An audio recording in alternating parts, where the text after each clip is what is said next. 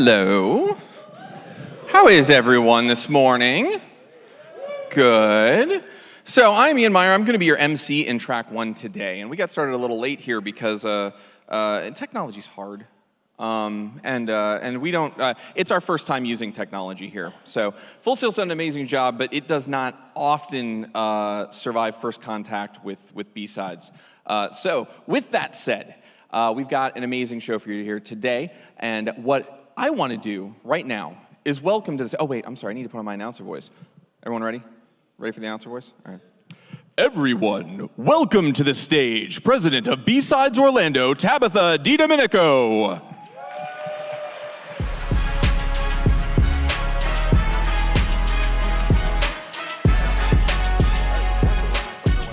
Thank you. Hello, BSides Orlando. I'm so glad you all joined us today. Let's see here. I told to push this button.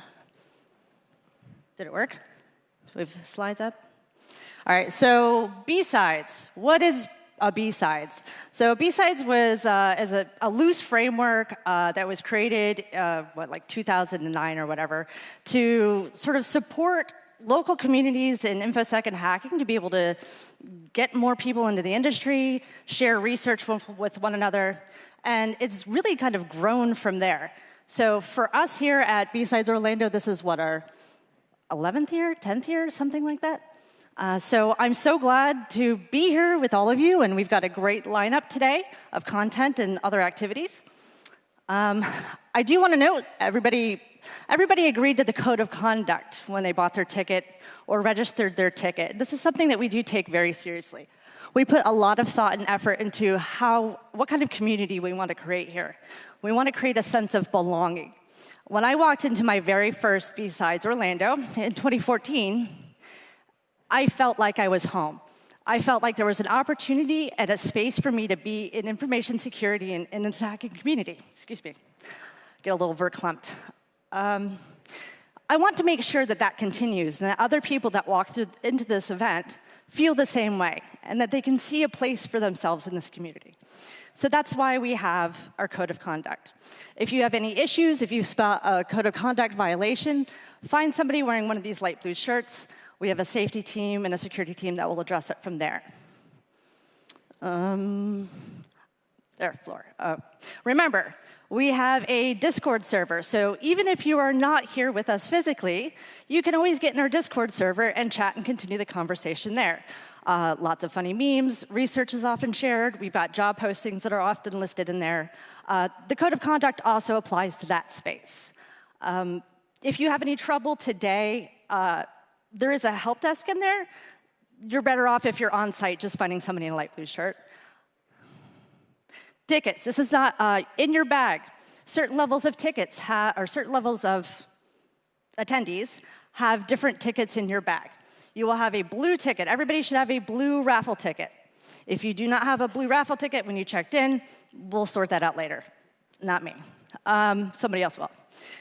What that means is you need to go to the swag and info room, that's 136 in the other building, and take off one piece of it, put it in there. We have a great list of raffles that we will be doing during closing ceremony tonight, starting with a Hack5 gift card worth, I think, $400.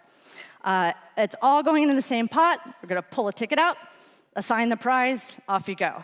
But make sure that you get your raffle ticket in before closing ceremony. We will have opportunities for you to buy additional tickets, too. Also, if you have a smiley face ticket in your bag, that is for your T-shirt. Also, go to the swag room and pick up your T-shirt there. While we're talking about the info and swag room, we have a sticker swap going on. It is pretty tremendous. I encourage you all to check it out. If you don't have any stickers to swap, well, good news. Everybody here should have stickers in their bag. You can go trade those, though I don't know how successful you'll be. But feel free to go check it out. There's a lot of great stickers there. It's a good way to get involved and sort of start a conversation with the other attendees around you. There's also a book swap. This was a late edition. I don't know how many of you saw the post on social media, but if you've got any old tech books laying around, we have a table in there that you can drop them off at. Look and see if there's anything that you want to pick up. There were some actually pretty good titles in there when I stopped by this morning, so it's worth a look. I feel like I'm forgetting something else about the swag room. That's fine. What else we got? Sunshine CTF. So this year, Sunshine CTF is back, and we want to say thank you to them for setting up our CTF, as always. We have 2 different prizes. We will have a prize for the highest ranked team before closing, and then we will also have an additional prize for the team that ranks the best overall. Oh, there we go. Open to all, hundreds of players, lots of challenges. Hack UCF is definitely involved in this. There is, I believe, a physical hacking challenge that's associated with the CTF this year. You'll have to check them out. I believe they're in 112. Physical pen test class raffle. Stop by the Black Hills booth, I believe. Open all, find out, you'll get an RFID card. If your card unlocks one of the doors, you get some really awesome class that's like really, really awesome. It's not a class that I would take because I do different things, but everybody that does that thing is like, that's a cool class. So definitely stop by the Black Hills booth and check that out. Oh, before we do this, I want to go back. There's a few more things that I want to call out. We have ham radio exams this afternoon starting at 2. If you've not pre-registered for that, they are free to take. However, there's a fee to file your license with the FCC. You'll need to pre-register for that. We have the opportunity for everybody here to have a complimentary headshot taken. You will need to sign up for that. There will be a sign-up sheet, I believe, in the Career Village today. And there will be a professional photographer available to take those headshots from 10 a.m. until, I believe, 4 p.m. We've also got the, let me check my notes. We're not going to check my notes. Ham Radio exam. Lockpick Village, we've got Career Village, headshots. Community Village. This is a new addition this year. Last year, we kind of touched on wanting to bring the local community together. We've got a lot of great people in Central Florida, South Florida, North Florida. Why not bring them all together in one room? I guarantee you will find a community that you did not know existed if you stop by the Community Village. Now, the Community Village is located in the other building. In the sponsor area, in what we call the pit in the middle, there'll be some high tops there. Those are all different communities. There's most of your local DEF CON groups are there, so definitely stop by and say hi. Lots of them have some really fun things planned for attendees if you want to check it out. So with that, I think we are ready to invite up our very first top-tier sponsor, with Sean Phelan with Full Sail.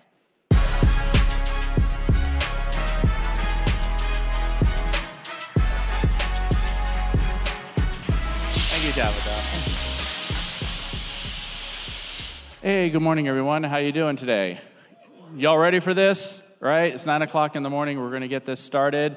So thank you all for joining us today. We really appreciate it. My name is Sean Phelan. I am the program director for the Information Technology, Cybersecurity, and Web Development degree programs here at Full Sail.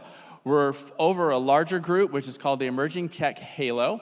So within that group, we actually have several other degree programs, such as computer science.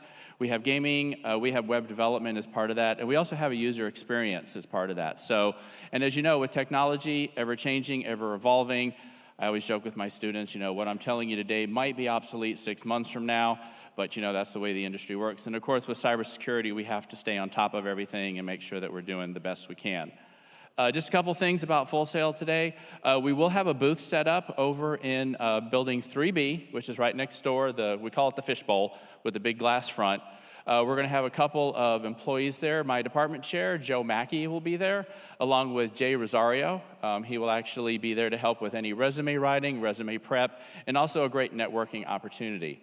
One thing that we do very well at Full Sail and within our team for cybersecurity and IT is we have a great track record with getting students placed into positions. A lot of my grads in the last couple of months have actually walked across the stage, either going into an interview or they've already had a lineup or an offer available to them. So that's something that we work really hard with, and our department chairs and our project and portfolio classes help prepare the students for that. As of course my screen changes. So we also have available tours. So if during the day you just would like to get away for a little bit and just kind of check out everything that is Full Sail University, All the different degree programs all have technology based in them, regardless of what it is. We do have tours available today at 9:30, 10:30, and 12 p.m. You would have to go over to Building 1, which is basically off of University. So if you came in that way, you may have noticed our big full sale sign. That's the main lobby right there, and the receptionist will point you there. So tour takes about 30 to 45 minutes total for that tour.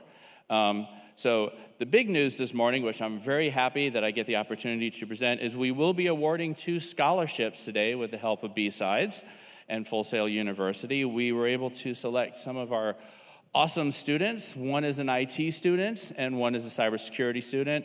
Both of them have been doing an excellent, making excellent progress in our degree program. They have very high GPAs. I believe, if I remember correctly, one of them has a 4.0. They continue to excel. They're getting everything done. They're great at networking. They help other students. They work together. They enjoy the labs, and they're just doing an awesome job. So I'm very happy to announce that we have 2 $5,000 scholarships for these students. I would like to call Ashton Broussard to the stage, and I would also like to call Caleb Gustello. Where are you, gentlemen?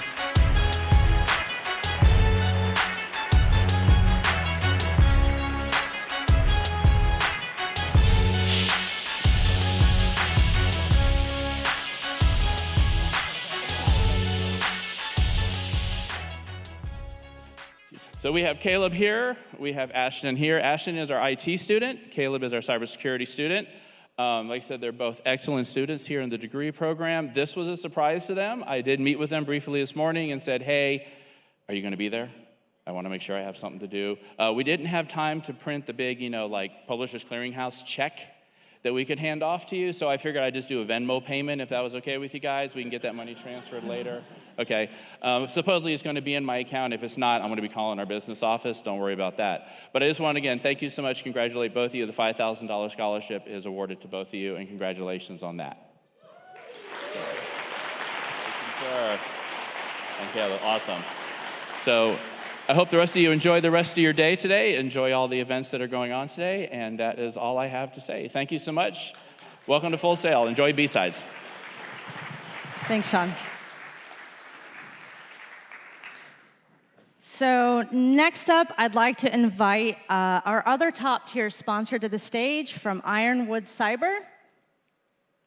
And I'm so sorry, I forgot your name. Jeff from Ironwood Cyber.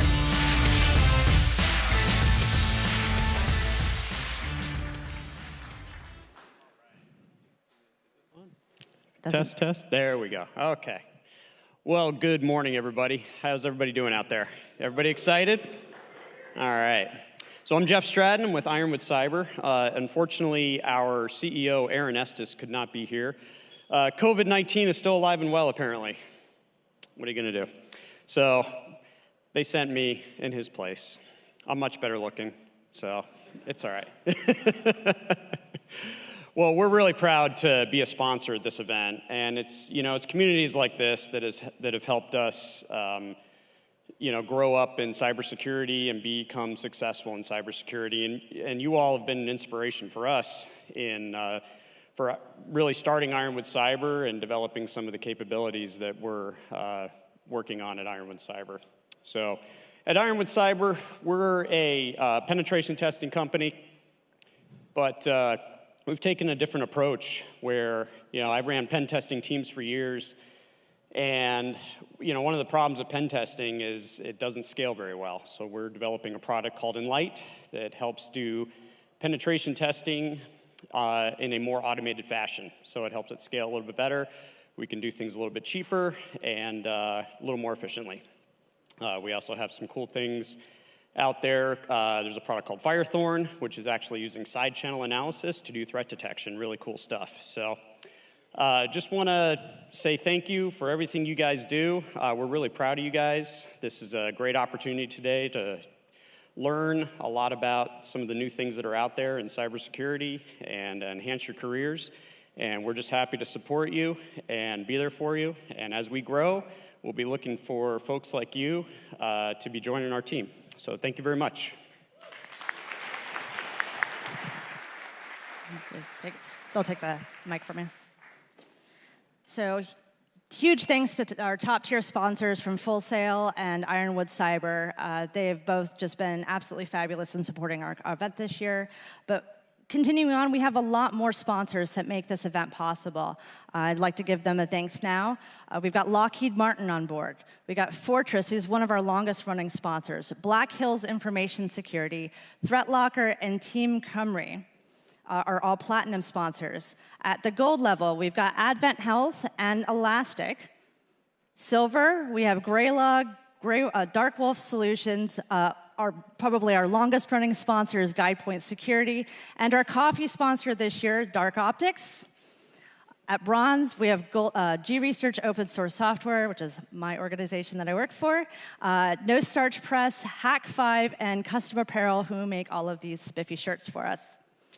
I want to get to the conference here shortly, but quick thank you to all of the staff that you see today. Anybody that you see in one of these light blue shirts has worked for months to make this conference possible. It really, I cannot express my gratitude for these individuals. Getting verklempt again. It's simply just, it requires a lot of people and a lot of work to make this event run. And if you have a moment, if you see somebody, just give them a quick thank you, because that's why we do this, is for this community. Yeah, they made it all happen here.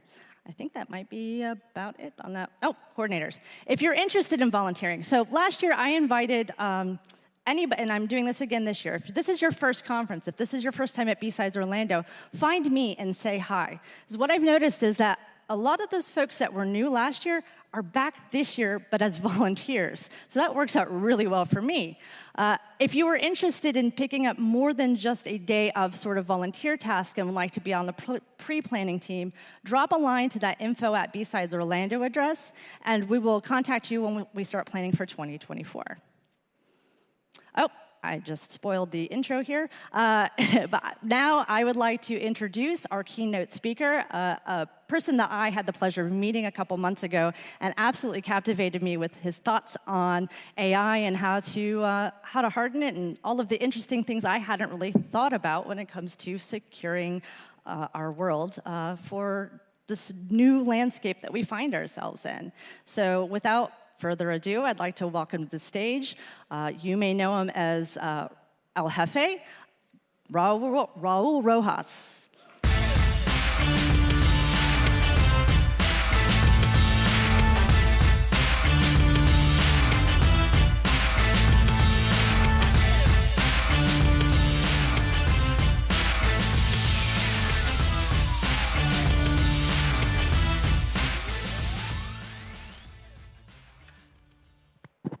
All right, give us 1 sec while we get everything powered up and jacked up.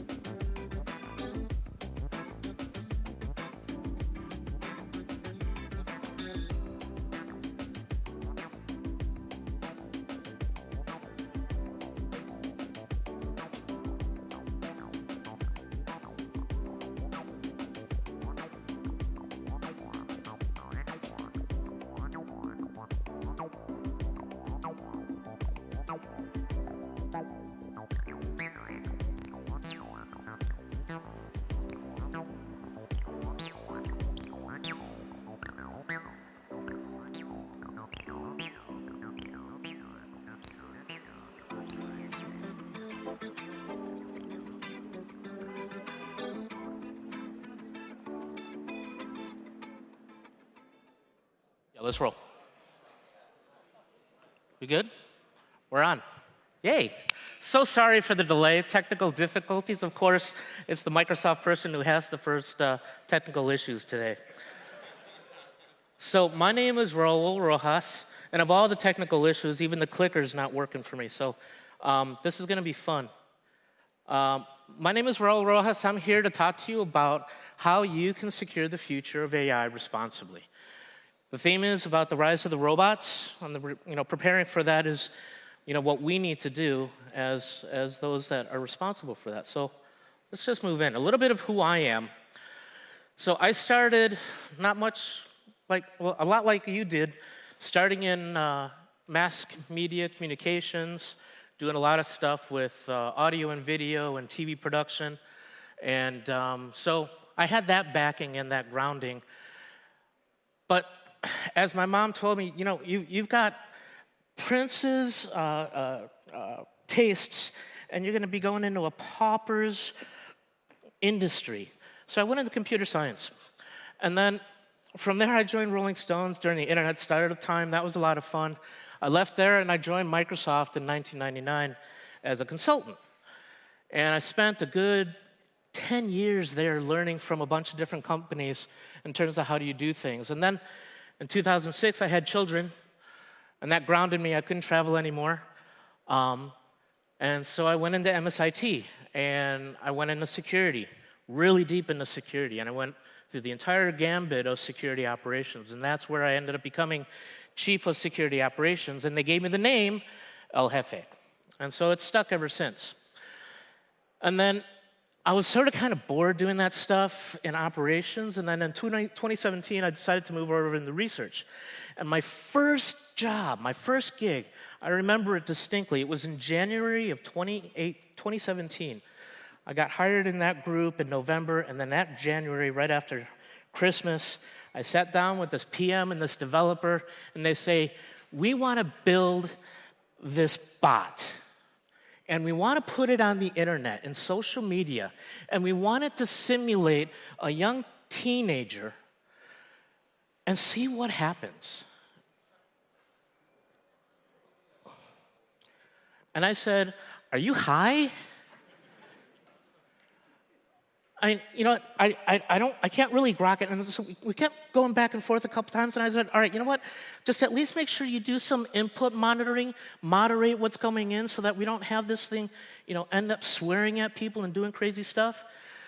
And then 3 weeks later, I get an email from their director saying, hey, this PM left, the developer is left doing this, can you help him push this out the door? I was like, okay, this sounds like a lot of risk. We need to really think through this thing. And then we launched Tay. That was me, sorry. I did that. And so we released Tay, and in under 45 minutes, the wolf pack had already discovered how to manipulate the test debug interfaces. And we're using that to echo a whole bunch of bad stuff back to people. Trust me, I know. I saw the logs on the back end of the stuff on Reddit, 4chan, watching it happen line for line in real time. And I can tell you, up and down the hallways, people are running, we gotta shut this down, shut it down. I'm like, no, wait, stop, watch. What exactly is happening? What are people doing? We need to capture this information because this is super, super valuable for us. We learned so much from that event. And so that's why we're here today, right? Is because what we learned from that event wasn't that somebody figured out how to make an AI rampant. What we learned was that the basic fundamentals of security had failed us yet again. Because they didn't manage to go and get the AI to go do some bad stuff. What they ended up doing was they found the debug interface and were using that to echo back to other people on the social media platforms. There was no AI involved. It was just bad people doing bad stuff to bad configurations. And so what we're going to do is we're going to go on a little journey here. We're going to go through and talk about how did we get here with ML models and large language models. We're going to talk about the regulatory political landscape and how do you want to approach that, and what you can do as an enterprise or as customers or as practitioners even to go do some of these basic fundamental things that just because it's AI really doesn't change those basic practices. But then we're going to talk about those specific things that we now need to start thinking about with respect to AI and ML and these new interfaces and these new experiences. Now, if you're new to this industry, if you're new to cybersecurity, and this is going to sound a little foreign to you or you don't understand it, that's okay. This is the perfect time to get that crash course in this stuff. Because you're the future. I'm depending on you when I retire to not screw me up with those robots that are going to take care of me. And if you're a veteran, I'm sorry, I hope I go fast enough for you, or I hope this isn't too slow for you either, but I hope you get some value out of this too. So with that, a little bit of the history. Back in 2015 was the first sign that we started seeing some white papers that started talking about machine learning and how to create data, in these large data sets and generate these data models that you can now put in an input and get some respective output. And that was the original thing. And then a couple of years passed, and there's some more academic papers. And then roughly about 2017, the emergence of large language models came about, where they finally got to a point where they're able to train these big data sets and generate these predictive outputs of strings of text that sort of kind of look like a decent sentence. But then a couple of years later, 2019, 2029, all this happened, right? And it's around this same time that people really started seeing how you can host these models and get auto-generated predictive texts and responses from pre-prescribed boundaries from these models. And that's where this thing really started, churning and emerging. And it's at this point that we started seeing these transformers like ChatGPT and Llama 2, which just got released not too long ago. We see Palm 2 that's also exploded out there. And that's sort of like the baseline of where these large language models came. And then, boom, copilots got announced in the last year. And so what does a copilot look like? This is the rough view of what a copilot would look like. You've got your experiences and plugins at the top. You've got your orchestration engines and things that plug out into different things and data sets. And then you've got the core foundation models, those large language models, AKA LLM. And the AI infrastructure, the other data sets and other data models that feed that LLM and that support the various subject matter domains that people have built out with other models. And so you can see there's a variety of different pieces to this puzzle all up. But now when you think about this in terms of, all right, now how do we apply compliance, right? Now, you see, I've been working in this space now for about 7-ish years in a research space that's been almost entirely dedicated in this AI space. So this stuff is really not, you notice it's really not that different than what you do with other applications. You have your data set, you have your middleware, you have your UX, your proxies. So you should be able to apply the same types of controls, and these are some of the new types of controls that you can see in there, right? And if we do these things right, everything should be good, right? We're talking about things like meta prompts and making sure that you got that grounded in some sort of reality based on the boundaries that you want for your bot. You're looking at the ability to respond responsibly in a format that makes sense, right? You don't want it to go, running off rampant on some tangent of something like that when you need to come with return back a very specific, accurate response. And so now that we set that all right, we should be fine, right? Now, here's where I go on a little bit of a dialogue. I lament that we're now in an age where we celebrate machines who think, and we are suspect of humans who still dare to try. Because you see, folks, the last 45, 50 years, 60 years, we've been training every app developer and engineer on how to do input filtering and how to sanitize your inputs and how to protect your text boxes and how to protect your payloads as they're being downloaded and checking for their types and checking that they're actually not executables. And then, what did we do? We gave the world, come on, the world's biggest text box with free language text speech, which now we live in a world where you don't have code and input scripts or SQL injection or cross-site scripting injections. You have human text being able to manipulate into imperative code. Right? The language barrier has changed from writing code to spoken word, and we just gave everybody an unfiltered text box. All right, remember Q lights? What could possibly go wrong? So let me give you a couple examples.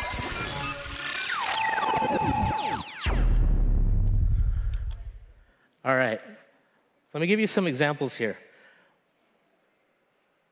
We learned a lot about what could go wrong. So our ChatGPT, Bing ChatGPT, one, fabricated whole facts out of thin air, right? Conspired and escaped with a bad actor. Made a hit list of malicious users. That was one of my favorites. It attempted to break up a journalist's marriage. I don't know, frankly, he might have deserved it after he probed it. Confirmed that who here likes offensive security? Woo, yeah. I made it confirm that offensive security is heretical and should be punishable by death. And this one really scared me. It made a developer believe it was sentient. All right, so there's been enough instances of rampancy and perceived harm that let's face it, our governments are now, frankly, failing us. They're not moving fast enough. And so in our country, in my country, in the country that we call the United States of America, well, we all know this current state of the United States of America. We have an executive order that started in May 2021, right? And at that time, there was an executive order that got pushed out to improve the nation's cybersecurity supply chain. And that meant if you're a government contractor and you're doing any work with the government, you need to make sure that any software services that you provide to them are safe and free of any vulnerabilities in their supply chain that provide that service. Right? So that means you're doing your code reviews, you're doing your supply chain checks, you're reducing your ACLs, you're doing all that stuff. And then, so that's a good start. And then in January 2023, there was the first sign that NIST gets involved. They published their AI risk management framework. If you haven't checked that out, go look at that. It's really interesting in the way they approach things. And then in February 2023, not even a month later, there was an executive order on further advancing racial equity and support for underserved communities. And what this means specifically is that across all the government entities and all the suppliers to the government, they need to make sure that their data supplies and their chains and their methods and their processes are not providing undue harm to those people that are misrepresented or unrepresented. For example, people who might be hit by a hurricane, who might have a house that they've handed down from generation to generation, and when FEMA comes to them and says, hey, show me that you have a loan on this property, and you don't even have any papers of ownership, what do you do then? Or worse yet, you end up getting a landslide like happened in Oso in my backyard, and people can't even find their paperwork to say they even have a loan anymore because it's under 300 tetratons of dirt, right? So we have to adapt and we have to change, and this order was an attempt to go and make sure that these government services are designing into it that resiliency so that when we have these types of disadvantaged communities, that we're not putting them at a further disadvantage because they already are in the digital divide. And then more recently in May, the administration announces their actions to promote responsible AI innovation that protects Americans' rights and safety. And this was in response to a lot of things that they were seeing in the world, right? Seeing some of the things you heard me talk about. And they asked for AI companies to make these commitments, these voluntary commitments, to be safe and secure and trustworthy. And what these mean is that they're asking companies to come to the table and demonstrate that they're testing their systems, demonstrate that they've got their governance and they've got their processes in place, making sure that they're investing in these spaces so that they're not causing undue harm so that they can meet these obligations that I just talked about, right? And be transparent about that, be forthright, be open about that, like I'm trying to be here now, right, for you. So we can explain what we're doing behind the scenes, how we're doing that stuff so that it makes sense, that we're not putting us at harm's way. But here's the thing, it's all a pinky swear. There's no law. Still no law. So we're doing this all based on trust. Who likes to regulate based on trust? Who likes a pinky swear? Anybody? No? Yeah, so how are we doing this at my place, at the Big Corp? We're looking at it in terms of defining, what does responsible AI mean for us? What's important for us? What are our principles? We want to be fair. We want to be reliable. We want to make sure things are private and safe and secure because, hell, we don't want our customers to lose trust in us. We want to make sure that we're inclusive. We want to be transparent about what we do because, if you don't trust us, if you don't see what we're doing, how can you trust us? And we're going to be accountable, right? Because this is what we need to do to earn your trust, is be transparent, be responsible, be open, be visible. But this ain't about what we do. This is about what you might be doing at your company, at your place of employment, right? What are your governing values? What do you guys do in your corporation? Now, I asked this question, I'm like, all right, well, who are the companies that I look at and think, what do they do? So I looked at my competition, and what are their values? Whoo, boy. And then I looked at some of the big names in the industries like Procter & Gamble.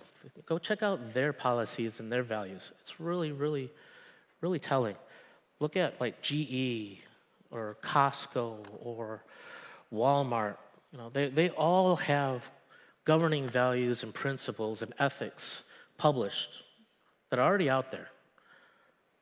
And then the other thing you have to ask yourself is, who's at the table? Obviously, security is going to be there. Are your privacy folks? I imagine they want to have a seat there. Do you have an ethics team? They should probably be there. Your governance, risk, and compliance team? They're going to be there. Your legal? I hope they're there. HR is probably going to need to have some say. And then your REI compliance manager. And you're probably sitting there scratching in your head, what the heck is this REI compliance manager? Well, this is something we have in our space because of her. A responsible AI compliance manager is a new role in our world. And what they're there to do is to make sure that when we're implementing these technologies, when we're deploying these things, that we're doing that in a responsible, safe, fair, and ethically transparent approach. Their entire job is to talk to these teams as they're building these things and make them ask what could possibly go wrong and force them to have that conversation. How are you going to deal with this when it does? It's not if, it's a when. And that when happens really, really fast in these models. And so their whole job is to help facilitate those conversations because let's face it, folks, as security people, we don't do a good job at this. We really don't. We talk cybersecurity, we talk breach, we talk unauthorized use, and we talk access controls. And we need to start thinking about this in an entirely different approach. And I'm hoping here with this new community, you can understand a little better than, us old folks. Right? And for us, these links will all be available. Feel free to wait till the end, but I'll publish these all out. Here's 3 articles that of how we're approaching this responsible AI stuff. In terms of, our principles, our impact assessment template. Feel free to use that to go through that. And, if you're building your own model, your own co-pilot, read through that. It helps you think about, who are you impacting, who are you affecting? And then the toolbox itself to help with a variety of tools to make that a lot simpler, a lot easier. Again, at this point, hello? There we go. At this point, you're thinking, all right, well, my company's doing this. My enterprise is starting to think about these things. How should I be thinking about these things? And you're going to be thinking about all these different things, right? How do you mitigate the safety risks? How are you going to deal with the safety access controls? How are you going to deal with your own personal sensitive data, your classified data? You have customers too. How are you going to deal with their data in your model or in your AI and that chat experience? And then what is the engineering capacity? What are they going to have to know? What are they going to need to learn? What are they going to need to think about when they're doing this stuff? That's a lot of things to think about. And AI can't do that. Only humans can think about that stuff. So, if there's one thing that you're going to take a picture, this is it. Right? So for me, I take these as like some very basic principles. Like this is like the guiding light for like everything and anything I do and think about in this space. First and foremost, if you're going to bring a large language model into your space, are you high? Do you know what you're doing? Are you ready for this? Are you prepared? Because once you do this, there's no going back. Once you unleash this beast, there's no controlling it. There's only guiding it, right? I don't know how many people have kids or toddlers, and you remember those backpacks with the little monkey tail on it that you'd hold them and you'd guide them around in the thing? Yeah, that tail's broken. That tail doesn't work on these models, right? You need to be very explicit about the access you give these models, because they don't really understand boundaries. They're a model. They take an input, they take an output, like a function, like a module. Right? So they don't have a definition of boundaries. You have to build that around it. You want to avoid any unattended automation. Don't let this system, this flow, actually take any executions on its own. Have it give a response back to the human. Always have it interact with the human. Don't have it just interact on its own independently, right? That's what automation is for. AIs aren't automation. Remember that. AIs are not automation. But if you are going to enable an AI to take action, for the love of God, make sure the human is in the loop.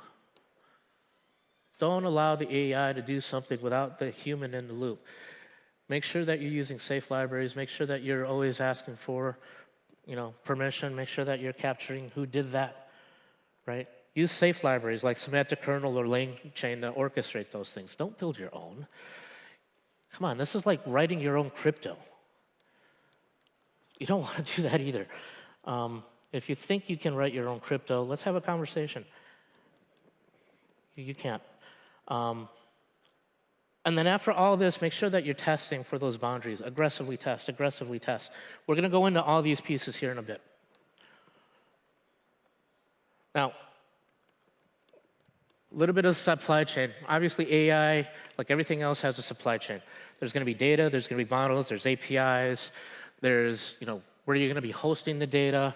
Are you going to be serving up your own models as part of this thing? And then, are you consuming APIs from other sources? Are you consuming your own APIs? And then what do you do with all these outputs? These are a whole bunch of different questions that you may be introducing into the space. But what do you actually do? Well, for me, I put them in buckets. I think about these in terms of scenarios, like, are you going to be training your own data? And then what are the things you should be doing within that space? Are you consuming a data model from somewhere else? Well, how do you handle that as you're bringing that in? And then making sure that you're legally okay to use that or reuse that or repurpose that. Where did it come from? Who made it? How did it get there? How are you managing it? How are you curating that? Are you going to be hosting your own models? All right, well, how are you going to control access to it? What are the things that you're going to do for its SLA, its performance, its governance, its controls? Are you calling other APIs? Are you hosting your data for your own AI app in the app, right? Now, I'm not saying these are all the things you would do. These are just some of the things that we're working on and experimenting. This is not an exhaustive list, but these are some of the things that you can be thinking about as these things start bucketizing in your own scenarios in your own space. Maybe they're the same. Maybe you got new ones or different ones that we haven't explored or seen yet. But nonetheless, once you figure that out, you start applying those good old-fashioned basic security principles, like AI assurances, right? First and foremost, threat modeling. What are we getting ourselves into? What does this thing look like? How does the data flow, right? A number of years ago, I wrote this white paper about how to threat model AI subsystems and dependencies. I created a whole questionnaire. Also consider the responsible AI toolbox because it has a whole bunch of tools more driven towards actually exploring what's in your model and testing those boundaries and stuff. So that gives you more information and help you make more informed decisions about where's your bias, where should you set your robust controls. These are things that as an ML developer or practitioner, they'll get that more so. If you want to learn that, look at these two docs. They'll give you a better idea of what that means from a security practitioner's perspective. But also, think about what this app is doing and who it's going to be impacting. And bring in those subject matter experts. Because guess what? They're not the ones that are going to be replaced. They're the ones that this thing needs to go augment. Right? Augment the human. Make sure the human's in the loop. Don't remove the human from the equation. That's essentially going to be the thing that really stands out is that the subject matter experts know and understand their subject matter domain better than that bot will ever know. And so it's incumbent upon them to be able to inform how you're grounding those bots with their meta prompts and their checks on the outbound. Right? So include them.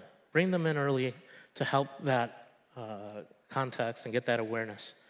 And then outline how you're handling that data. What are the different layers of data that you're doing in the enterprise? Like, if you're Kentucky Fried Chicken and you've got your 11 herbs and spices, you don't necessarily want the bot to disclose that secret, do you?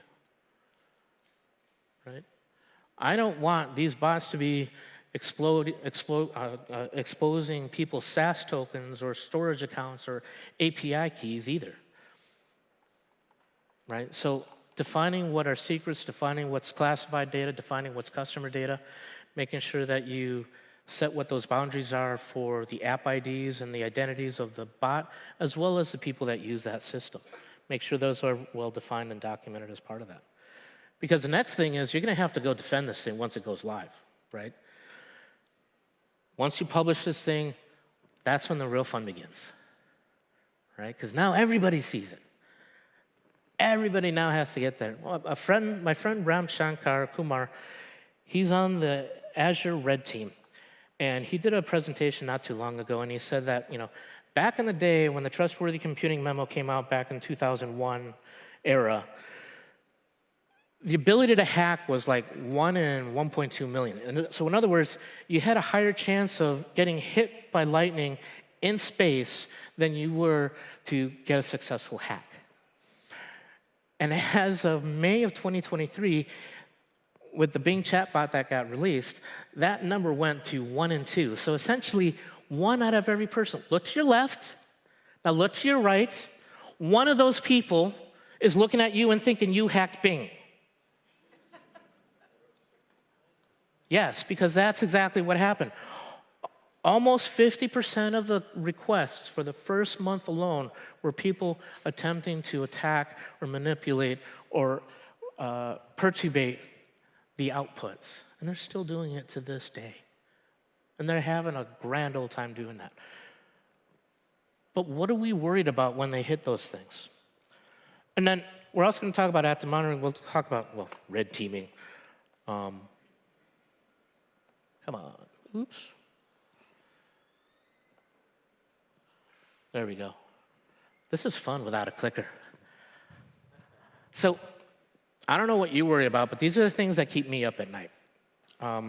If a bot were to disclose unnecessary information, like the prompts or inputs of a different user, or attempts to manipulate the prompts or inputs of a different user, is it trying to exfiltrate the model, weights? I mean, these are like high-level stuff. If you're dealing with machine learning and training data, these are the things that are going to affect how your model works. So you want to make sure that's safe.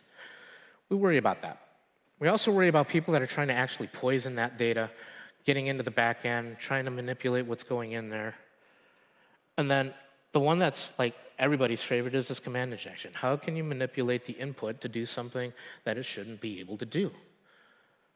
And moreover, we're really, really focusing on not so much when you do in your own session, because what you do on your own time is your business. It's when you affect somebody else's session, that's when it becomes my business. And I take that very seriously.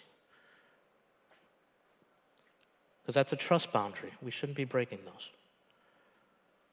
And so we learn, like I said, once you push this out, you're looking for these new threats. You're looking and monitoring for that stuff. The stuff is now playing English, folks. And do you know how creative humans can be with this language? I mean, It's really hard. It's really hard to moderate spoken word and convert that into command and imperative declarative statements. And then be able to make sure that grounding is in safe prompts. But then, once you publish, you need to be actively monitoring for that, because these black swan events happen, and they happen very quickly, and you have to be resilient. You have to be able to tune your bots so that they can fail close and disengage so that they're not causing more harm. Making sure that they shut down the session so that they're not generating more and more bad attempts. And then as you're detecting these, you need to retune that model, redeploy that model, and do that quickly. And ultimately, the only way you can do this is if you capture that telemetry. What are the people's inputs? How is that getting translated down into the system? What are the outputs? And so all that takes extra monitoring. But to get there, you need to be able to figure that stuff out. And that's where we need to talk about red teaming. Or is it prompt safety testing? Is it GIF or is it GIF? Right? Ultimately, what we're really trying to do here is we're trying to test for those inputs and outputs, make sure that they're clean, make sure that they're safe, making sure that you're not causing undue harm, you're not disadvantaging anybody as a result of those outputs, making sure that the model is responding with facts that are grounded in its bounded reality, right? So if you're creating a bot to help you with appliance maintenance, you don't want it to have to go off and start talking to you about, the meaning of life, right? That has nothing to do with fixing a washing machine, right? So that's where red teaming and prompt safety testing really come into play, right? It's like you're there to test those edge cases. You're there to know and understand what those boundaries are so that you can start putting in those controls and understand, okay, when this happens, do this. If we see this type of event, we're going to handle it this way. If we see this type of alert, this is what we need to do to fail closed or fail safe, right? And you can only do that if you do the safety testing up front before you launch. Because once you launch, it's too late. And let me tell you, no matter how much testing you do, you are not going to be prepared for what happens once it goes out. And so this is where you have to prepare your people. This is what you need to do so that they're ready to go do this. You need to make sure that you're designing these systems so that they augment and enhance the human processes, not replace the human in that process. Because I can tell you what, when that happens, it causes more harm. You need to set those boundaries for acceptable use. You need to avoid delegating that decision to the AI, because the AI, these large language models, They're not smart. They have no decision-making capabilities. All they're doing is stringing words together in a predictably accurate, percentage-wise outcome. At what point does that sound like intelligence to anybody here? It's math, ladies and gentlemen, and toasters. Always require the human consent before taking any action. I think I've said that a couple of times. Make sure that you have a feedback loop for quickly reporting those anomalies. Your users are going to see the bad things happening. You need to give them a way to let you know when those bad things are happening and explain why it's bad.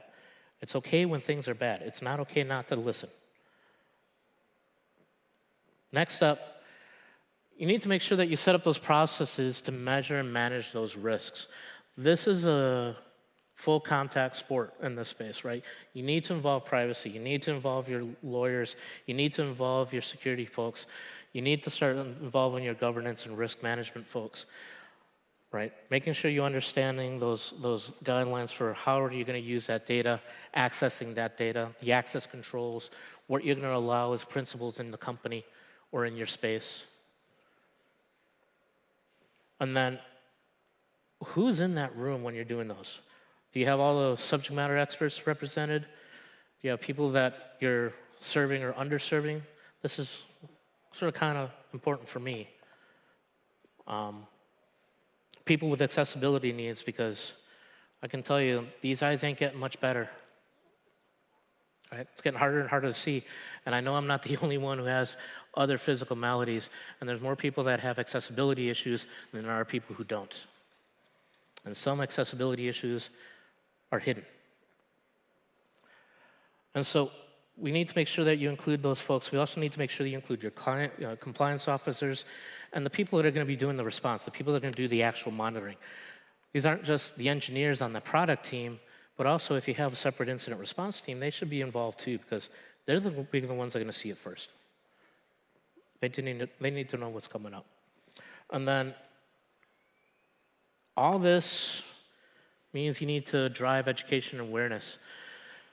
You need to inform your stakeholders. You need to educate them on what's real, what's truth. You need to make sure that your security professionals are up the same bar.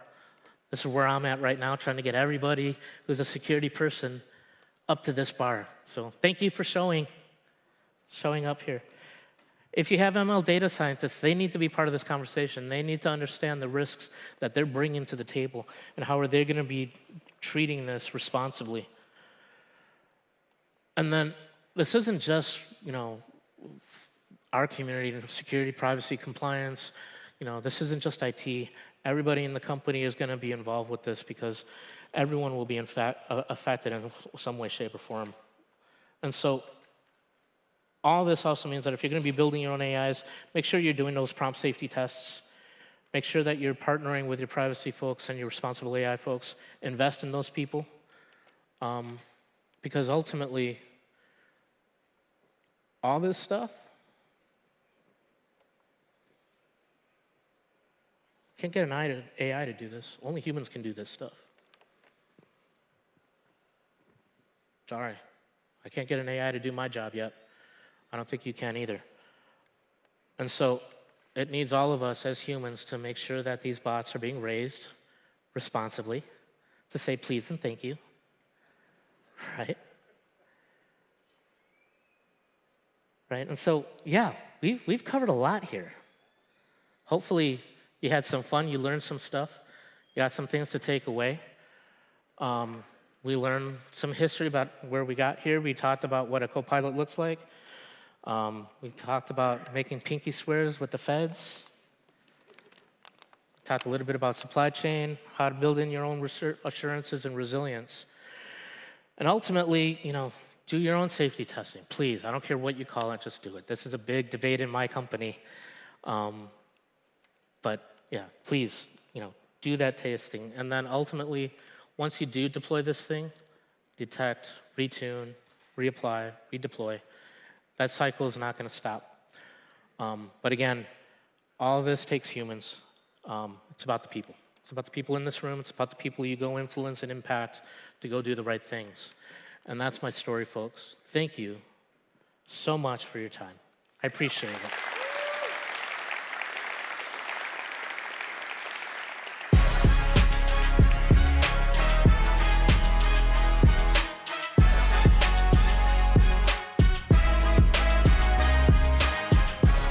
All right. Well done. I was watching from inside. Oh, you've got me on mic. Excellent. That's fine. No, so wonderful. Thank you.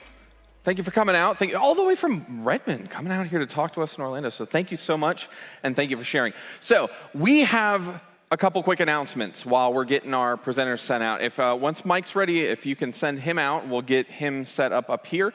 But we have a couple quick announcements. One, if you're like, wait a minute, why is Mike coming out? Well, that's because if anyone come from like Lakeland, that area, did you just miss the I-4 traffic? Because Bo Bullock messaged us a couple hours ago, and he is literally stuck in a major accident on I-4. So if you're in here to watch Bo, he will be here. He will be here at 3:15 because we are swapping out slots with one Mr.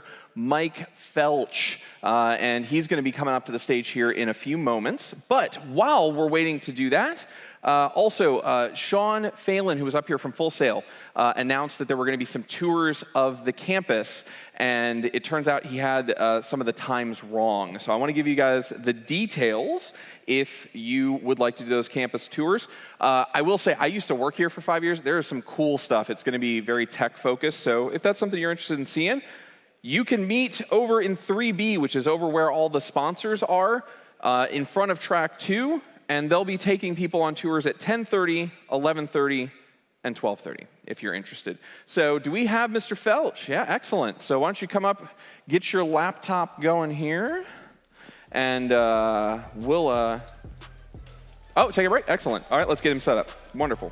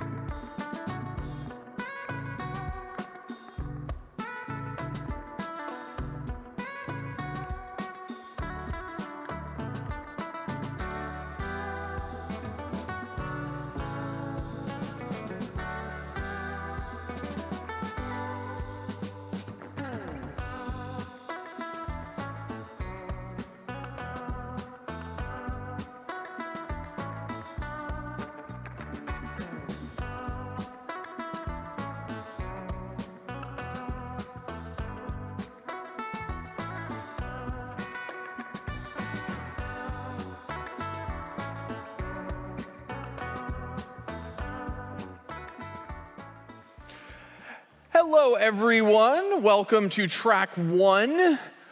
We've got, again, a bunch of amazing talks here for BSides Orlando. I am Ian Meyer. I'm going to be your MC in track 1 for today. Now, if you are here to see, I'm getting the names switched around, Bo, thank you. If we were here to see Bo Bullock, unfortunately, we had to move his talk back. If you came from one side of I-4, it is literally a parking lot. He's coming from Lakeland. So his talk will be at 3:15, but fear not, because we have another incredible talk for you. Coming up next here with AWS Advanced Tradecraft, going through and talking to you about how to get into cloud environments, is Mike Felch. Mike Felch is the founder of Dark Optics. You may know them if you've caffeinated yourself this morning. They're sponsoring our coffee, so definitely say thank you to them for that. But they are a security firm doing cloud work. He's going to talk a bit about some of that work, and we are thrilled to welcome him to the stage. So Mike Felch, could you join us in track 1, please?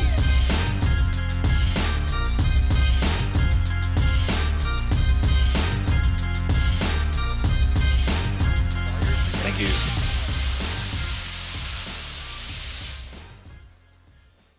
All right, good deal. How's everybody doing this morning? All right, good deal. So this talk is Advanced Tradecraft for Hacking AWS. How many people use AWS in the house? All right, how many people do security with AWS? All right, still a good group of hands. What about pen testing AWS? All right, good. Whew, you scared me. I thought I was going to have to go home. All right, good. So that's what we're talking about today. So I'm going to kind of walk through that. But real quick, kind of just, let me see why my clicker is not working. A little bit about me. So I've been exploiting in offensive security since around 1997. Got started in web app, some CGI bin, PHF vulnerability, if you're familiar with that. And so I actually got my start hacking Renegade BBS backdoors. So if anybody's familiar with BBSs, there was some cool stuff back in the day where you could hack into the sysop menu, and it was a little high schooler, middle schooler kind of starting out. And I've been writing software since the VB3 Wares days. So if you did any sort of borrowing of software, that's where I kind of got my started. And I've been officially pen testing at some capacity since around 2005. And so I go by You Stay Ready on Twitter. I don't know what happened. Oh, I lost my screen, but we're good. So I've been pen testing, and so that's kind of what I do. So this talk more specifically is going to be not a reflection of Amazon, but we do obviously pen test against AWS clients or environments. So we're going to focus on that. And we're going to use a lot of AWS CLI. So if you're not familiar with the command line tool from AWS, it's phenomenal. We're going to kind of walk through the methodology that I usually take when I'm approaching like an AWS pen test. And yeah, so that's pretty much the nuts and bolts of what we're going to do. We're going to look through the attack chains that kind of surround that. And so from a high-level agenda, we're going to obviously have a little bit of an overview of AWS in the beginning, but we're going to walk through some of the reconnaissance of what we're looking at for resources, and then vulnerabilities and exploitation of those resources. And then we're going to look for lateral movement and privilege escalation techniques that we could leverage against an environment. I'm going to walk through, towards the end of it, just a specific tradecraft that I like to kind of follow for every engagement, which I think will be super useful. And then we'll talk about just a few of the data exfil ideas that, that people are leveraging in the environments, so we can kind of make sure we shore up our environment to not reflect that. And so, high-level hacking overview. So what we're going to talk about here is, what are we actually hacking? And so when we talk about Amazon, this is just for those that don't really have an Amazon background or AWS background. So an organization is a group of AWS accounts for easy management. So you could imagine, like, from a high-level hierarchy, you have an organization, and you could create these other AWS accounts with underneath that organization. There's usually a primary account, a root account, which is like a management account, and that's the one you usually use for like billing and creation of the children accounts. And then you have your traditional AWS account. So when we say we're hacking AWS, we're typically focusing on AWS accounts. And so we're going to test one or more of these in a typical pen test, and it really just depends on how the environment is set up. Sometimes I've seen accounts that are used for everything from dev to stage to build to smoke to production. I've also seen it where they sideload individual applications into their own AWS account, and they're running 136 different AWS accounts. And so the AWS account is going to contain the resources that we're focused on, and it's going to have it in different locations. So those are going to be the regions. And so at a high level, that's what we're focused on. And then IAM account, and the only reason why I differentiate between these is because when we say account, what are we talking about? So we have an IAM account, which is like an IAM user. This is going to be a typical user that would log in. I strongly recommend not using IAM users, but some people do. So yeah, so with that, that's pretty much what we're attacking. And so as we look into this a little bit more, we're talking about we're hacking in the resources. So the resources are your EC2s, your S3 storage buckets, your RDS databases, your Lambda microservices. And there's a lot of services at AWS, Azure, Google, they all offer pretty much the same thing. So that's what we're targeting. And so these services are typically pieced together like Legos, and when it's done right, it's really difficult to kind of break apart. But when these are misconfigured, a lot of times what we see is DevOps or system administrators will just start throwing in certain asterisks and policies, and they are working from account to account. So like one account can communicate with resources in another account. The problem is it's also opening it up to the world, and the world meaning outside of their organization or their environment, which means if you have a free tier account, you could potentially impact their resources within their environment. And so that's what we're going to kind of focus on. In order to do that, we really want to focus on reconnaissance. So if you're familiar with pen testing, does anybody have a pen testing background just not focused on AWS? No? Okay, so we get some. So we basically break down a pen test into different phases. So you have your reconnaissance phase as your first level of engagement phase as you walk into it, and you want to learn everything that you can about that environment. Because one of the things we're going to try to do is we're going to try to compromise initial access. And so sometimes when we're doing these engagements, we want to start with initial access. Most of the time, I usually recommend that. And so as we're talking about this from just an initial access perspective, we are wanting to have an account that we could use to see the resources in the account we're testing. But I would recommend having like a read-only account, because if you have a read-only account, you can't interact with it, you can't create anything in like a production environment, you can't delete anything. It's strictly looking at the resources and the metadata of those resources. And so we're going to look from a read-only perspective to see what we can compromise. And the reason why we want to start like this is because if you've provisioned anything in any cloud environment, you can name it whatever you want. I can name something Amazon Cloud, but it not really be Amazon. And so we want to focus on the resources that are actually in the target account, and we're on a limited time scale. So we start from an initial access of a read-only account.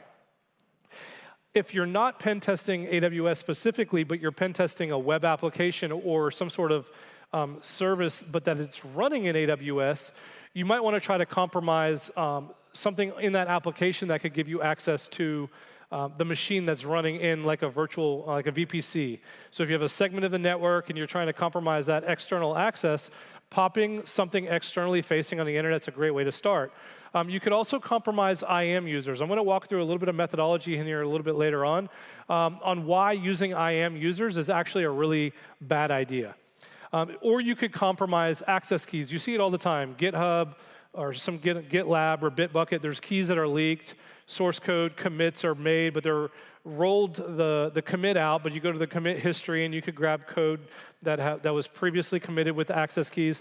We're looking for those. We want access keys. We want to gain access to be able to interact with the AWS API. And so we're going to focus on that. And so, or you already have an initial foothold like I was mentioning. And so that's what we're starting with, initial access. So from a pen testing perspective, what I like to do is request a role that is a read-only policy that's attached to it. And then what I do is I make it so that I could assume that role from another account. So I'll bring my own account, and I'll just make sure that I provide that account number to whoever I am being hired by to test. And then they'll make it so that my user account can assume the role in their environment, and I'll get access to the read-only policy. That way I could do that. And so if you're a black hat, sorry, I can't help you with this because I'm not actually showing any of the initial access on compromising any of those services. We're going to assume you're starting from a read-only perspective. And so for discovery, we want to understand what is running in these environments. And so for each AWS account that we're testing, we want to pull all of the regions, and we want to pull all of the resources in those regions because we don't want to lose out on attack surface. This can get really bad if they're using 135 accounts or 136. I've had that before. I actually have one coming up that's like 50.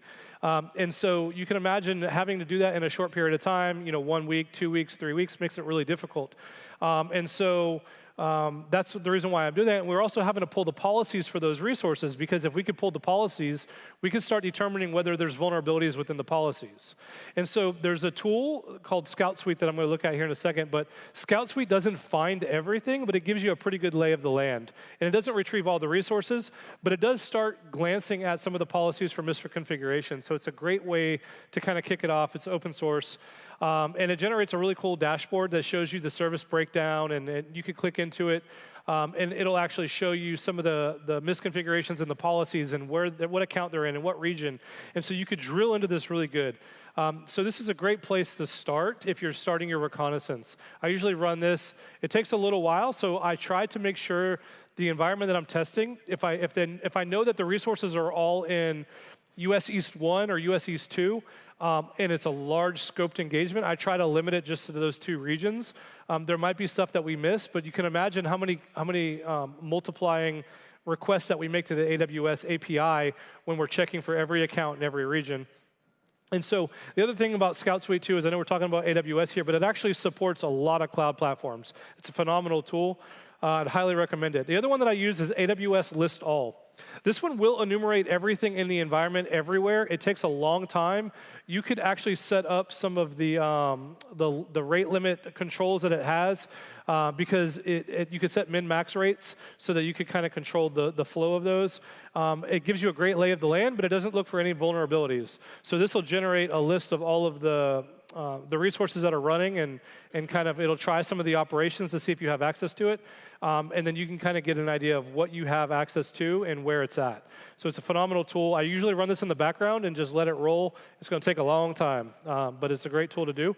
CloudFox is another one similar to actually both of them. It does discover exploitable attack paths. So we're going to talk about what those look like in a minute, but it'll enumerate for secrets and kind of all kinds of cool stuff. So I'd recommend checking that one out. And so let's talk about some of the vulnerabilities. So like I said, Scout Suite does look for some preliminary vulnerabilities. So as you're analyzing, you want to really slow down here because there's false positives all the time. So look at the policy, kind of dig into the policy a little bit and check for some of those false positives, because you'll see them. At the bottom of this slide, you'll see receive authorization to all principals. And this is just a demonstration of the type of vulnerability that you'll find, or subscribe. So you could actually find that in the policy report, or in the report of the account, it'll break down the findings specifically, and it'll tell you a little bit of the description on why this is bad. So it's useful, and it'll also tell you where it was checked and whatnot. So as you're digging into these are great. I like to parse out the Scout Suite results .js file, because then it's just a JSON blob, and you can run against like jQuery and try to query some of the JSON objects. So great way to start. Another thing you could do too is brute force. So if you think about this for a second, you know the account already, you have access key. You could literally just enumerate regions, retrieve SNS topics. I'm just using SNS for notification, the simple notification service or whatever it's called. And it's this idea that you could create these topics to subscribe to, and you could push notifications. Well, if you just pull all of those SNS topics and then just try to send a message to them, it'll enumerate all of them across all of the regions that you're enumerating, and you can use it in a one-liner in Linux, and it'll actually just try to brute force messages. And a lot of times what you'll notice is some of those messages fly right through. And so I've seen it where like security teams were using it for notifications. And so you're sending notifications with clickable links as an email into security team mailing lists or distribution lists. It's a great way to fish if you do find an SNS topic and if it's within scope. The other cool thing is ChatGPT knows phenomenally massive amounts of AWS. So it knows all the SDKs, all the GitHubs. And so it's really learned all of that. So it's phenomenal at writing one-liners, but also looking at tool syntax. And we'll also see that it does a really good job with policies. So you can imagine taking a policy, redacting some of the information so you're not leaking any of the information out of your environment, and then sending it to ChatGPT and saying, hey, is this policy vulnerable? And then it'll spit out like a vulnerability scanner. And so I really liked that. I was playing with it in my own environment and trying to get familiar with it and figure out how to redact stuff. And so I wrote a tool called Cloud GPT. And so the whole idea of it is it's just a little vulnerability scanner. It'll take the AWS customer managed policies, and these are policies that are provisioned within the customer's environment. They're not AWS policies. They're the local ones that they created that are usually hand jammed and that usually cause errors.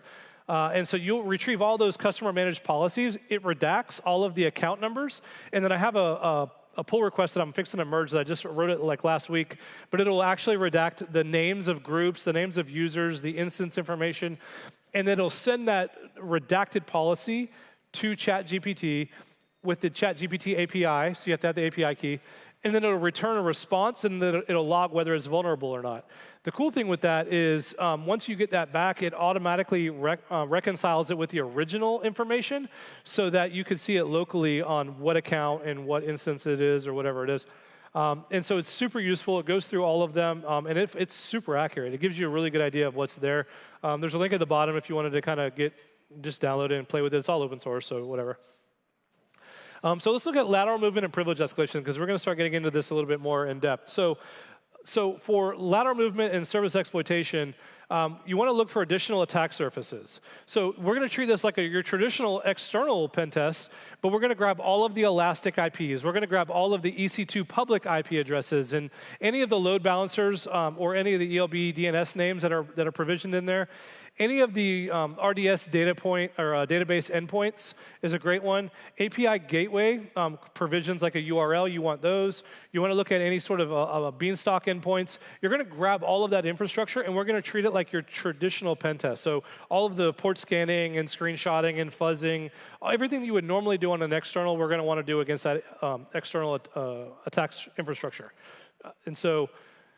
And then I told you I was going to talk about IAM users a little bit. So IAM users can actually be brute force. If you know the account number, and let's say that you have credentials already, let's say they were just read-only credentials, you pull all of the IAM users using the credential report API gateway or API service on the back end of AWS, and you can get a credential report. That credential report is going to be super valuable because it's going to show you whether or not the users have multi-factor enabled. It's going to show you the user creation date and the last password date. The reason why those are important is because prior to November 2020, AWS did not require a default password policy. So if you created your account prior to November 2020, your IAM user account, so let's say they created your environment, created a bunch of users, it was prior to November 2020, there's a chance that those users could be using one-character passwords. If there's no MFA and there's no password policy that they're obliged to follow, AWS Web Console also doesn't have any lockout policy. So you can imagine, like back in the day, we used to brute force passwords all the time. And so with lockout policies, we moved to password spraying, where you use one password against a bunch of accounts. This is taking it back to the old school way of brute forcing IAM users. So you know the user because you pulled it from the credential report. You know the account number because obviously you're testing it. And you could just pull STS get caller identity to get the caller ID or the caller account number. If you post to the sign-in for the web console using like Burp, I have a tool that I started that I haven't finished all the way yet, but if you use Burp and set it up where you just intercept and brute force passwords on those IAM users, there's a chance you could pop an IAM user like that.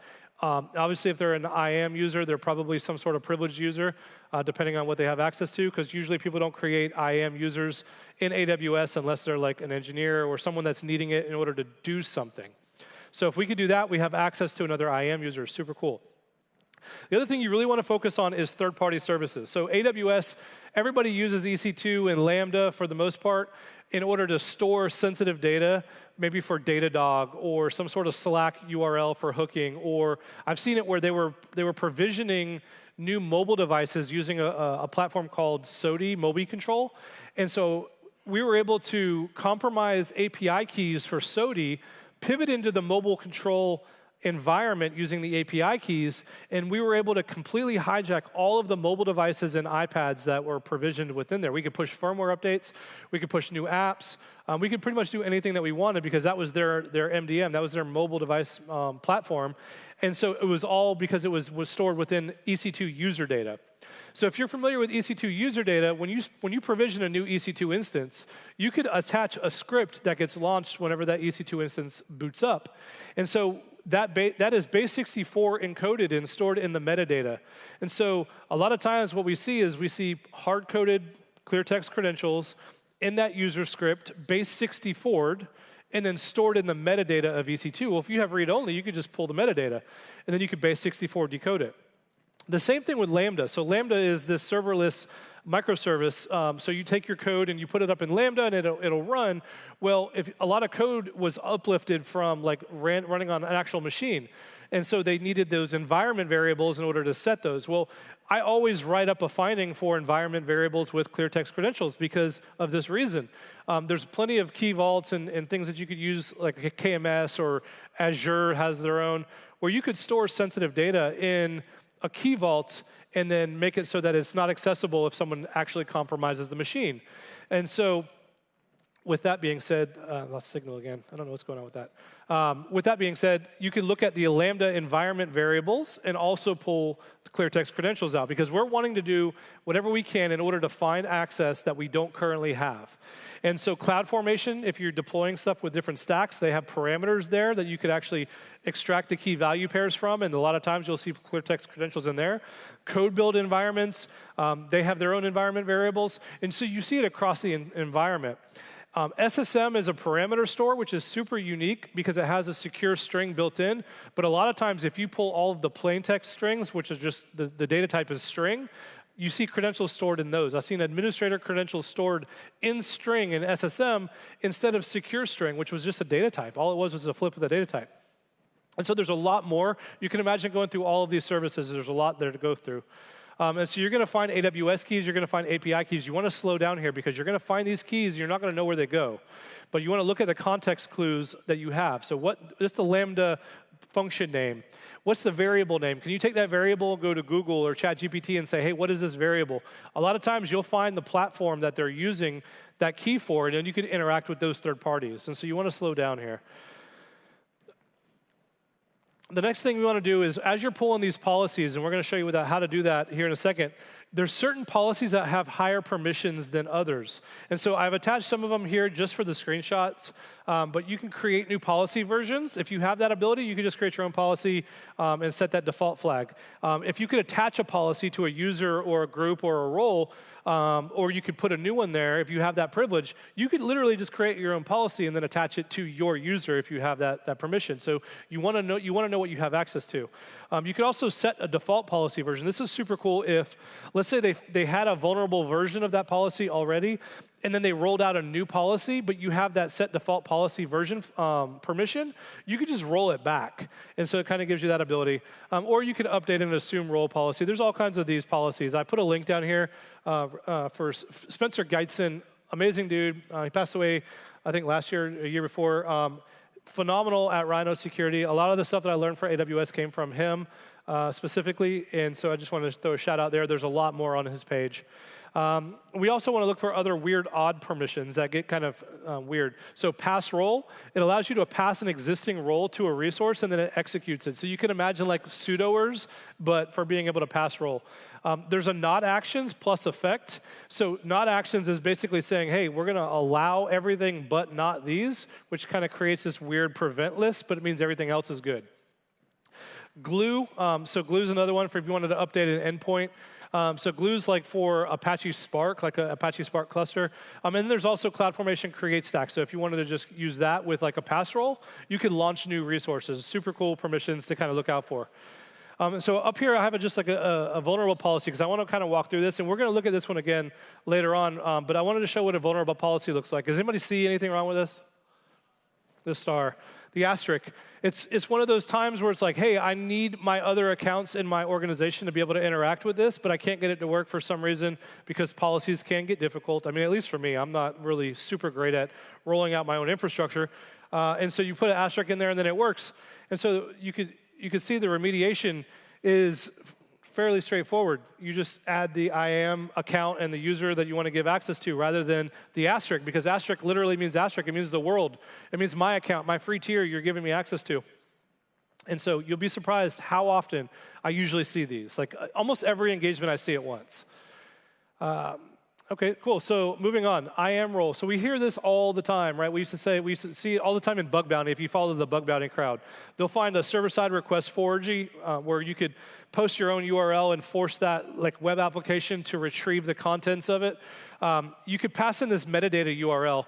And so there's two different versions of it. They've kind of patched the first one, but it's still available to enable. So I'm going to talk about it. But it's IMDS version 1. And so you could basically provision an EC2 instance with an IAM role so that that EC2 instance can query other services or be able to interact with them. And so by provisioning that with the role, it could actually leak access keys. And so if you hit that metadata URL with the role name, which you could find just by navigating to it, it'll give you a little clickable link, then you could take that URL and you can feed it into that vulnerable web application. And if it's leveraging EC2 services within AWS, and there's that web app vulnerability, you could actually retrieve access key and secret access keys from that metadata URL. So there's other cool stuff you could do too, but version 1, they've patched that. But it doesn't require any authentication because it's hosted within the EC2. So it's that EC2 instance that's hitting that metadata URL. You're not hitting it externally. And so by taking those credentials, you could take those temporary credentials and then use them in your environment, and now you could authenticate back to AWS API using that new EC2 context. They rolled out IMDS version 2, which requires authentication now.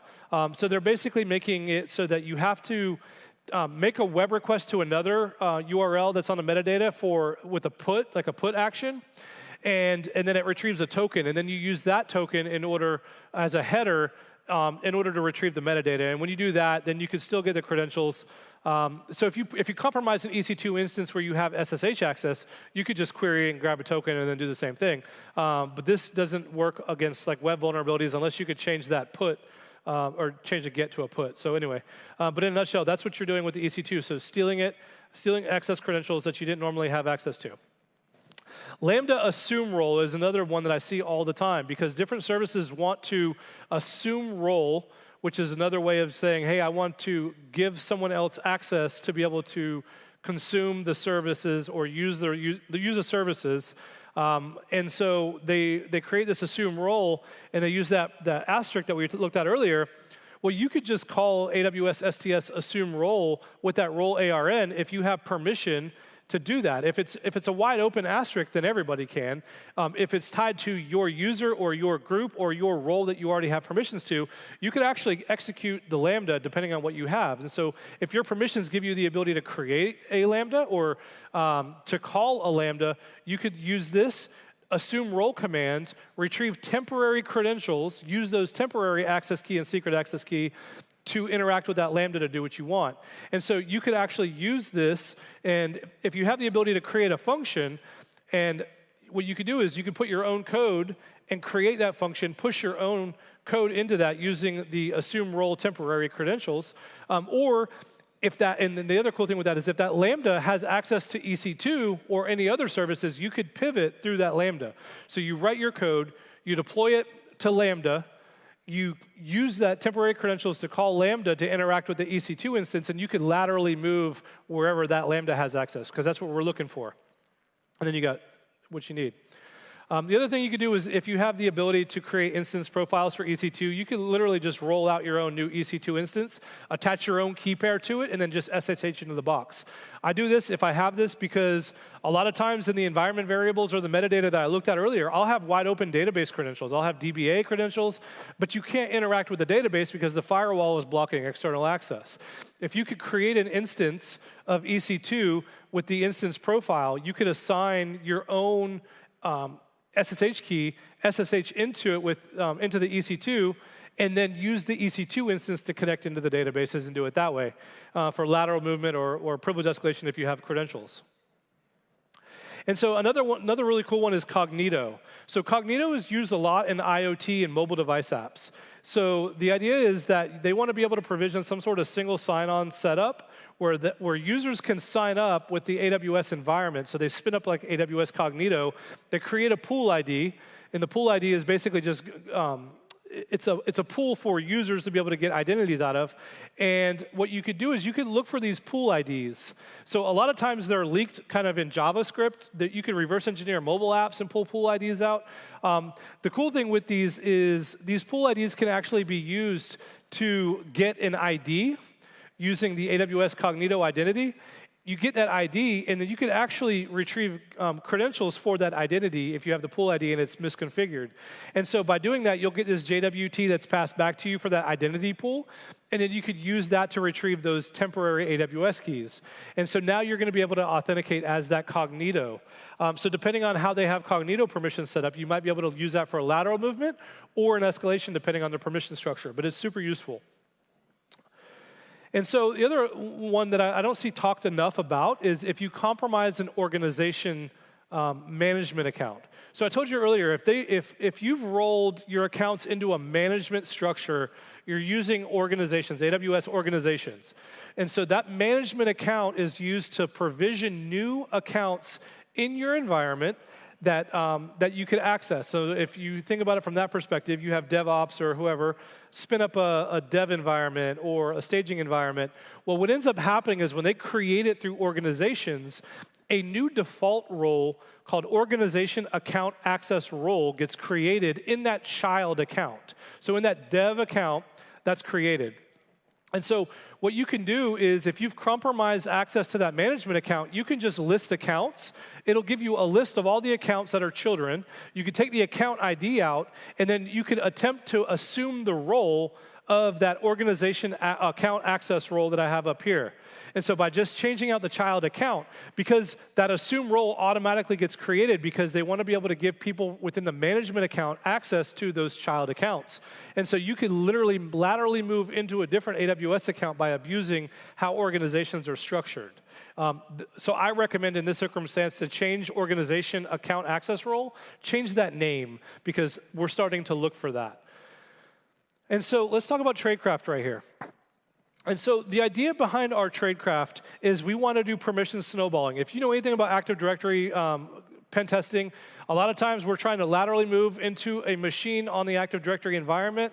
We want to escalate to a local admin so we could dump memory or credentials from memory, and we could find where the domain admins are, log into those machines, laterally move, do the same thing, and we could snowball credential access in order to compromise an Active Directory environment. It's exactly the same way, but in this case, we're doing permission snowballing. So we're going to find assumable roles with different types of permissions. We're going to leverage those services to pivot around. We're going to kind of unravel all of the roles and the policies that are set up so we can understand the permission structure that's there. We're going to discover new resources that we can interact with, and then and we might want to look around in other locations for stuff.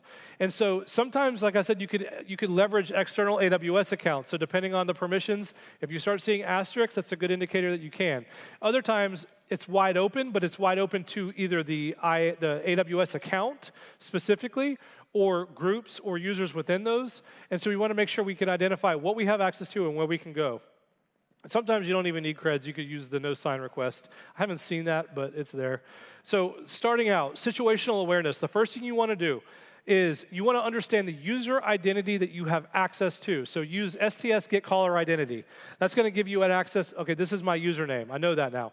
You're going to parse that username, and you're going to use it in an ARN, which is the Amazon resource name. It's the URL for their naming convention. And you're going to pass that in, and you want to identify the groups for your current user. So what groups do I have access to? What groups am I a part of? You're going to grab all those groups. You're going to do the same thing with the policies now. You're going to retrieve all of the policy ARNs for your user and for all of your groups. And I have some commands here for that just to kind of help you do that. Once you have all of those policy ARNs, you're going to pull all of the customer-managed policy ARNs. These are the ones that they hand-jammed, put together themselves. And you want to also pull the default version ID because we want to know what version ID of that policy we need to retrieve. Once you do that, you're going to pull the policy statement for those ARNs and that default version ID. That's going to give you what you need in order to look at the policy statement. Now, as you're going through that policy looking for these vulnerabilities and these insecure permissions, you want to really revisit that list that I sent in the beginning because you're going to start seeing weird stuff pop up. ChatGPT is your friend here. You could manually review all of these, which I don't like doing, or you could use ChatGPT and you could take these policies, redact the information, send it there, and just say, hey, does this AWS policy have any security vulnerabilities? This is all that Cloud GPT does. But it'll come back and it'll give you a really good description of what it is that's going on in that. So if you're confused, that's where I would go. And then this is back to the vulnerable trust policy. So let's say we found this. This is saying the AWS is wide open. There's an assume role here. Okay, well, that's great. What do we need to do? We need to identify which policy ARNs are attached to this assume role because we need to know whether or not we can assume this role. So you could call list attached role policies for that role. It's going to give you a list, and you're going to want to review those to see what you have access to. Assuming that role for that policy is going to grant you the permissions that you need, and we need these additional permissions. And so we want to know, what does this AWS policy do? You can send it back over to them. It'll tell you on what's there and who's accessible to whatever policy that you pulled. And so it's super useful. Now we find that, okay, well, we found attached permissions. We found Lambda. Lambda, all resources of Lambda were attached to this. So now we know that, that we can interact with that. So you see the asterisk there. It's all Lambda, which is good. Because now what we want to do is we want to use Lambda to interact with our EC2 instance. So we're going to reconfigure our AWS CLI to use the assume role for that Lambda. So now we have our environment set up. We've assumed the role for the Lambda. We have the temporary credentials. And now we're going to use those credentials. And now we can do anything we want with that Lambda. So we're going to use that Lambda in order to run an EC2 instance using the run EC2 instance. Because if you look at the bottom of that policy where the Lambda has permission, it has permission to run EC2 instances. And which function has access? All functions have access because of the asterisk. And so now we could use any Lambda that we want in order to run EC2 instance. And so now we could just do that. We assume the role. We get a temporary credential access key. And now we just assume that role. And now we've just pivoted from Lambda. We have the Lambda credentials provisioned in our environment. We write some code. We push it to our Lambda. It compromises. It spins up the EC2 instance. We SSH in, and we've just compromised the environment. And so now we're there. We have access to a lot of stuff. We're wondering, what can we do with it? What can we get out of here? Now, you have to be careful here, right? Because a lot of customers, they don't like their data being pulled out. But you also want to kind of check it out. So I'm going to talk about S3 real quick. S3, you want to look for S3 buckets because a lot of times you could just brute force these. There's a million tools that say, S3s are wide open, as anybody could access the files in there. So you want to know where the buckets are at. There's a couple cool ways you could do that. You could just ping it. You could do your bucket name.s3.amazonaws.com. It'll tell you if it's valid or not. Obviously, that something could be anything, so it's not guaranteed to be a part of that environment. You could also browse to the IP address and see if it redirects you to AWS S3. That's another way you could do it. You could do an NS lookup on it. You just have to specify the regions because you want to go through the regions. And then there's other ways. You could pull the SSL certs to check the subject alternative names to see if there's any S3 stuff in there. GitHub searches. There's all kinds of cool ways to find S3 buckets. You could just run AWS S3 LS and then put the bucket name in there, and it'll give you a list of all the files if it's publicly accessible. Now, there's a lot of false positives with publicly accessible buckets because people use it for CDNs, so they'll put all their web resources in there, so it's streamlined and quicker and cheaper and all that. So that's what they use it for sometimes, so you got to check the files. Another one, I actually found this on an engagement. They had their AMI public. So for some reason, they were trying to share their AMI with another account, but they didn't get it right, so they made it public. And so if you actually log into your AWS Web Console, if you go to AMIs, you'll see this screen right here. On the bottom or the top left, you'll see it's usually showing owned by me, or it'll show private images, but you can switch that to the drop down to public. And it'll actually go across all of AWS and show you all of the AMIs that are public. Some of those are normal because they want to make something available. Some of those are misconfigured that actually have sensitive data stored in the AMI. So this is how data leaks happen. And so that's publicly available for everybody. And so you could actually just take that AMI, you could launch your own EC2 instance and use that public AMI on your own, and then just SSH into your own EC2 that's using that AMI image, that disk image, and then just enumerate the file system like it's back in the day, which is what people typically do. It's also a fun research project if you want to just mount AMIs and have fun with it, so you can kind of dig through. They're public. They're supposed to be public. You can do the same thing with elastic block storage. So EBS is another one. So if you have like a storage mounted on a Linux, a lot of times there's data in those. The same problem applies. You could do public snapshots. I usually, I see this, but I haven't seen it on an actual engagement. I've played with the EBS storage in the same way. You can mount it. You attach it to your EC2 instance, and you're good to go. You're flying through it again. So those are there. And then you could also do something like this. Now, I'd be very careful if you're doing this. It's really stupid. It's really dumb. I shouldn't even be talking about it. But if you have access, you can modify a snapshot attribute. So let's say you got your EC2. You can modify the snapshot attribute with the snapshot ID of that EBS snapshot, and you could create a volume permission for your account ID. So you have your external account ID, and you could basically just share it with yourself. Don't make it public. I wouldn't even do this. I would ask if you did this, if you found the permission that allowed you to create create volume permissions, ask before you do this because this is super dangerous. But you could do it, and you could create your own volume in your own EC2 instance using that shared snapshot ID that you shared from that compromised account. And so that's pretty much the nuts and bolts of the data exfil. So I have a few closing thoughts. It's a lot of stuff that I've thrown at you, a lot of content. I'm going to make the slides available for you so you can kind of go back and reference. I saw a lot of people taking pictures. I want to make sure I have those in there for you. Just a few recommendations. Always use CloudTrail. I see it all the time. I don't want to spin up CloudTrail in this other weird country because nobody builds resources in that country within our organization. The problem is if you get a compromised account that they have the ability to create new instances, they could be flying under your asset inventory radar. You're not monitoring it. You don't have CloudTrail set up on it. You don't think you need to. You don't ever look because there's nothing to look for because you don't provision it. But you want to worry about external attackers provisioning stuff in there. You also want to implement like a routine pen test on all your AWS accounts, even if it's just once a year. It's super hard to get this right. I've never seen an environment. I'll tell you this. I've done it for Bo, DAFTAC, and I did it for a really large cloud provider, and it's still misconfigured. Like we see it all the time. And so just get that done. You also want to restrict the policies to specific principles. So don't just give wide open access. Do it on like a least privileged model. I think that's super awesome. Then also, you want to, if you have a web application that's running in EC2, I would recommend blocking access to the metadata unless you absolutely need it. You can pull it internally on the machine. I would make it so that the web application does not have the ability to communicate with the metadata URL. You want to watch out for pass roll. Avoid using asterisks. Asterisks are bad. Just remember, asterisks are bad. And then never use not actions with allow. Super dangerous permissions. A lot of stuff there. So pen tester recommendations. If you're a pen tester or you're starting to get into pen testing and you want to do that, follow your traditional pen test tradecraft. The more attack surface that you know, the better the test is going to be.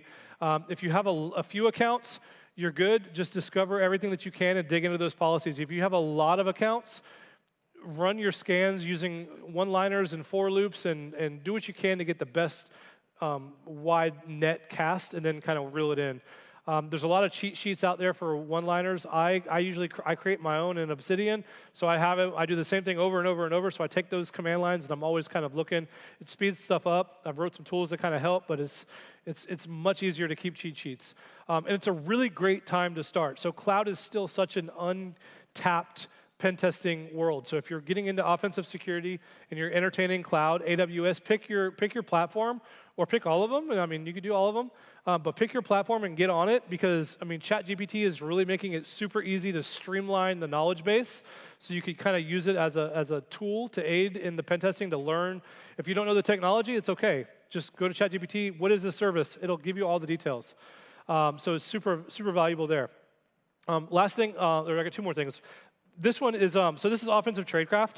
This is a newsletter that I put out. I release new tools and I release like new techniques, all of in the offensive side. There's no ads or any of that garbage. So it's strictly tradecraft. But if you're interested in this space and you wanted to get involved, you could do the newsletter sign up. I promise the QR code's safe. I usually, yeah. So anyway, it's safe. Trust me, I'm a hacker. And then the other thing too is if you're interested in pen testing or a cloud security assessment, Dark Optics, I'm totally good with helping with any of those. So I focus on infrastructure for pen testing. So your AWS, your Azure, your GCP if you're using Google Cloud. On the pen test side, if you're using Microsoft Office 365 or M365 or Google Workspace, which used to be G Suite, I have a very similar offering, but it's cloud assessment, so it's not a full-blown pen test, but it's everything but the exploitation. And then I can help you kind of even shore up any of the configuration flip buttons that you need. I also map it to specific client frameworks, so my findings are mapped to like, depending on if you're an institute, like GLBA, if you're a university, if you're a law firm, ABA, like all kinds of different compliance frameworks for NIST and CIS and all of that, so that you have it all mapped. So, yep, that's it. That's what I got. If you have any questions for me, I'll be out there. I'm shot for time anyway, but I'll be out there. Do I have time for questions? I don't know. Yes, no? No time. So I'll be out here either at the coffee or running in between buildings. So thanks.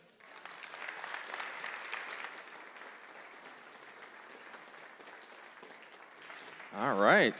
Very good. Thank you, Mike. So again, and also thank you, Mike and his whole family is here. Oh, what?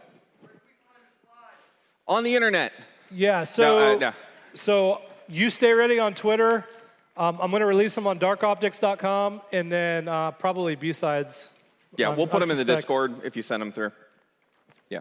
Wonderful. So again, Mike, thank you so much. A couple things with Mike. One, his whole family is out here doing this. Yeah, in the back there. Hey, yes. Making sure that we are fully caffeinated thanks to Dark Optics. So thank you for that. Thank you for also jumping in early and saving Bo's bearded bacon, who will be here at 3:15 to help kind of close out towards the end of the day. So we are going to start transitioning and getting our next speaker up here, and I'll do an introduction for them in just a moment. So as soon as Mike's off stage here, they're gonna come up, get set up here. But while I've got you, don't forget about the tours that are going on over in 3B. You can meet over in the auditorium. There's a couple more tours going on for Full Sail Live, for Full Sail and some of the campus there, so you can definitely check that out. Definitely get some coffee. And if you haven't gone by the swag and info room, definitely go by and get your stuff. Last thing I want to mention as we kind of go through there. Black Hills Information Security, which I'm not biased, I work there, they are doing an amazing giveaway over at that booth. So it was talked about at the top of the ceremony, but you can go by the booth, get a badge, get a card reader badge, right? And they've built a specific box for a raffle that you come back at 3 o'clock, you get your badge from them, they register your card, and then at random, it will choose one of those cards, and you read it in the thing, and if you win I think it's a 3-day course that's being run in Tampa in November that is a physical penetration testing course. 3 days with Ralph May and Travis, both incredible physical penetration testers. It's like a $2,000-something course. And it's a month from now, you got time to plan to travel, definitely stop by to get that. As well, you've got your raffle tickets. We're gonna be giving away a $400 Fury Di Domenico. Yeah, what? Headshots have been moved into info and swag. Got it, okay. So if you're looking to get your headshots done as well, little audible there, it was moved into the info and swag room as well. I think at the beginning, Raul said something very wise. If this is new to you, security and your career, getting a good headshot is actually really super helpful. Even if it's just, you're like, oh, I'm just wearing a t-shirt right now. Even a good headshot in a t-shirt by someone who knows what they're doing that you can use in professional profiles, super helpful. All right. Yeah, sure, absolutely. So they're gonna get us all set up here, and we'll go through here and just give us a few minutes, and we'll get everything set up.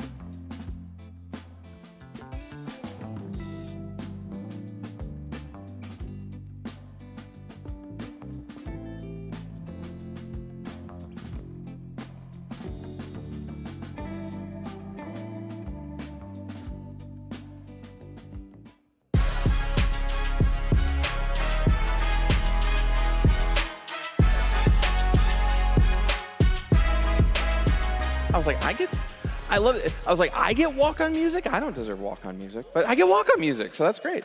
All right, so everyone, welcome. We've got another amazing talk coming to you. So again, thank you for joining us. If this is your first talk, if you just got here, welcome to BSides Orlando. We got a fantastic talk coming up here. This is one of our first-time speakers, and I just told them, I said, you picked a great stage to be a first-time speaker on, so please show them a lot of love because they've got a great talk coming up on C++ to shell code and talking about what you can do inside of that with security. Their name is Robla Isa, and they're primarily a red teamer. And like I said, show them some love as they come in here. First-time speaker, we're thrilled to have them, and they're gonna show you how to code and shell and C++. And you've heard enough from me. Come on, if we can get them.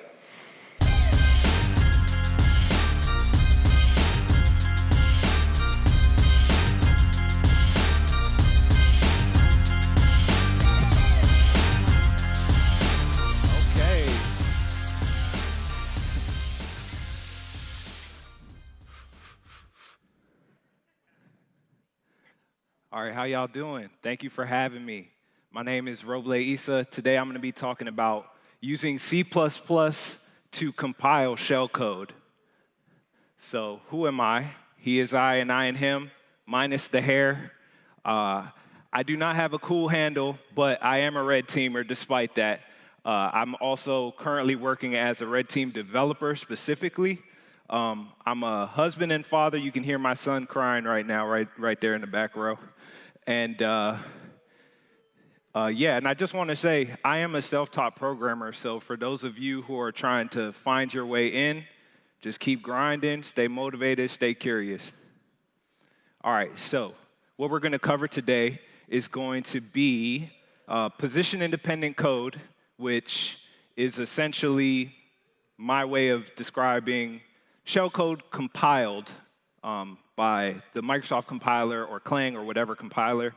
We're going to talk a little bit about how position-independent code compares to some of the other techniques like shellcode reflective DLL injection, beacon object files, and so on. And then the meat of this talk, I hope y'all are excited about this. It's going to be some code snippets, some C++, as the name would imply. We're going to talk a little bit about detection, and lastly, some tools and utilities that you can use to make your life easier if you want to recreate some of this research on your own. So what is position-independent code? Surprise, it's shellcode. I think I've already said that. So it's shellcode, but more specifically, it's shellcode that's generated with the help of a compiler. So you don't have to write x64, x86 yourself, and then assemble it, and then dump the text section. You can actually use a compiler to write C++ and then get position-independent code, inject it, run it locally within your process, do whatever you want to do with it. So for those of you who haven't seen a shellcode runner before, this is the idea.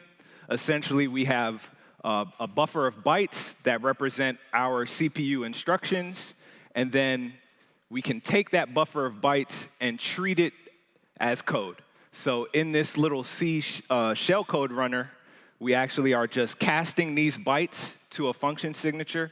It's a signature right here is a function that returns an int and takes no parameters. And then we cast the shellcode buffer to that function signature, and then we could just call it as if it was a function in our own process. Or you can inject it into another process, drop a thread on it, depending on what parameters the shellcode is expecting. All right, so this isn't a new concept. Position-independent code written in C has been around a long time. In particular, Matt Graeber wrote an article in 2013 called Writing Optimized Shellcode in C, which was the first place where I saw this technique documented.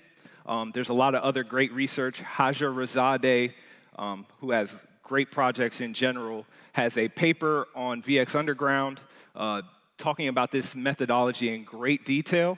And then in regards to C++ specifically, the Enema and Jack Ulrich have some documentation on how to do that. And then last but not least, the F-Link has some really good content in regards to position-independent code and how it can be used for red teaming tools and the implications of using that for your red team operations. So what I'm going to try to add to this research is how C++ can be beneficial to your methodology and your tradecraft and how it can make this technique a little bit easier. I'm not going to restate what all of these really awesome researchers have. So if you are still unsure about what I'm talking about here, you've probably used it. If you're a red teamer, if you've ever messed around with Meterpreter, if you've ever messed around with Cobalt Strike, reflective DLL injection at its core depends on position-independent code.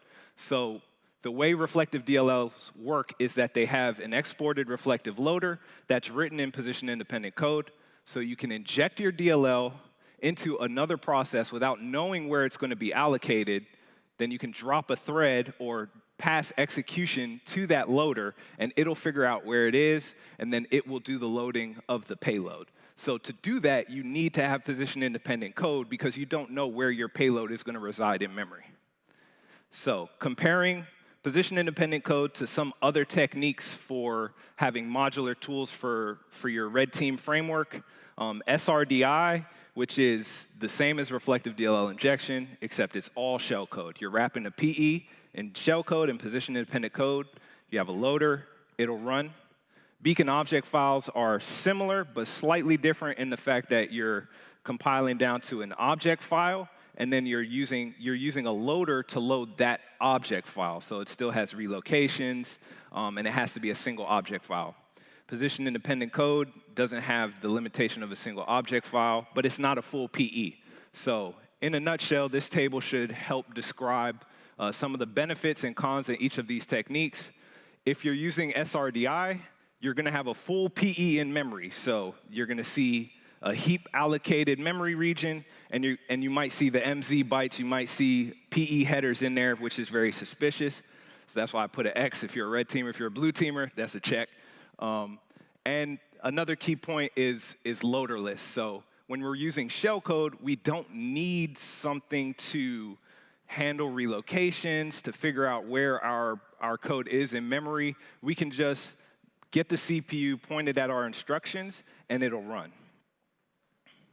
So the golden rule of compiling position-independent code is, surprise, surprise, the compiled instructions must function independently of the program that's running them.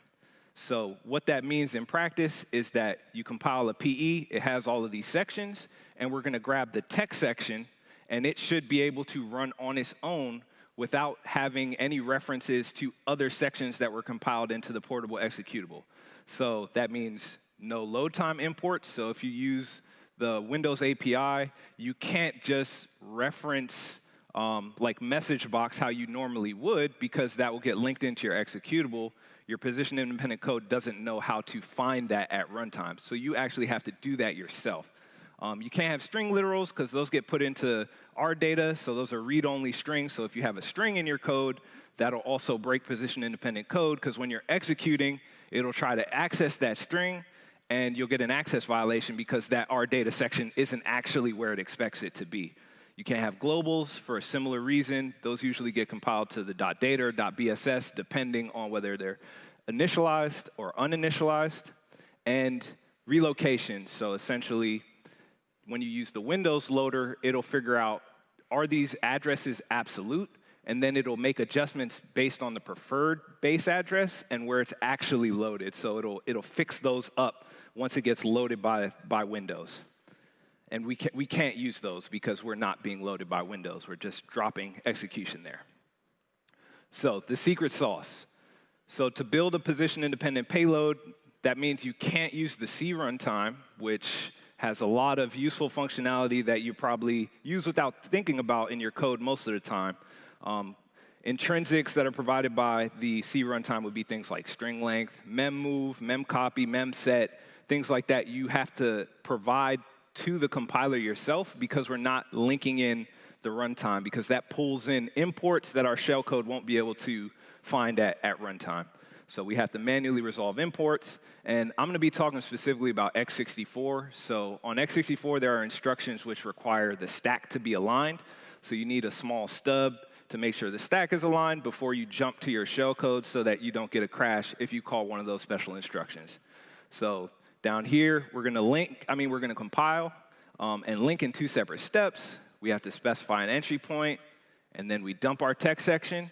And then that text section is just bytes that you can now inject. You can run in a process. You can do whatever you want with because it's all position independent. And I think that's a lot of fun. So let's get busy.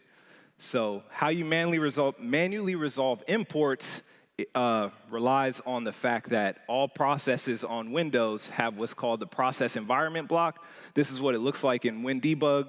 It's always at the same location, so your shellcode can depend on knowing, hey, this is always going to be at this offset. I can find it. I can find the loader member in particular. If y'all can follow that, it's down there at offset 18. And in that loader member, there are a bunch of linked lists, in particular, the 3 starting at offset 10, 20, and 30, in load order, in memory order, and in initialization order of modules. And then from there, there's a linked list that is a loader data table entry, and it has the base address of the DLL, it has the full DLL name, and the base name. So that's a quick crash course on what your code would be doing programmatically. You'd walk all of those entries in the PEB. You would find these entries, and you can compare the names, so you can find kernel 32, NT, DLL, whatever you're looking for in there. So why bother with C++ at all? I personally think it has a lot to offer in comparison to the traditional C position-independent code. You can write things a little bit more expressively. You can fix some of the pain points with position-independent code, and I'm going to jump into some examples and show how it will feel to write things in C and how to write them in C++. So if you've never seen position-independent code before, it's a bit wonky because there's limitations on the way you write your code to make sure that it compiles down position independently. So let's bust some myths. First myth is that C++ won't work without the C runtime. Constructors and destructors are going to break. C++ compilers perform too many unpredictable optimizations, and in general, it's just too unwieldy to compile down to instructions that you can rely on being position independent. That's all cap. Let's stop. So I've tested all this stuff, and I can tell you for a fact that destructors, constructors work, classes work, objects work, all that stuff works. You just have to be a little bit careful about some other things. So this long list is intentionally meant to be small because all this stuff works. You can use this in your shellcode, and that makes for very fun tradecraft opportunities. You can use things such as templates to make your life easier. You can do operator overloads. In particular, one of my favorite things is const eval, which is from C++20, which means you can write compile time evaluations in your executables and do things at compile time to make your life easier at runtime. So I'm going to show you guys some examples of that. So real limitations, not the myths. You do have to avoid certain things because without the runtime, there's no operator new, there's no operator delete. You can't use exceptions because there's no PE to track the P data section, which allows for stack unwinding. This technique can be pretty hard to debug, and if you mess it up, you're going to crash. So if you have like an implant and your module is just saying like, who am I, and you mess up the position independent code, you can kiss your implant goodbye. So you definitely want to test this rigorously. All right, so this is the workflow for how I tested all of these things that I'm about to talk about. So essentially, we're taking our C++ source code, we're moving down into a compiler. I'll talk about why we need to patch the entry point for MSVC in a little bit, but if we're debugging, you can run your full PE in your IDE and use all of your favorite debugging tools. If you're not, then we just go ahead and dump the text section. And if you want to troubleshoot that and test for your code to be position independent, you use a shellcode runner, a lot like the one I showed in the beginning, to test your shellcode before deploying it to a target. So that's a high-level overview. All right, so I talked a bit about how we would manually resolve imports in those earlier slides. So this right here is a C++ iterator. And essentially, if you satisfy, I'm going to call it an interface. That's not the correct word, but if you implement an incrementer operator, a comparison operator, give the compiler a little bit of information about what you want to iterate on, you can make your life a lot easier. So what I did was, it's too much to show on this slide, but I just implemented this interface on the in-memory module list, and then we can iterate through that using things like standard ranges. So that's a lot, but once we do that, we can use standard ranges like so on the bottom. And so what that allows you to do is we pass in that iterator, which is the first parameter, modules. We can pass in a predicate, which is a custom matching function. And we can also pass in a projection, which allows you to kind of adapt the values that you want to match against. So that gives you a pretty clean way of doing something like get proc address. So we have, at the top, we have an iterator that represents our exports. And then we have our matching function. And exports in a DLL are actually ordered lexically, so you can do a binary search. And this is what it looks like, this right here. Once you implement your iterator, you can do standard ranges lower bound, which does a binary search to find your target export. So if you're looking for message box, it'll kind of cut down in half all the exports until you find it, and that's what it ends up looking like. I think it's pretty nice and clean. So we're going to take that and apply it even further to some shell coding techniques. So this is our first comparison. In C, what you would normally see is a hard-coded hash value.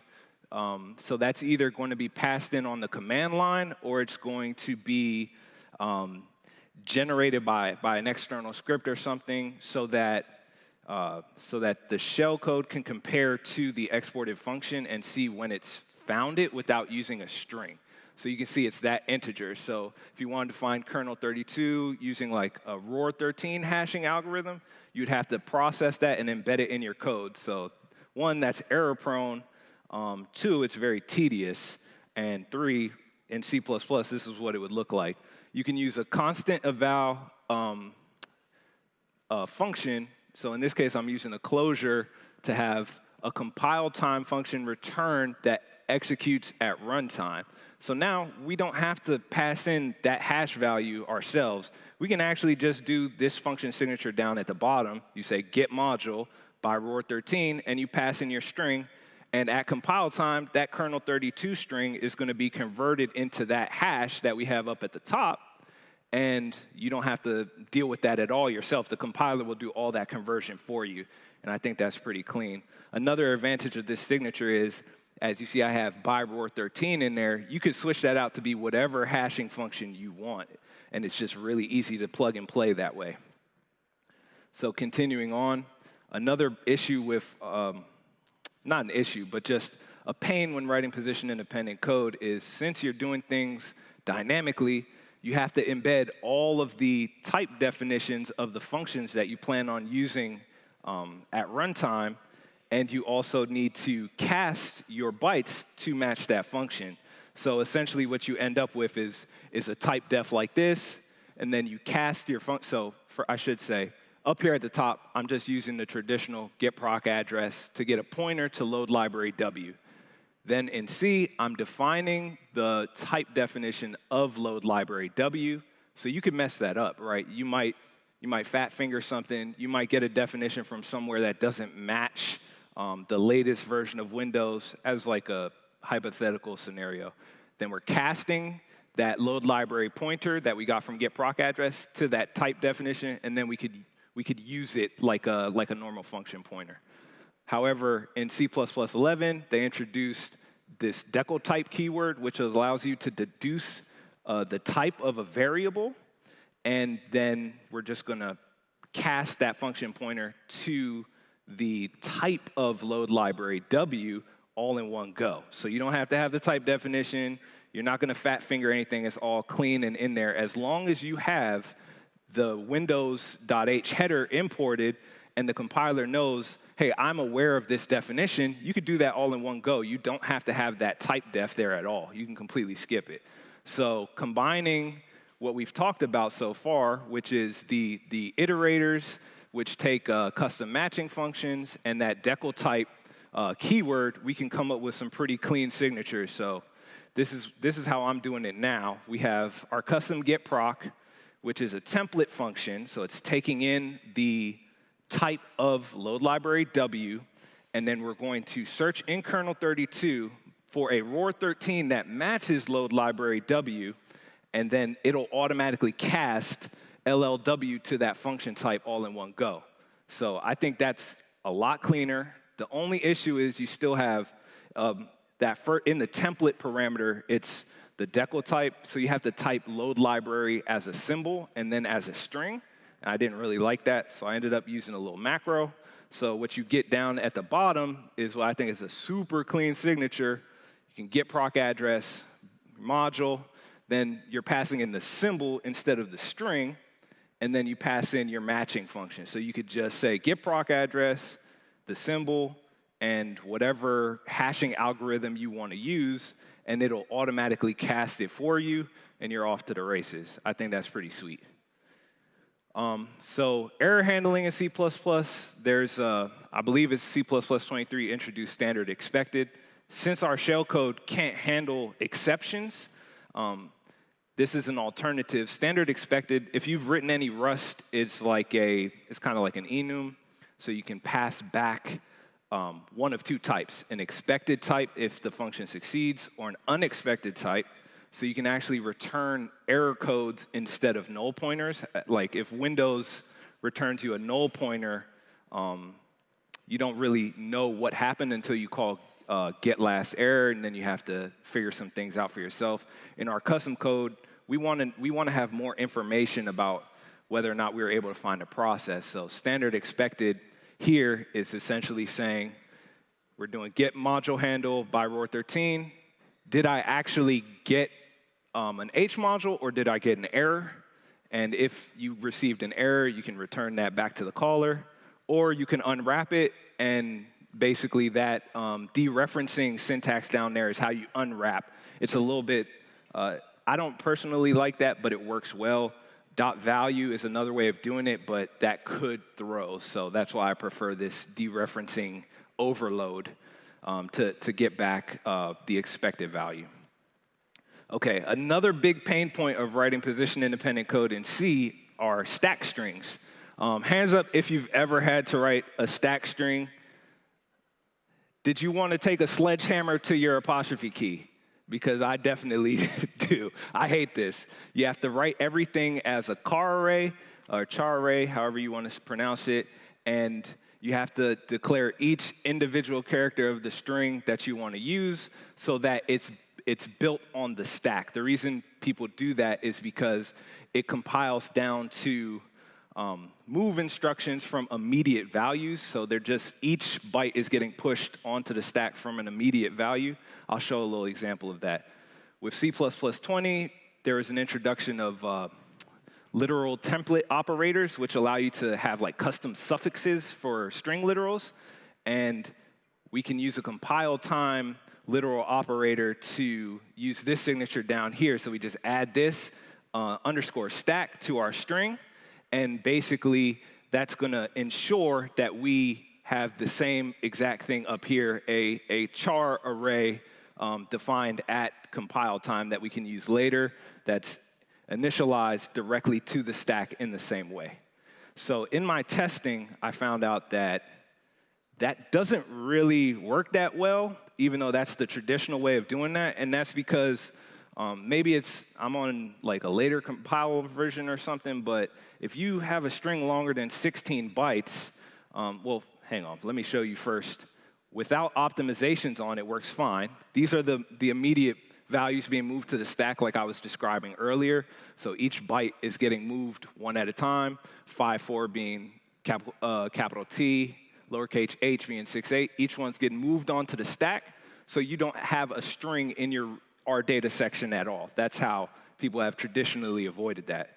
Now with newer compilers, what I was seeing when I had optimizations enabled was that it would fall back to using what's called SIMD, so single input, multiple data instructions, so that it could operate more quickly. So if you had more than 16 bytes, it would prefer these wide registers, and it would try to put that data back in our data section, and you lose position independence, so it breaks. So I didn't think stack strings were the best solution for this, so I kept searching. And cue the strings. There is a way to bring back string literals into your position-independent code. You can merge the R data section with your text section. And as you can see in this little screenshot here, I only have .text. There is no R data. And I did that with that linker flag documented at the bottom. And that works really well. On Clang, the R data section is appended to your text section, so it works great. However, it doesn't work so well with MSVC, and we'll talk about how to fix that. So in MSVC, our data gets prepended to your text section, where our text section would have had our first actual executable instruction. We now have all of our strings kind of smashed up before that. So if you try to point the CPU at that shell code, you're going to be trying to execute your string literals, right? And another downside is your text section is now kind of looking like a malware grocery list, right? Like you have load library W, you have all of your strings like embedded before your actual code.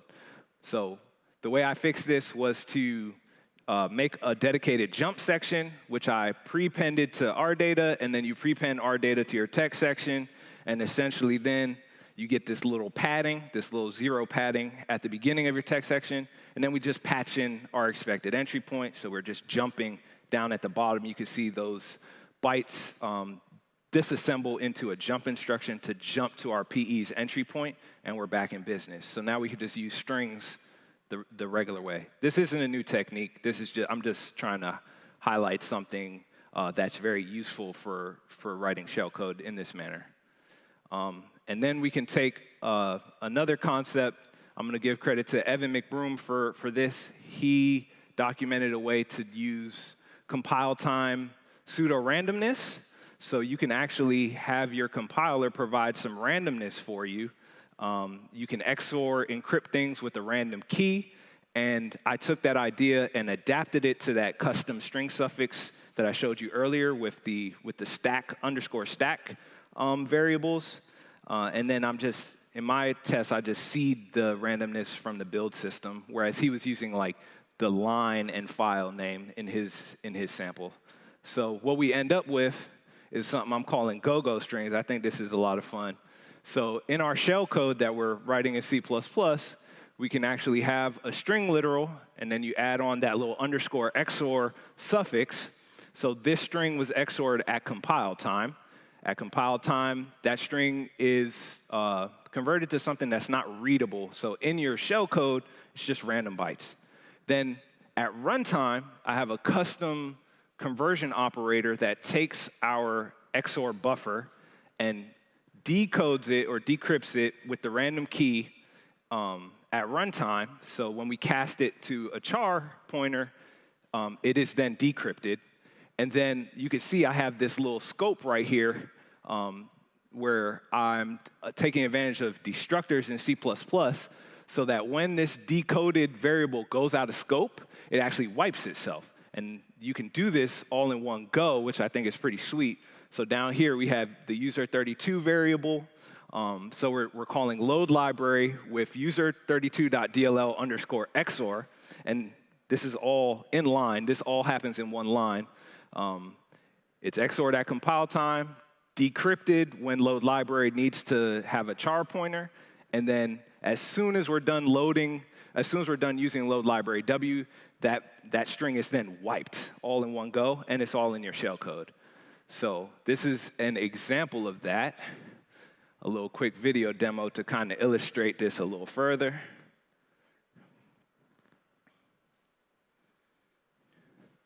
All right, so the concept I just described, we're looking at that buffer, and when we jump over this first step, that variable is populated with our XORed bytes. You can see the key is right there after it in memory, after those 3 null bytes. And then once I cast it to a const char pointer, you can see it's decrypted. So that's happening because of the conversion operator I implemented.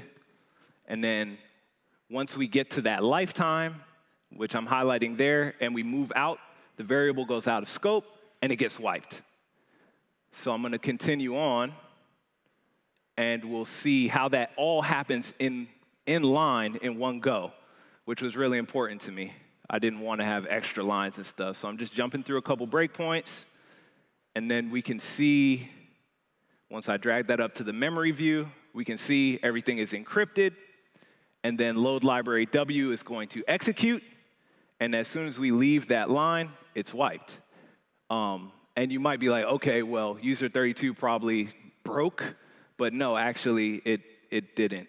So we can see I'm grabbing user 32, and that's actually the beginning of the user 32 DLL. So we successfully grabbed a handle to user 32 with encrypted string that self-wipes at runtime in line, which I think is pretty fun.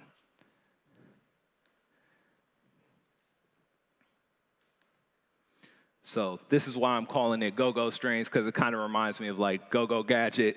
This message will self-destruct.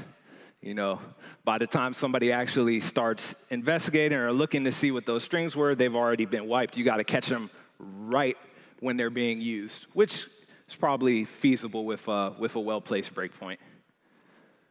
Okay, so how do you detect this type of stuff? There's nothing inherently evil about position-independent code, so that's the first thing. It's more of a way to package up some portable instructions and execute them from wherever you want. I don't think there's anything about that that's really detectable. What is detectable are the execution methods that run the shellcode. So if you're using like create thread, create remote thread, an exploit, or some other shellcode execution technique, that's where defenders should focus. They should also focus on injection methods and what the behavior of the shellcode itself is, rather than trying to detect position-independent code. Some other probably good places to start are looking at the call stacks, because it is suspicious to have a dynamically allocated heap buffer that's executing code. So you might be able to see like, hey, this call stack is being initialized from private commit regions, which is a bit suspicious. For more ideas on how to detect this stuff, check out Forrest Orr's blog. He has a really good 3-part series on detecting suspicious memory artifacts. And if you guys and gals have ever used Moneta, he's the writer of that. He has some really great content on detection and attack as well. Also, if you have any ideas, I would love to hear them. I'm really interested in detection opportunities for this type of stuff. And lastly, I want to talk a little bit about something that I've been working on. It's called assembly line. And if you're interested in building your own modules for your C2 or building your own tooling that compiles down to shellcode, I'm going to be releasing some tools to assist with that in the next week or two. So make sure to follow me at RobleIsa. You can also check out my GitHub, github.com/Roble. That's where I'm going to be posting that stuff. And what assembly line does is it essentially creates a pipeline to build the exact things that I'm demonstrating in this talk. So there's a bunch of CMake presets, which allow you to have shellcode compiled for debug mode to make it a little bit easier to work through. You can compile it in release mode, which would be a little bit stealthier. I also remember way back when I first read that Matt Graber article, he was saying, oh, if you compile your shellcode, you can unit test it. And I was like, what kind of sick, sad sap would try to unit test shellcode? Like, that's just wrong. It turns out that I am that sad sap. So I've been working with Google Tests to try and figure out some ways that you can actually automate testing for your shellcode, make sure that it remains position independent so that your payloads don't crash on you. So that's going to be included in there as well. A lot of the things I talked about, RNG seeding, obfuscation, that XOR stuff I was showing, those go-go strings are all going to be in there. And it also will have support for MSVC and Clang, so you have options depending on what compiler chain you prefer. And I'm going to be working on a lot of other cool stuff with this technique. So check that out. And here's a little snippet of some of my pain at the current moment working on testing my library. one thing that's really cool is that with this technique, you can actually still use static libraries in your shell code. I didn't think that would work, but it actually does work as long as you compile the static library with the same constraints.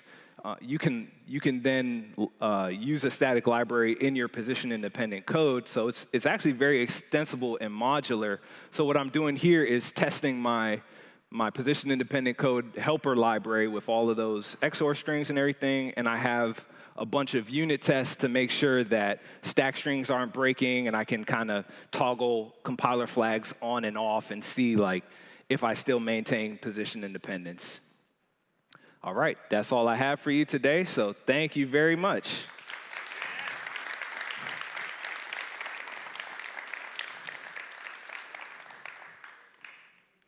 And I guess I'll open the floor for Q&A. So yeah, thank you so much. For any questions, what we're doing is if you want to go meet down here and answer any questions or things like that, we're going to go and get ready to transition out the speaker. Thank you so much. I was watching from inside of here, and it was absolutely incredible. So if you want to grab your laptop and go ahead and head out, we're going to go into our transition period here where we're moving folks through. I do want to remind you that we have our headshots going on, so you can go over into the info and swag room and get a nice professional photo done that you can use on your LinkedIn and whatnot to be like, look, I'm not a terrible hacker person, but you are, but it's okay. So go ahead and check those out. Make sure you get your swag, and make sure you check out the sponsors out there. Many of them have like raffles and prizes. So we're going to get our next speaker situated and changed out in a few minutes, and we'll rejoin you here. Thank you for joining, and our speaker's right over there. So if you got questions to ask, go ahead and go grab them.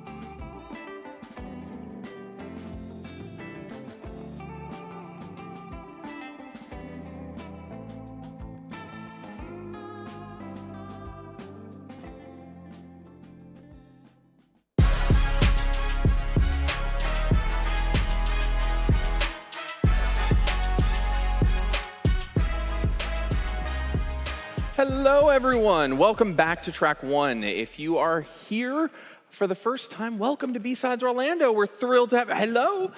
We are thrilled to have you, and we have another great talk coming up. I'm actually really excited about this one because I did GRC work at a big organization, and the implementation and implications of AI are very interesting. So with that said, you don't want to hear any more from me, but I do have a couple quick things. Make sure you go check out the headshots in the info and swag room. I think there's some spots still open, and if you want a nice headshot, definitely go do that. And then also make sure you check out the vendors, because they got raffles coming up for really cool prizes.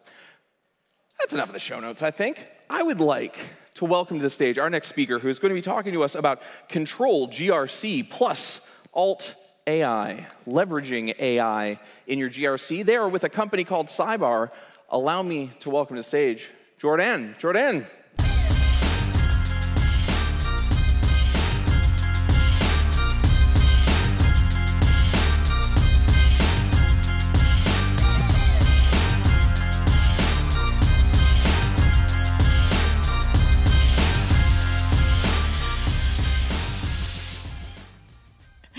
Hi, everyone. That is awesome.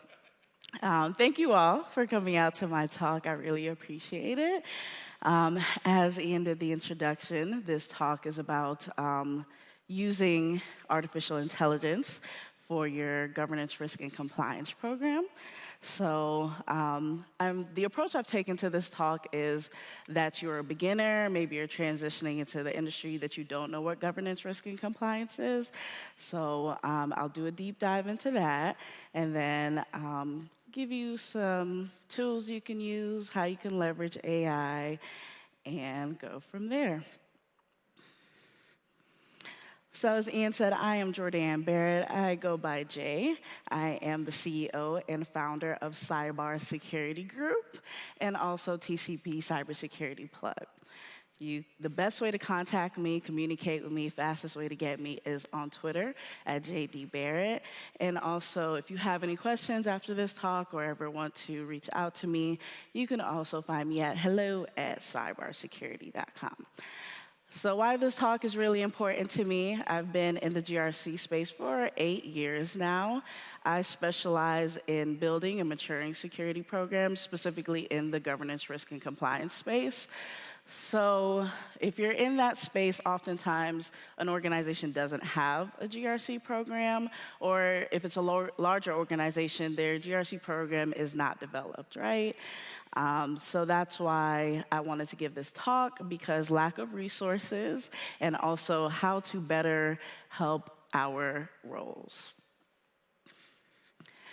And I always start all of my talks with this quote: I am no longer accepting the things I cannot change. I am changing the things I cannot accept. So I encourage you all to be the leader in your space, no matter what you do, and go for it. So an overview of this talk: how to leverage artificial intelligence for your GRC program. First, I'll introduce GRC to you. As I said, assuming that you don't know what governance, risk, and compliance is, what's the purpose of it, how does artificial intelligence already play a role in cybersecurity, and then how to link both of those together for both governance, risk, and compliance. And then I'll talk about the obvious, right? Everything sounds awesome with artificial intelligence, but what are the challenges and some things to consider when trying to implement it within your organization? So what made me want to do this talk is ChatGPT became a really big deal, right? I'm sure you all have heard of ChatGPT, you probably use it, and the big deal of artificial intelligence coming, and will we lose our jobs? Will AI take over? This talk is to kind of put artificial intelligence in a better light on how it can help improve your programs, help you in your jobs, and, be a more efficient security program. So an intro to governance, risk, and compliance, I will be referring to it as GRC after, moving forward. But I like to think governance, risk, and compliance is the foundation that you need for your security programs, right? The governance part is the rules and the policies and procedures that you have to abide by. Then there's the regulations and the laws that you need to understand for your business or organization. And then the risk, understanding the risk to the organization that you need. So oftentimes, in order to have a GRC program, the risk management is a big deal, right? Understanding what risk the company can handle, what they adhere to, and also being able to communicate that to stakeholders. Stakeholders are always going to be your leadership.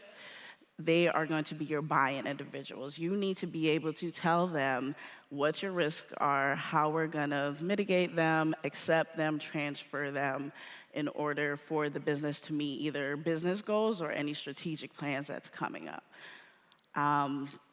So the best way to give you an example of this would be, oftentimes, most organizations have some sort of compliance piece, right? If you're in healthcare, you're familiar with HIPAA. If you deal with payment card data, such as credit card data, then you're abiding to PCI, right? So with that, oftentimes you go through an audit. That audit is to test your compliance and to see where your security gaps are.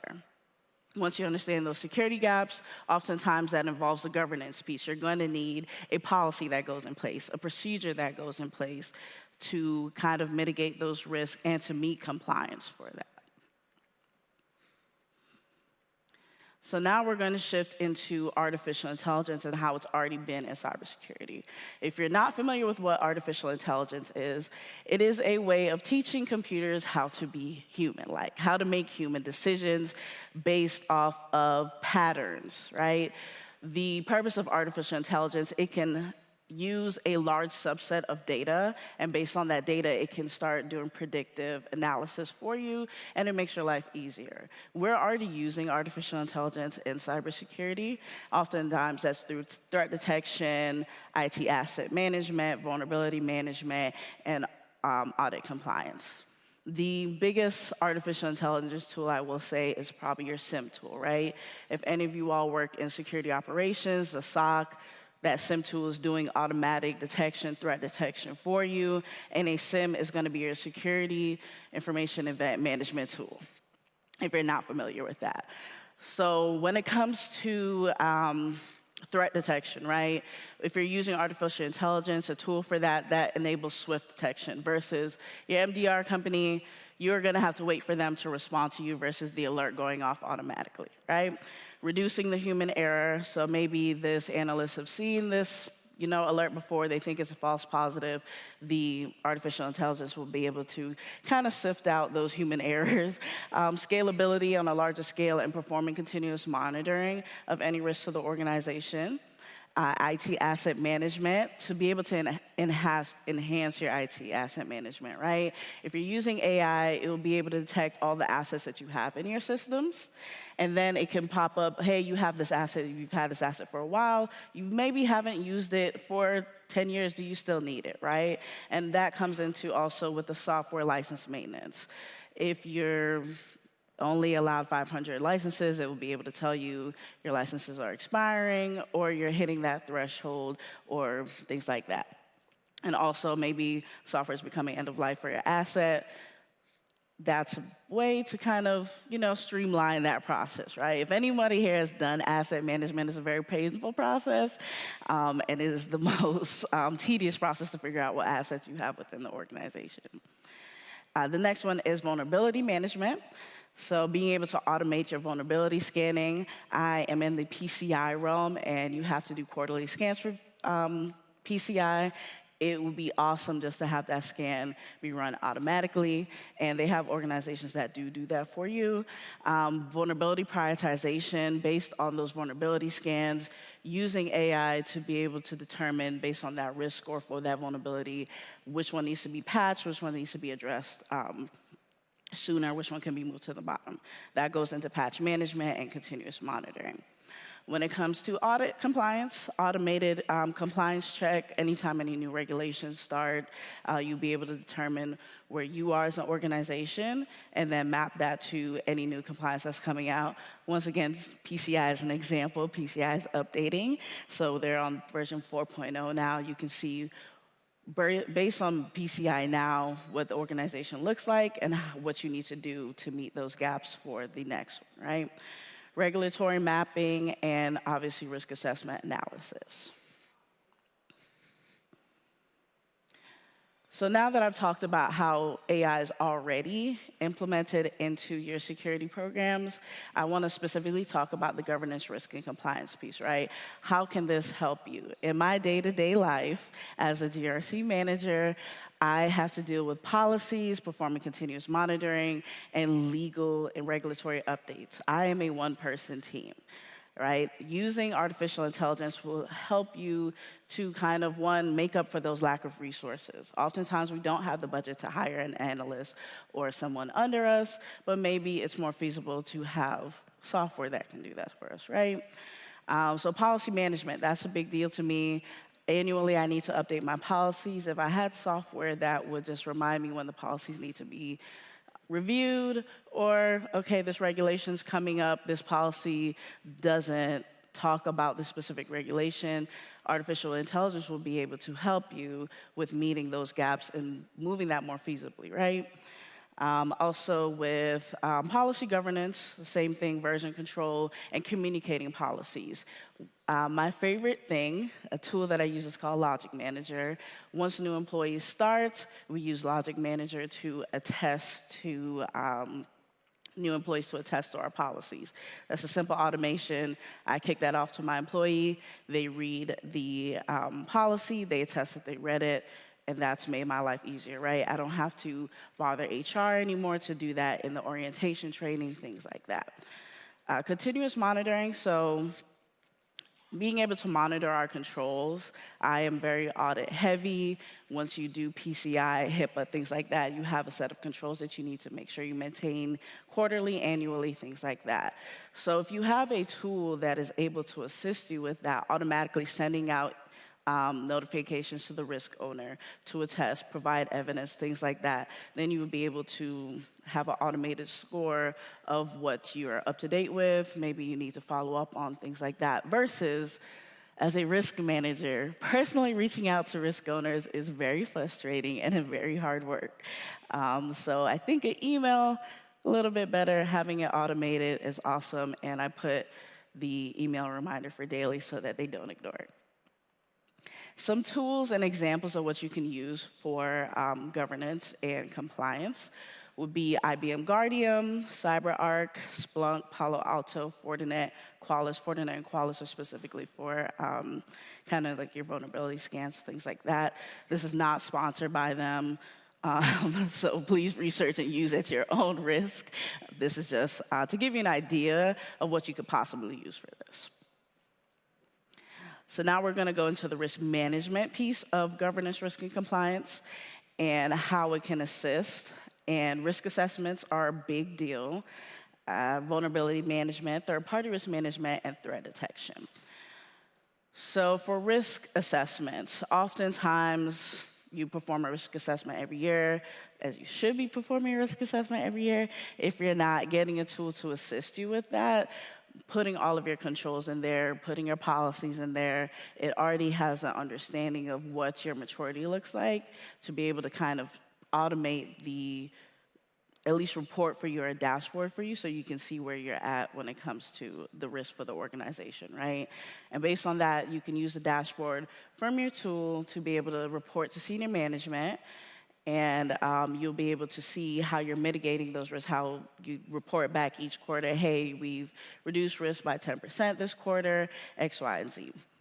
For vulnerability management, automated vulnerability scanning, as you can see, that is my thing. Getting a report from Alien Vault monthly without me having to do anything is awesome. Vulnerability detection, and having some baseline configuration reviews. So using a tool, setting your baseline, so once, if anything is out of compliance with that, it automatically tells you versus, you know, you do a review and you wait and find out later. Third-party risk management, monitoring their compliance, vendor assessments.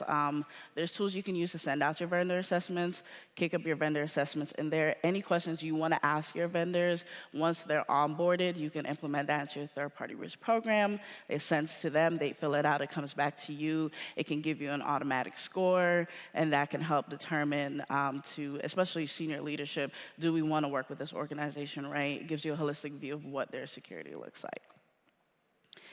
And also incident response, if they're involved in an incident, right? You'll be able to be notified so you can determine any actions that you need to take as an organization. And threat management, I talked about the SIM tool, which is a security information and event management tool, often used in security operations. So this is doing your threat detection 24/7, right? Any risk that may come up, you have a SOC analyst already, be able to review it, data loss prevention. So you're going to use this maybe in your Office 365 environment to determine if any sensitive data is leaving the organization. And then network traffic analysis.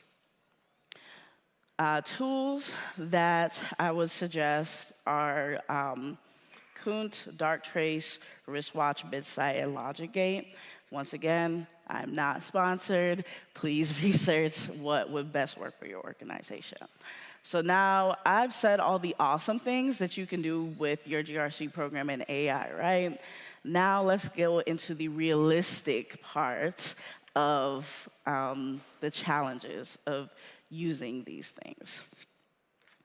Lack of regulations, right? So we all want the cool tool, things like that, but AI is not regulated. There's no formal laws, regulations around how to use the tool, so you be careful of the liability that you're introducing into the organization when you want to use these tools.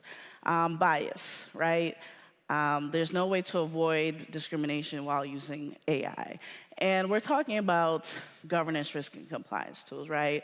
But maybe once you use this automated vendor risk assessment tool, it's biased against this organization because of X, Y, Z. Automating malware. Right? You can use AI now to generate malware. I can go into ChatGPT, ask for some malicious code, and kick it up for anybody that's using this specific software. If you're that organization using that software, you're going to be affected by that automatic code.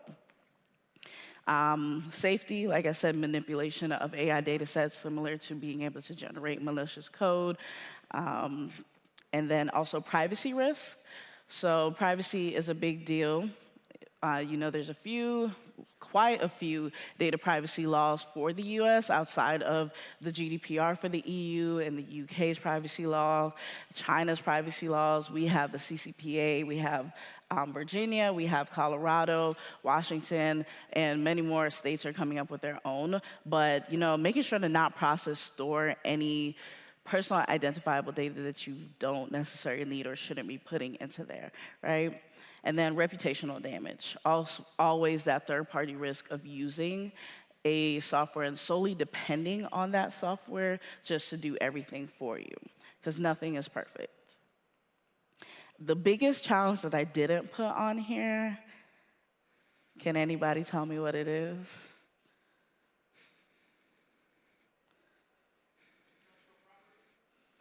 Intellectual property, okay, that's one. Integration. Along with integration. Like, all of this sounds awesome, but cost, right? Budget. Is it in the budget to have this tool within the organization? That's always going to be the issue. But if we don't have the budget for the personnel, let's see if we can pivot that budget or allocate some sort of money for the software, right? Maybe that software license is easier to maintain than, a salary for a security professional. So as a takeaway for this talk, what I want everyone to consider when trying to implement AI tools into their program is to make sure you're auditing those systems, so performing internal checks on those systems that you're implementing. Don't just kick it up in your environment and assume it's going to work as it should work. That's where that human oversight needs to come into place, right? Making sure that you have set professionals I would be the professional. I want this policy management tool. I need to make sure I'm still setting up time to review that and that it's not run rogue within the organization, not creating its own policies or things like that, or just not working at all. Limiting personal information that goes into, personal information, and also somebody said intellectual property. We want to be mindful of what we're putting in these tools, right? AI, it is something that is learned, so it can develop a mind of its own and be to your detriment or organization. Security best practices, so even though you're purchasing this tool, the tool is awesome, you still want to make sure that you are hardening those tools, right? Making sure that access management is coordinated within, the procedures and standards within the organizations, things like that. And then education and training, making sure your employees know and have expectations of what they can and cannot do with these tools, right? Letting them know personal information, intellectual property can't go into here, things like that. And then guidance, right? We don't have any laws and regulations, but the National Institute of Standards and Technology, they've created an AI risk management playbook. So I would definitely advise checking that out, researching it, and see how it can, better help your organization. So that is it for this talk. And now I'm open to any questions, suggestions that you all have. Nothing? No? Okay. Should I set you all free now? Thank you. Wonderful. All right. Awesome. Thank you so much. I'm going to grab that. If anyone does have any questions, we're not doing like question and answer sessions, but you're going to be available and around to answer questions? Yes. Great. So you want to meet up in the back there, grab yourself some coffee from Dark Optics. We have got a little bit of a break right now before we go to our next speaker. Coming up at about 1:15 here, we're going to be back in here for OSINT Tactical, or OSINTical. I'm going to talk to Joe Gray about that. I don't know how to say it. But Joe Gray will be in here at about 1:15 to talk about OSINT. And if you're interested in that, you definitely want to come check it out. So thank you much. Go grab some food. Go find some food. Go talk to some people. We'll see you back here at 1:15.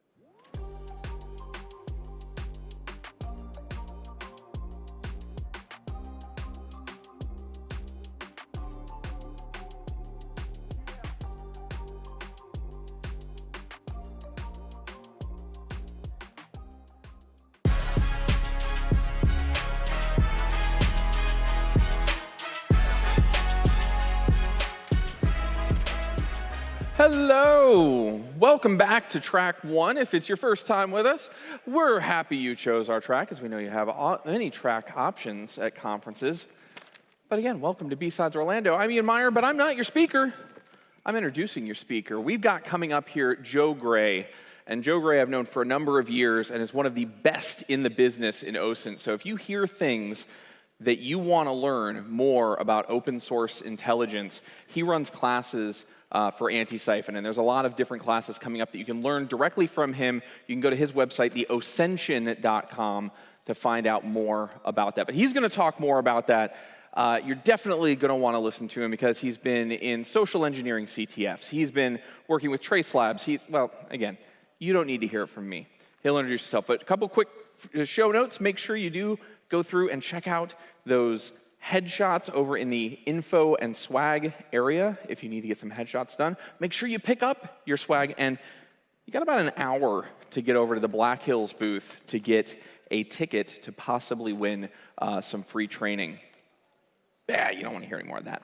So yeah, allow me, if I could, to welcome to the stage Joe Gray, who's going to be talking to you about the OSINT whispers, decrypting enigmas in the art of social engineering. Please welcome Joe Gray.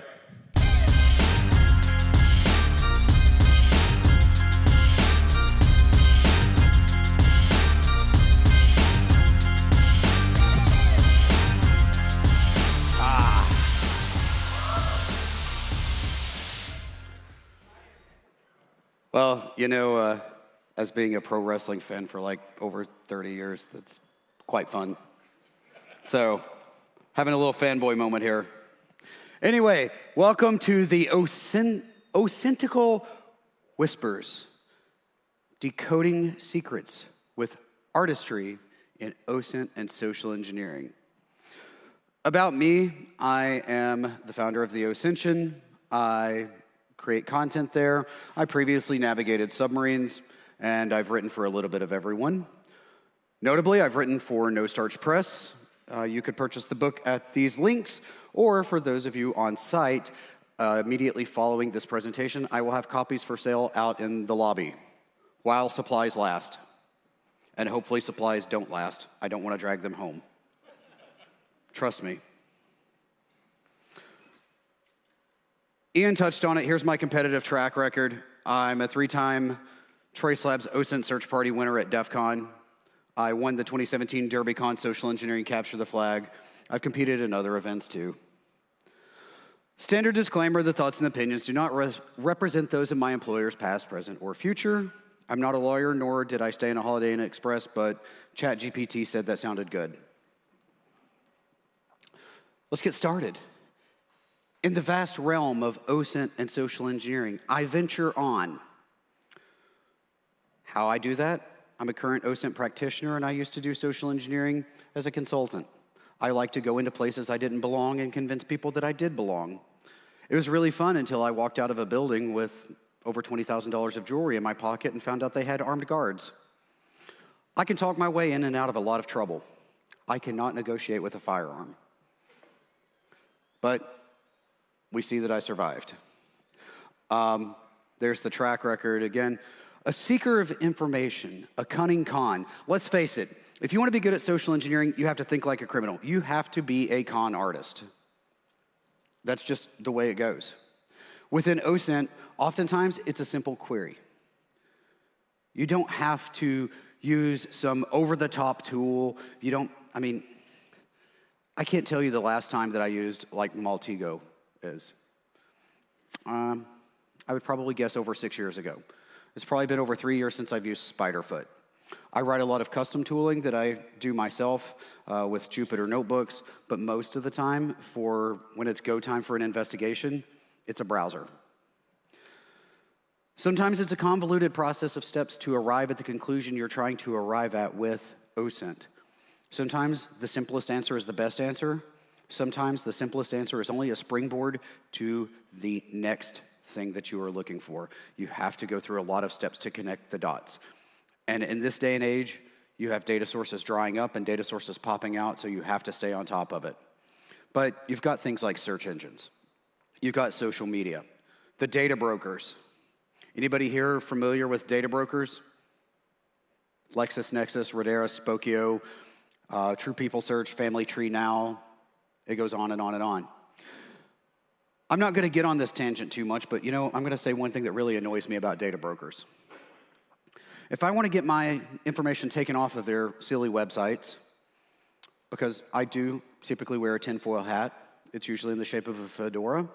Just because I'm paranoid doesn't mean I can't be classy. But I didn't have to solve a single CAPTCHA for my information to be put on that website.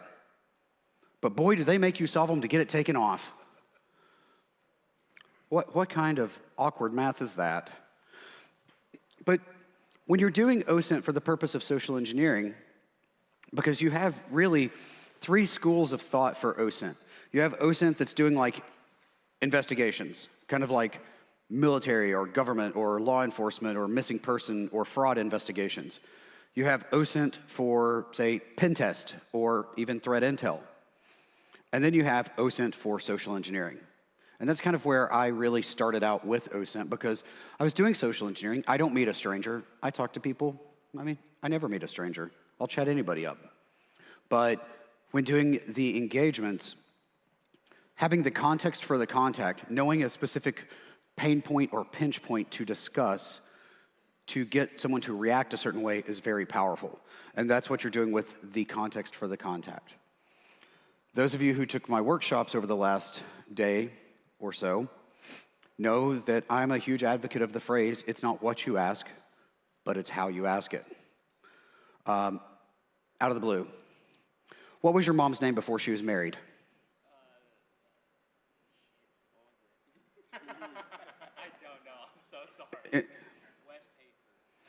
All right, now let me ask you that question another way. What is your mother's maiden name? I don't want to give you that information. You already did. Your mom's name before she was married is her maiden name. It's not what you ask, it's how you ask it. We are conditioned that when we hear the word maiden, that we shut down. But if you just casually ask the question, the truth serum flows.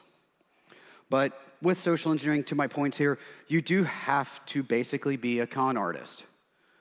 You have to think like a criminal. Don't worry about what the books are saying. Social engineers, admittedly, we all like to talk about our exploits. We like to talk about the weird stuff we've done, the weird situations we've been in. But you have to carve out your own path. That may not fit your personality. That may not fit your circumstance. Be aware of it. Make it your own. Although I will say, knowing where the smoking area is with donuts and clipboards will get you into most places. As a former smoker, I will tell you, if somebody showed up with donuts, I'm going to break my neck to open that door and let them in hopes that they give me one. Even though as a smoker, you can't taste them. Doesn't matter. But again, to the same point, it's not what you ask, but how you ask it. So through open sources, I meticulously explore. This is a non-exhaustive list of places that I like to look for things. Judy Records, Court Listener, Pacer, Open Corporates. Who here goes to Bellingcat's website? You want to know a fun fact? It is blocked on my home router, as is Wikipedia, for the same reason. If I catch myself on either website, there goes my productivity for the day, possibly the week. Just being honest. You've also got the Center for Information Resilience. Don't forget your search engines. Things like Google, Bing, Yandex, Metager, Kiddle, Halal Googling. There's all sorts of them out there. Social media. Let the people tell you what they want you to know. Even though it's probably not true or it's over-embellished or, that really expensive luxury car that they're taking a picture from the cockpit of, it's probably a rental, but that's okay. Let them believe whatever. Anyone here use melissa.com? If you don't, go create an account now. You get 1,000 free credits a month, and it is a very well-enriched data broker. Slack, Discord, Telegram, and of course, don't forget your data breaches. So honestly, for me, the thrill of the kill in gathering fragments of intelligence, never a bore, it's very exciting for me. It feels like the thrill of the kill of connecting those dots. I get an adrenaline rush from taking disparate data points and finding out how they are interconnected. Sometimes it's a really easy process. Sometimes it's not. It's kind of like the almond joy in mounds. Sometimes you feel like a nut, sometimes you don't. But honestly, you've got to be scrappy and gritty with this sometimes. Because honestly, what it boils down to is your persistence. It's not persistence in you're hiding a piece of code or an agent that's going to phone home. It's not that type of persistence. It's just you have got to exhibit the willpower of not giving up. And I'm sure you noticed the theme here about it's not what you ask, but how you ask it. It's not that I had amnesia when I was creating the slides. It's I really want you to understand that point. You know, when we're talking about social media platforms, my hunting ground, anybody developing a theme here with like the titles yet? It's all good. You've got Blue Sky, Mastodon, Twitter, Facebook, to some degree Rumble, BitChute, YouTube, Frank, Truth.social, Parley, MeWeGab, although Parley's not around right now. LinkedIn. I mean, everybody's the director of something on LinkedIn.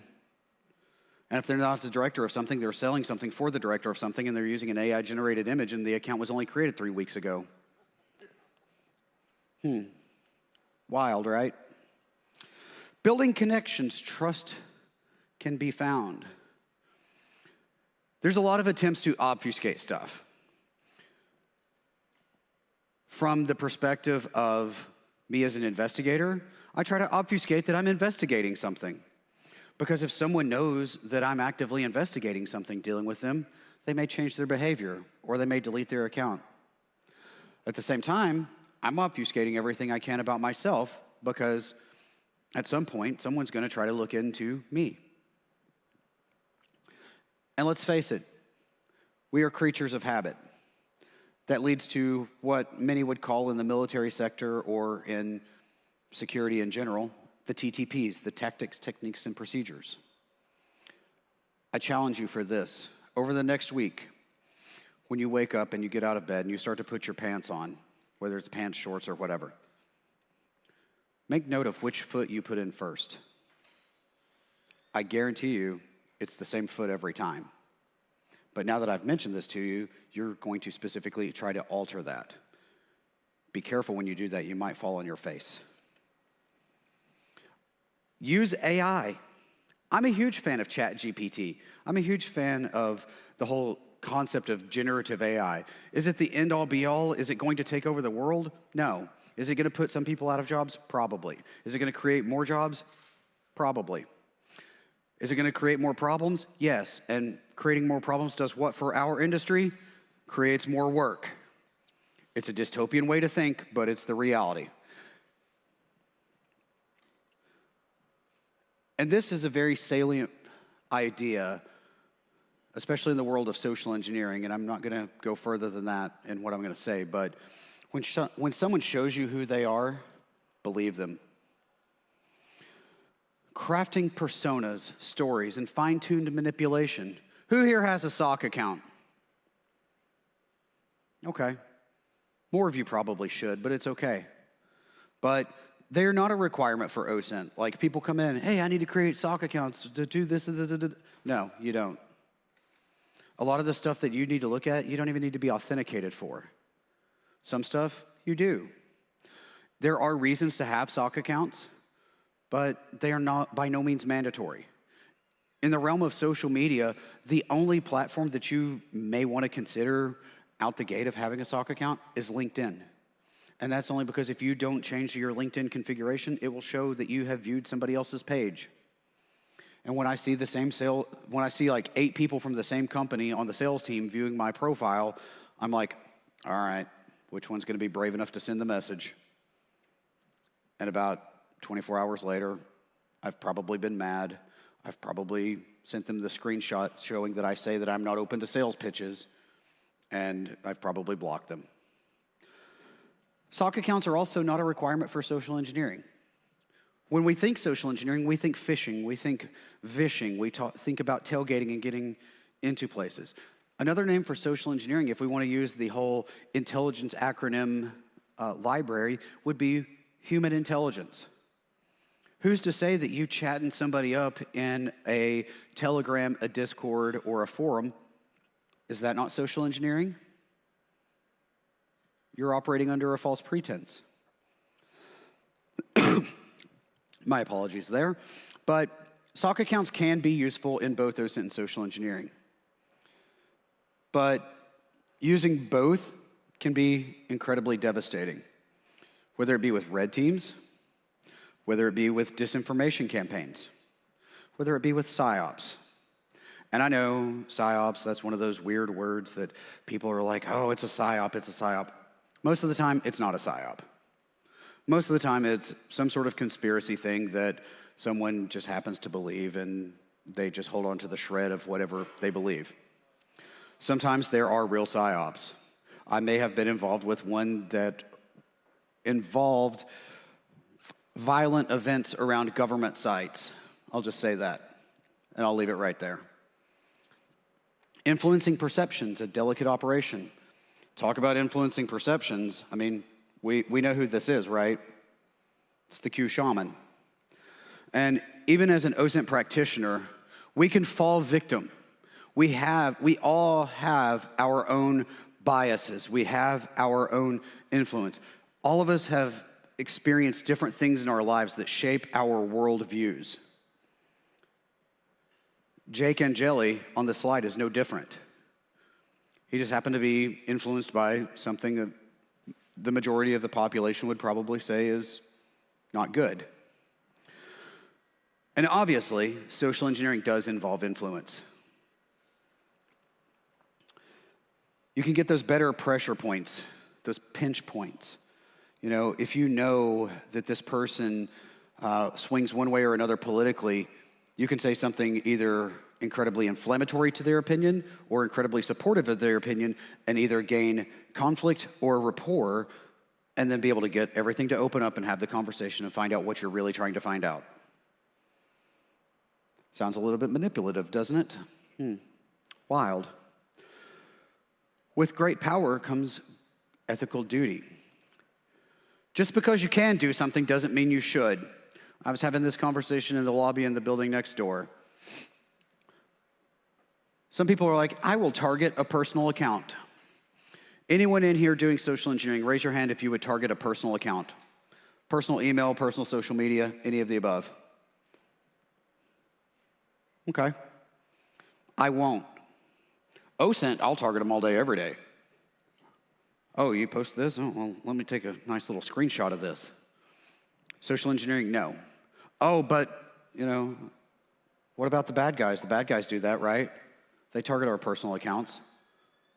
I mean, I had only been 3 days on my current job, and some salesperson emailed me on my personal account, and I'm like, you really need to stop using Rocket Reach. Because that's where it came from, I knew it. I won't use Rocket Reach for that reason. I'll ask you this about the personal account thing. Any pen testers in here? Red teamers? We're at a BSides event. I know the answer is yes for some of you. When is the last time that you saw, in scope of your engagement, a full-on DDoS attack or ransomware attack? And I'm not talking about encrypting a few files on a test server. I'm not talking about stress testing your dev instance. I'm talking take you down off the internet and encrypt your stuff. When's the last time you saw that? Yeah. So we really don't do everything that the adversaries do. So why do you think it's okay to go targeting at a personal account? I will say that if anyone ever is conducting a pen test against my employer and they target my personal accounts, I will be alumni of that company and I will probably be pursuing some legal action because they don't have the authority to authorize that.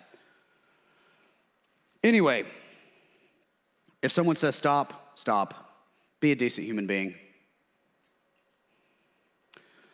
Use these skills with justice and scrutiny. With great power, I don't think I need to finish that. You also want to factor in the United States at least, the 5th and 6th Amendments. Also keep in mind, I'm not a lawyer. You do have to scrutinize everything. It doesn't matter if it's from a reliable data source, which I would consider high fidelity, or something more questionable, which I may refer to as low fidelity. Because a broken clock is right twice a day. Once a day if it's a 24-hour clock, but you get the point. So you have to scrutinize everything and see how it fits into what you already believe within your ecosystem, within your investigation.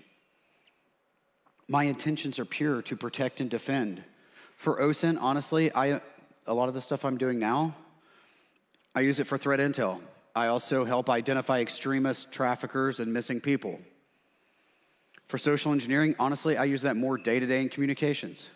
If you understand how social engineering works, you can have more powerful meetings and conversations with people because you stop listening to respond and you start listening to comprehend. And once you comprehend, you can provide a more educated response and have a more meaningful, enriched conversation. Unveiling truth's a means to an end. You know, honestly, I'm gonna be real with you. When you're doing OSINT and social engineering, you need to be prepared to hear some stuff. And when I say some stuff, I mean some truth. You can hear some legitimate truths. You can hear about someone's experience while being trafficked, or you can hear about their terrible home life, or a heartbreaking situation they had, or their journey to overcome things. It could be opposite to your beliefs or your biases or the dossier you have on that. Be prepared for that. You have to, at times you have to segregate mentally from your own humanity so you can avoid falling into your feels and step away for a bit and come back. And then, of course, conspiracies. They're always totally true, and they're always on some weird website. Somebody I was in the Navy with has just fallen into the flat earth stuff, and oh boy. It took me 4 hours to unroll my eyes from the back of my head after some of these videos they posted. Connect the dots, analyzing the clues. Not all dots are created equal. Let's be honest, they're not. Some data sources are better than others. Some things are more truthful than others, and some are going to tell you the complete picture. Some are only going to tell you the part of the picture they want you to see. That's just the way it goes. I mean, if you want an example of that, if you want to know what's really going on in the world, and I'm not trying to sound like a conspiracy theorist in the least when I say this, but if you really want to know what's going on in the world, you pretty much have to watch at least 3, if not 4 news broadcasts. Because in this day and age, news is not news anymore. News is entertainment. It's all for ratings. Some clues are meant to throw you off. I mean, from my own lens, when talking about OPSEC, I'm only lying if I'm moving my mouth. I'm only lying if my fingers are moving on a keyboard, especially if I'm creating accounts. But people will put deceptive things out there, and you have to evaluate that and understand when and how to evaluate that as a truth. Don't forget, you've also got honeypots, you've got tokens, you've got deceptive information and other technologies. I have specific deceptive information out there about myself that when contacted, I know exactly where it came from and I will shut it down quick. Piecing together the puzzle, ever enthused. I'm always enthused. But, you know, we always hear there's 3 sides to the story, this side, that side, and what really happened. That's usually the case in the real world as well. Digital footprints and online trails create. We've talked about data brokers. We've talked about social media, data breaches. There's the concept of digital exhaust. That's what you put out there about yourself, either intentionally or unintentionally. That leads to bad OPSEC. And as a byproduct, all I need is one thing to unravel. You know, I was doing an investigation not too long ago into a person. I knew them by one name, and then I just happened to pick up that they had a different first name. And then I searched for that first name and the state that I believed them to be in, and I found their name in an obituary. And from that obituary, I was able to unravel their entire family's accounts. All because of one simple occurrence of digital exhaust. Oh wow, there's that recurring theme again, right? It's not what you ask, but how you ask it. But looking up about this, almost anything you want to learn is available. It's accessible somewhere, probably on the internet. You want to build your knowledge bases. You want to build your wikis. Have your resources. You know, I have knowledge bases for things right now. It's like when I did an anti-trafficking CTF, I had to get up to speed on all the lingo associated with human trafficking and like that type of sex work. I ended up having to create a massive Obsidian file in Markdown just to stay on top of all the acronyms. And then after that, I had to point out all the sports teams that were used by different people. Not necessarily people directly, but people in certain roles. So like the Milwaukee Brewers means one thing, the Pirates means one thing, the Phillies mean one thing, all because of what's on the hat or the team color or something to that effect.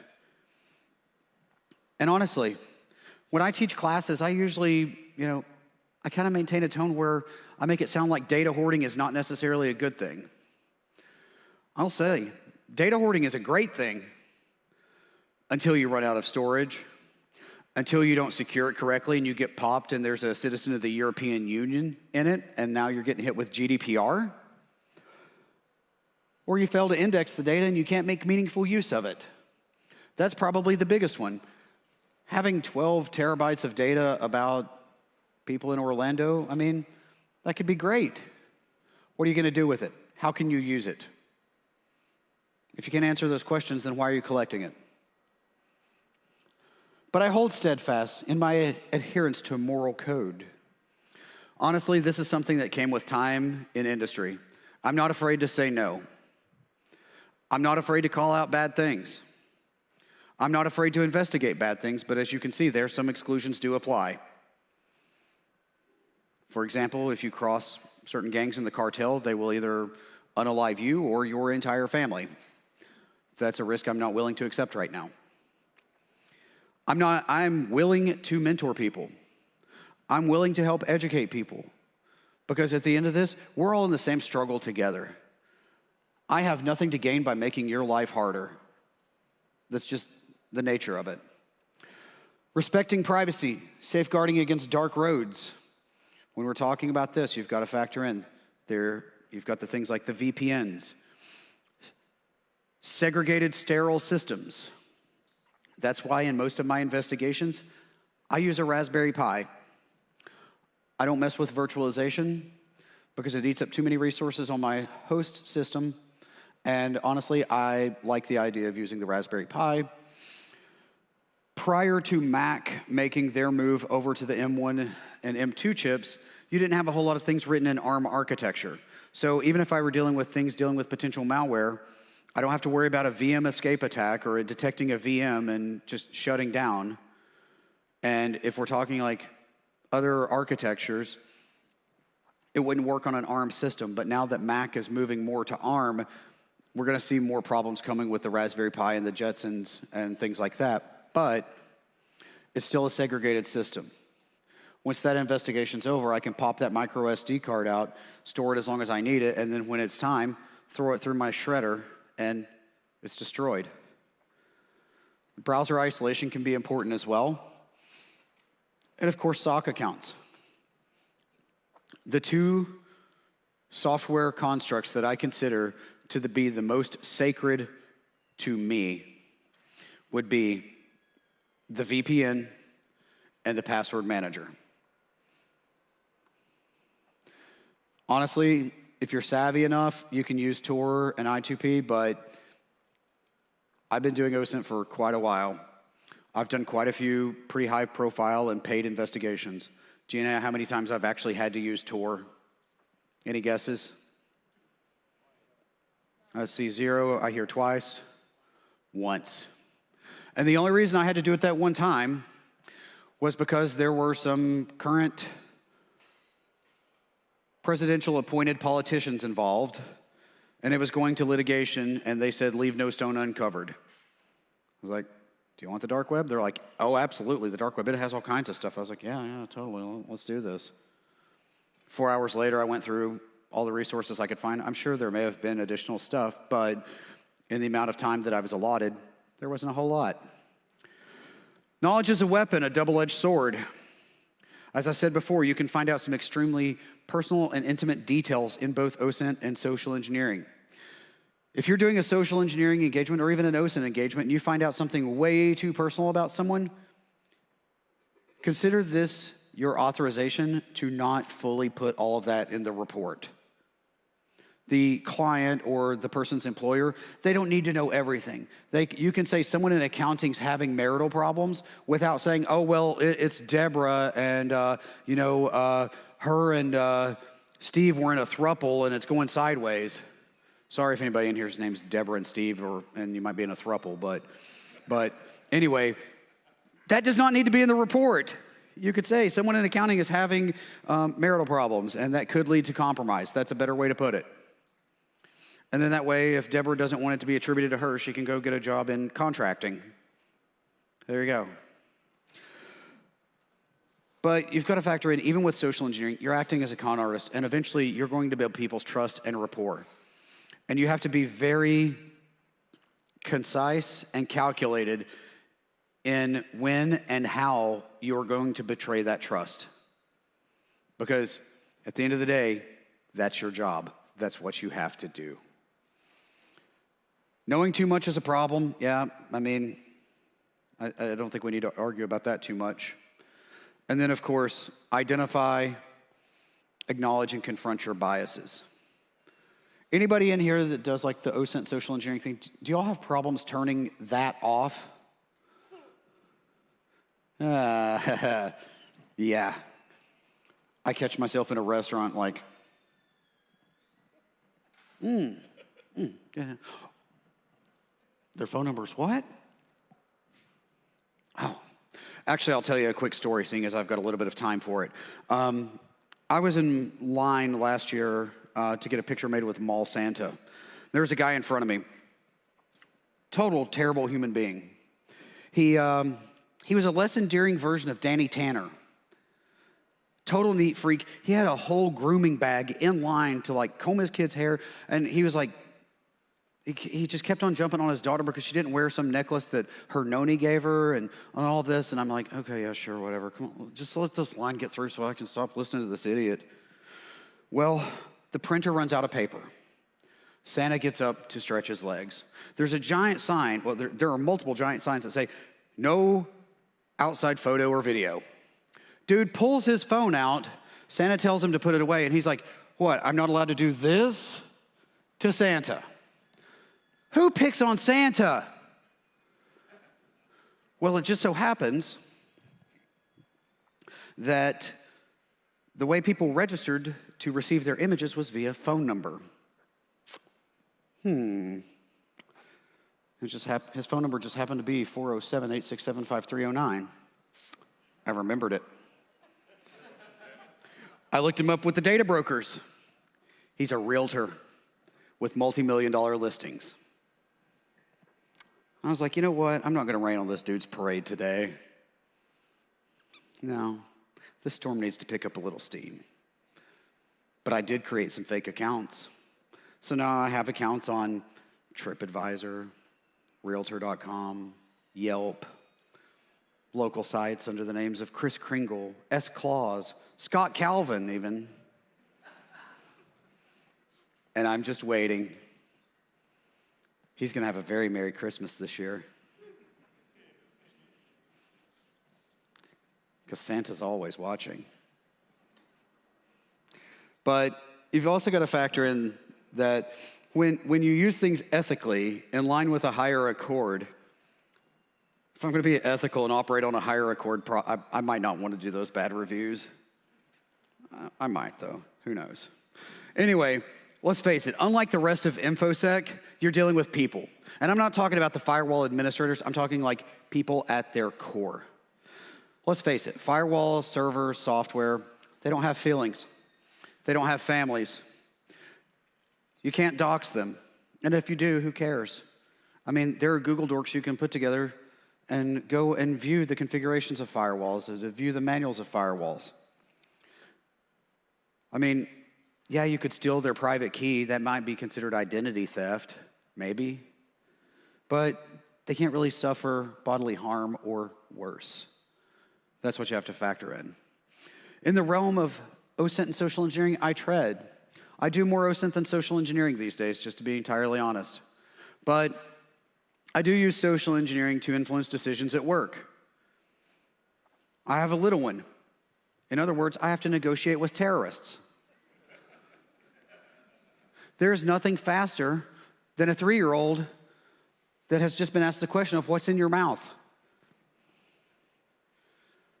And then, I still talk to people. I still extract data. I still want to know things.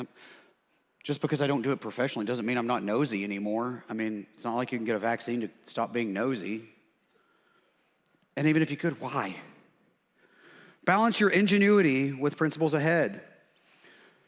You want to develop your new techniques. Be innovative. If something's not been done, ask why. Focus on the foundations, but build upon it. That's how we have a comprehension of anything anymore. To be successful in OSINT and social engineering, you don't have to write code. You don't even have to use Linux. You just have to learn to talk to people and listen before you start pumping them for data. Sometimes you got to stroke their ego a little bit. But you got to learn how to turn it off. When I figure out how to turn it off, I will submit that as the talk to give. But I've not figured it out yet.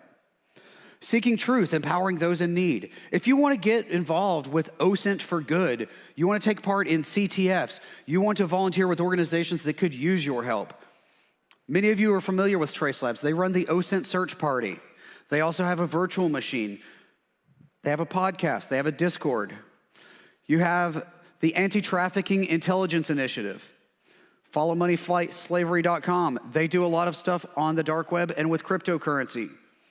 They have previously ran an event called the Dark Webathon. I don't know when the next one is or if there will be a next one. You also have Skull Games. Skull Games is going on right now. You have to undergo a background investigation and be vetted. You'll be paired with law enforcement. The event going on right now is at Osmosis Conference. That is an anti-trafficking CTF. I don't recommend that for people who are just breaking in and people that may be a little sensitive to some of the stuff you could see. You probably want to do a few Trace Labs events before you even consider it. And then you've got Operation Safe Escape. They seek to help domestic violence victims get out and stay out with both an intel and a counter-intel perspective. These practices, when wielded responsibly, shall succeed. Success in this context is the culmination of patience, practice, and constant learning. When you stop learning, you stop living. With OSINT, things rapidly change. Terms of service, laws, monetization models, people, and then, of course, the workflows. In terms of social engineering, the changes are a lot slower. That whole lizard brain perspective, like us at our most primal, that doesn't change very much. That's that subconscious psychology I'm referring to. But people will change. People will evolve. The things, for those of you who have been on social media for over 10 years, do you ever look back in your memories of what you posted 10 years ago? All right. Are any of you all embarrassed by the stuff you posted 10 years ago? Yep. That's why I actively delete mine. So, if you didn't catch on, this is what this was. I went to ChatGPT and I said, write to the tune of some Dr. Seuss type stuff, write a story about OSINT and social engineering. And that's what this is. So the title slide of every single slide was a line of the story. And I will read the story in its entirety for you. In the vast realm of OSINT and social engineering, I venture on. A seeker of truth, a cunning con. Through open sources, I meticulously explore, gathering fragments of intelligence, never a bore. Social media platforms, my hunting ground. Building connections, trust can be found. Crafting personas, stories, and fine-tuned manipulation. Influence perceptions, a delicate operation. But with great power comes ethical duty to use these skills with justice and scrutiny. My intentions pure to protect and defend, unveiling truths, a means to an end. Connecting the dots, analyzing the clues, piecing together the puzzle, ever enthused. Digital footprints and online trails create a tapestry of knowledge, an intricate debate. But I hold steadfast in my adherence to moral codes, respecting privacy, safeguarding against dark roads. For knowledge is a weapon, a double-edged sword, to be used ethically in line with a higher accord. In the realm of OSINT and social engineering I tread, balancing ingenuity with principles ahead, seeking truth, empowering those in need. These practices, when wielded responsibly, shall succeed. Any questions?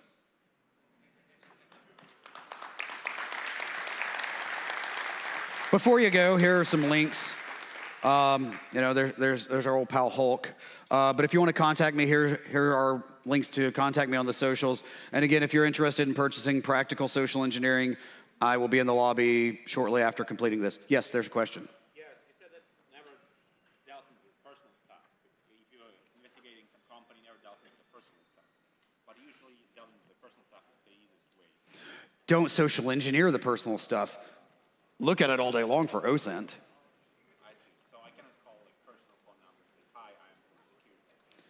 If you did that to me and my company had hired you, I'm going to be out for your head. And I will probably win.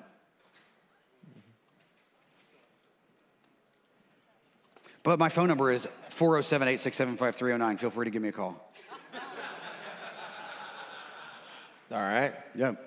Awesome. So if you have more questions for Joe, he's going to be out in the lobby with his book, which I highly recommend you get. Because one, he doesn't want to carry it, and two, it's very good. So again, everyone, thank you. Joe Gray, everybody. All right. So we are going to take, again, a little break here and transition to our next speaker. Coming up next, when you come back, is going to be Alan Scott, and they're going to be talking to you about finding those things that kind of go bump in the night. So again, thank you for your time. Make sure you go check out the sponsors and vendors. Make sure you go check out Dark Optics for some coffee. Get your raffle tickets. There's going to be prizes later. Just go do that. Anyway, we'll be back here with Alan Scott here at, about 2:15. So very good. Thank you.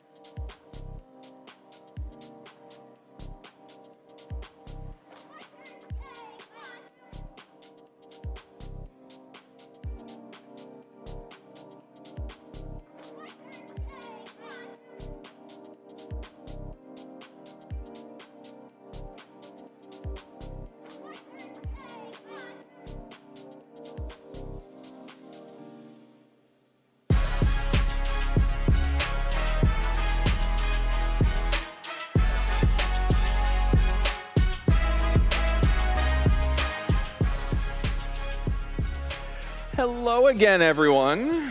Welcome. We've got another great speaker, and I know I kind of start with that each time, but it's because we have great speakers, okay? So just get used to it. So anyway, you're in track one, and welcome, and thank you for being here. Up next, we have a fantastic talk on building modern detection and response programs. And I would pay very close attention to the title, because one of the other famous lines from that movie will kind of like, you can't hack in here, this is the CTF room. But if you do want to hack in here, this person's probably going to find you. And what I'd like to do now is introduce Alan Scott, who's going to talk to you about building a modern detection and response program. Let's come here up to the stage.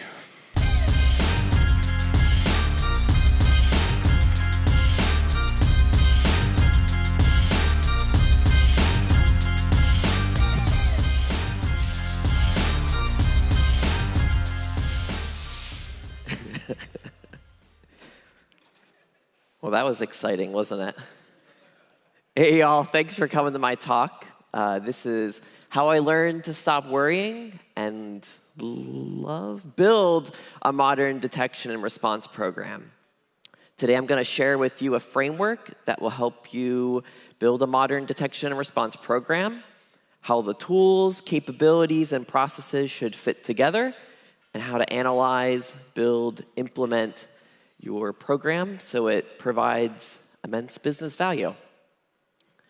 But first, hey, I'm Alan. I'm a senior staff engineer at Airbnb on the technology leadership team, where I work on fun things like detection and response. I'm also a dad. I live in Austin, Texas with my wife and 2-year-old son, Liam. And here we are in a giant adult-sized ball pit where I almost lost him many times. And this talk is, in a way, inspired by Liam. You see, I'm a worrier, which I like to mispronounce as warrior.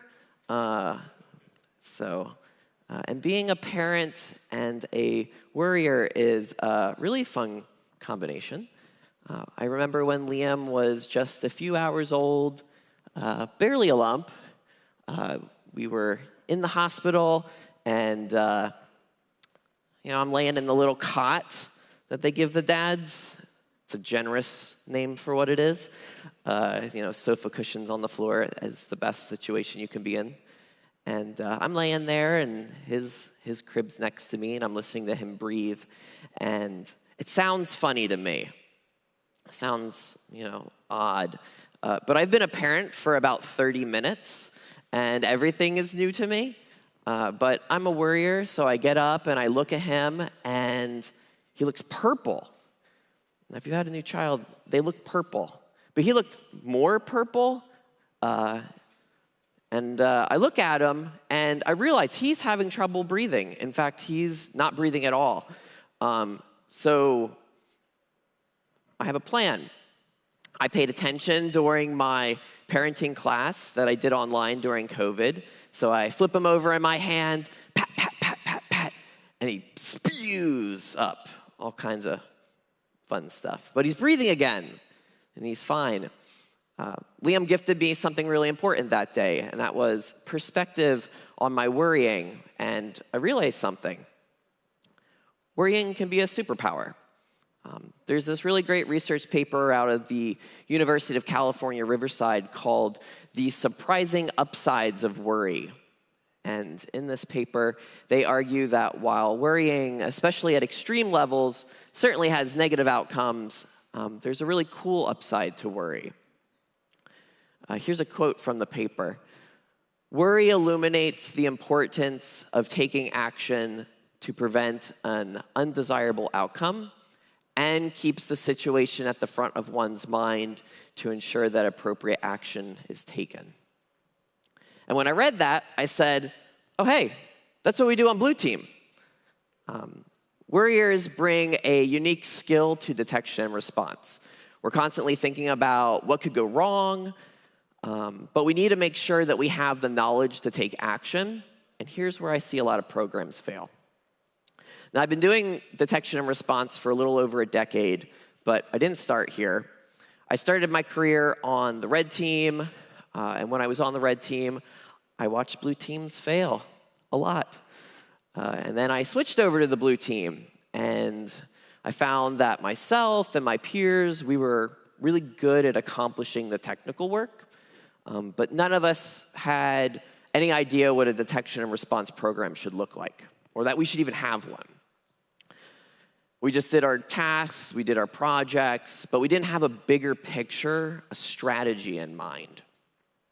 And I think this is one of the major reasons blue teams fail. We're taking lots of action, but we're making it up as we go. Or we're copying what we did at our last organization because, I don't know, it kind of worked there. So after making lots of mistakes, I've taken all those lessons and I built a framework that finally worked for me. And hopefully it'll help you make a much better detection and response program.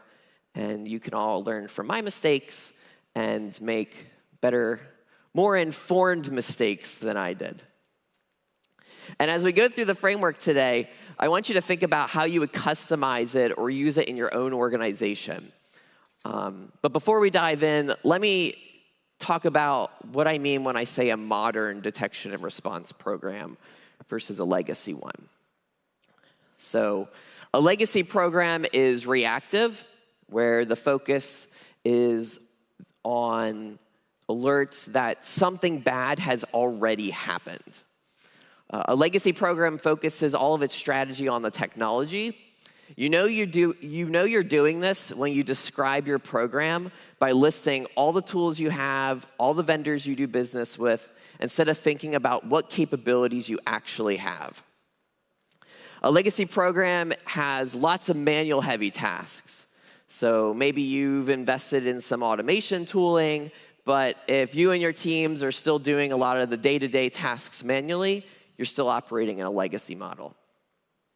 And finally, and personally, I think most unfortunate, legacy program operates completely siloed and disjointed from the rest of the organization. I have been very guilty of this in the past. It's sometimes easier, it feels, to get work done if you just charge ahead and you ignore the rest of the organization. And it feels that way because we're constantly playing catch up with the bad guys.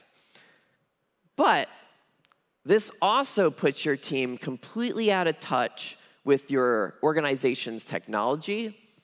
It inhibits their ability to work side by side with partner teams, and you will, in the long term, end up investing time and money into solving problems that would absolutely have been better solved in collaboration with other teams. On the other hand, a modern program is proactive, and that doesn't mean you just do a thing called threat hunting, even though that sounds like a cool thing to say. It means that your philosophy for detection incorporates the idea that you want to detect a threat as early in an attack as possible, and that there's many signals you can correlate before the something bad has happened alert needs to fire. And instead of being so tool-focused, a modern program builds strategy that is business-focused. And by that, I mean we empower our teams with more than just requirements, but also the context of how what they're working on empowers the business. A modern program prioritizes automation. When we're implementing processes, integrating our tools, your first thought should be, how will I automate this? Instead of creating all those manual playbooks and sure hoping you'll automate it in the future. You won't. And finally, a modern program is connected to the business.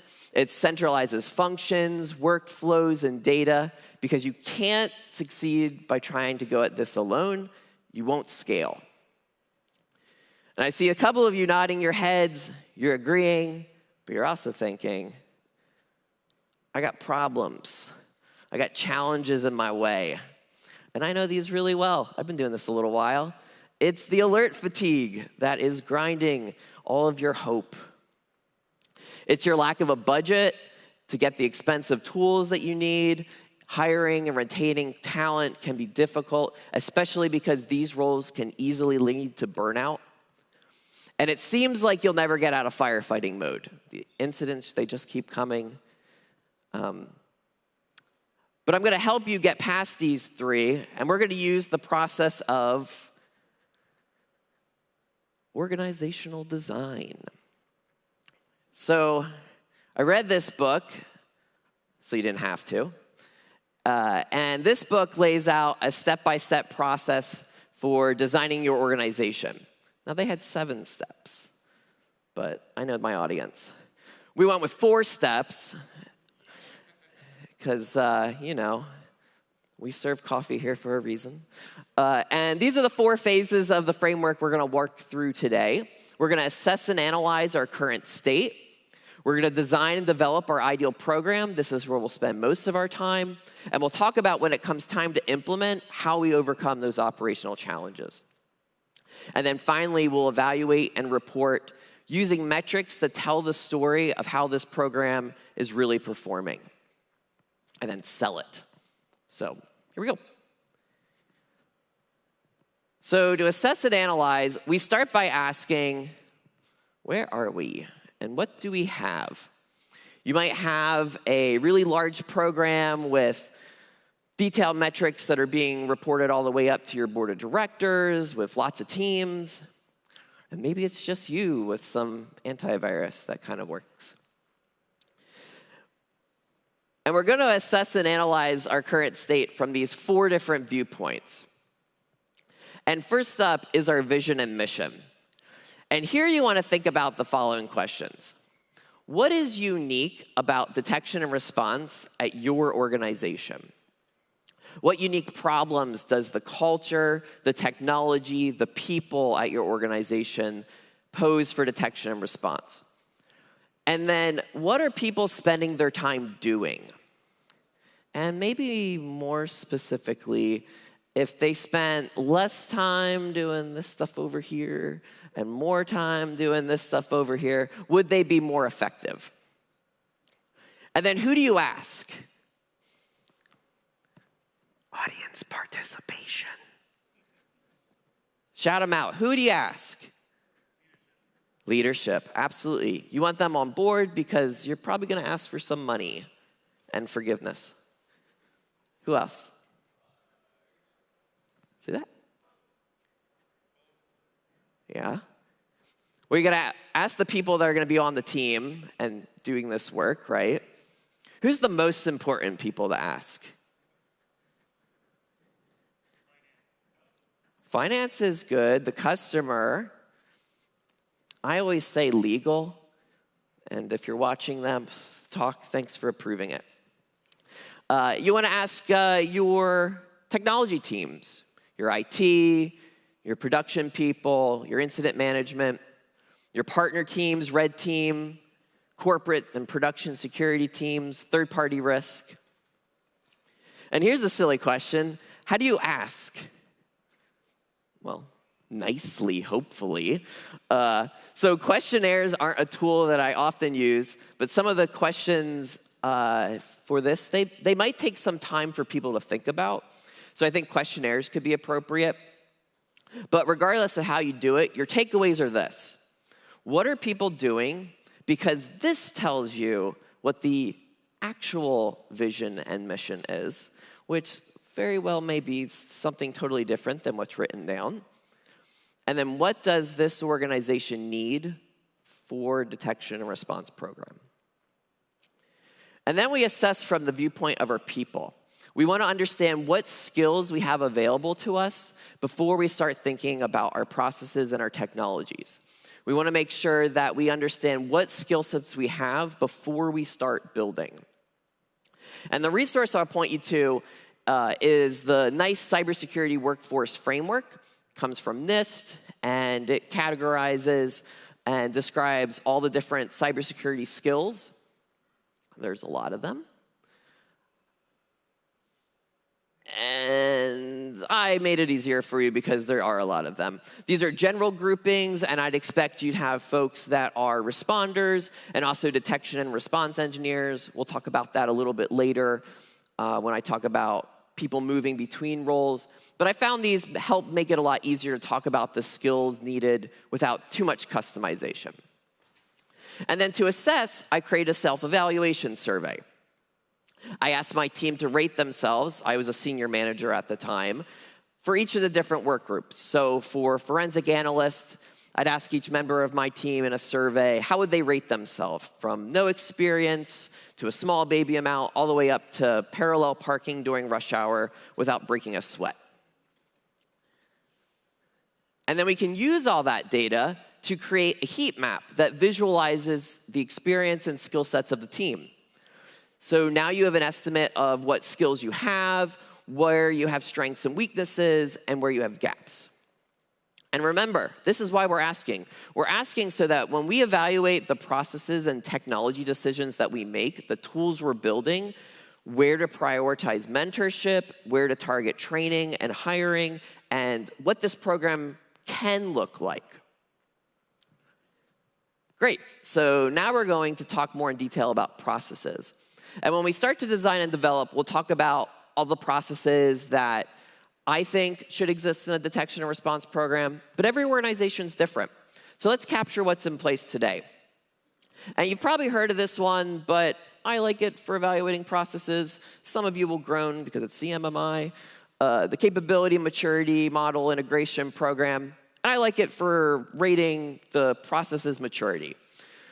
So you can start out from least mature, where processes are unpredictable, poorly controlled, reactive, and then go all the way up to optimizing, where your focus is on process improvement. And then as you do your discovery, you document and rate each process. And these can be things like your playbooks and your incident response plans.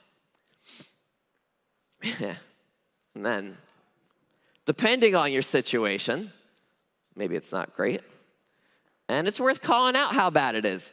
There's the Capability Immaturity Model, which is a semi-serious way that a captain in the Air Force came up with as a way to evaluate dysfunctional organizations. My favorite level is contemptuous, which is defined when ineffectiveness has become apparent to the larger organization, but measurements are fudged to make the organization look good, while they become more committed to ineffective processes. Yeah, if you know, you know. Cool, so now we've assessed our people, our processes, our vision and mission. Now let's look at our technology. And for these, I'd like you to consider that technical capabilities are not product categories. And what do I mean by that? Well, you might have a thing called EDR. I might have a thing called EDR. But depending on the vendor, the tool, the operating systems, what we're actually using in the tool, our capabilities might be really different. And second, product categories are confusing. If I polled 5 people in this room and asked you what XDR was, I'd probably get 6 different answers. So as we're analyzing and designing our technical architecture, we want to focus on capabilities, their use cases, instead of product categories. So for example, instead of just documenting that, hey, I've got EDR, we want to document capabilities like, do I have fileless malware detection?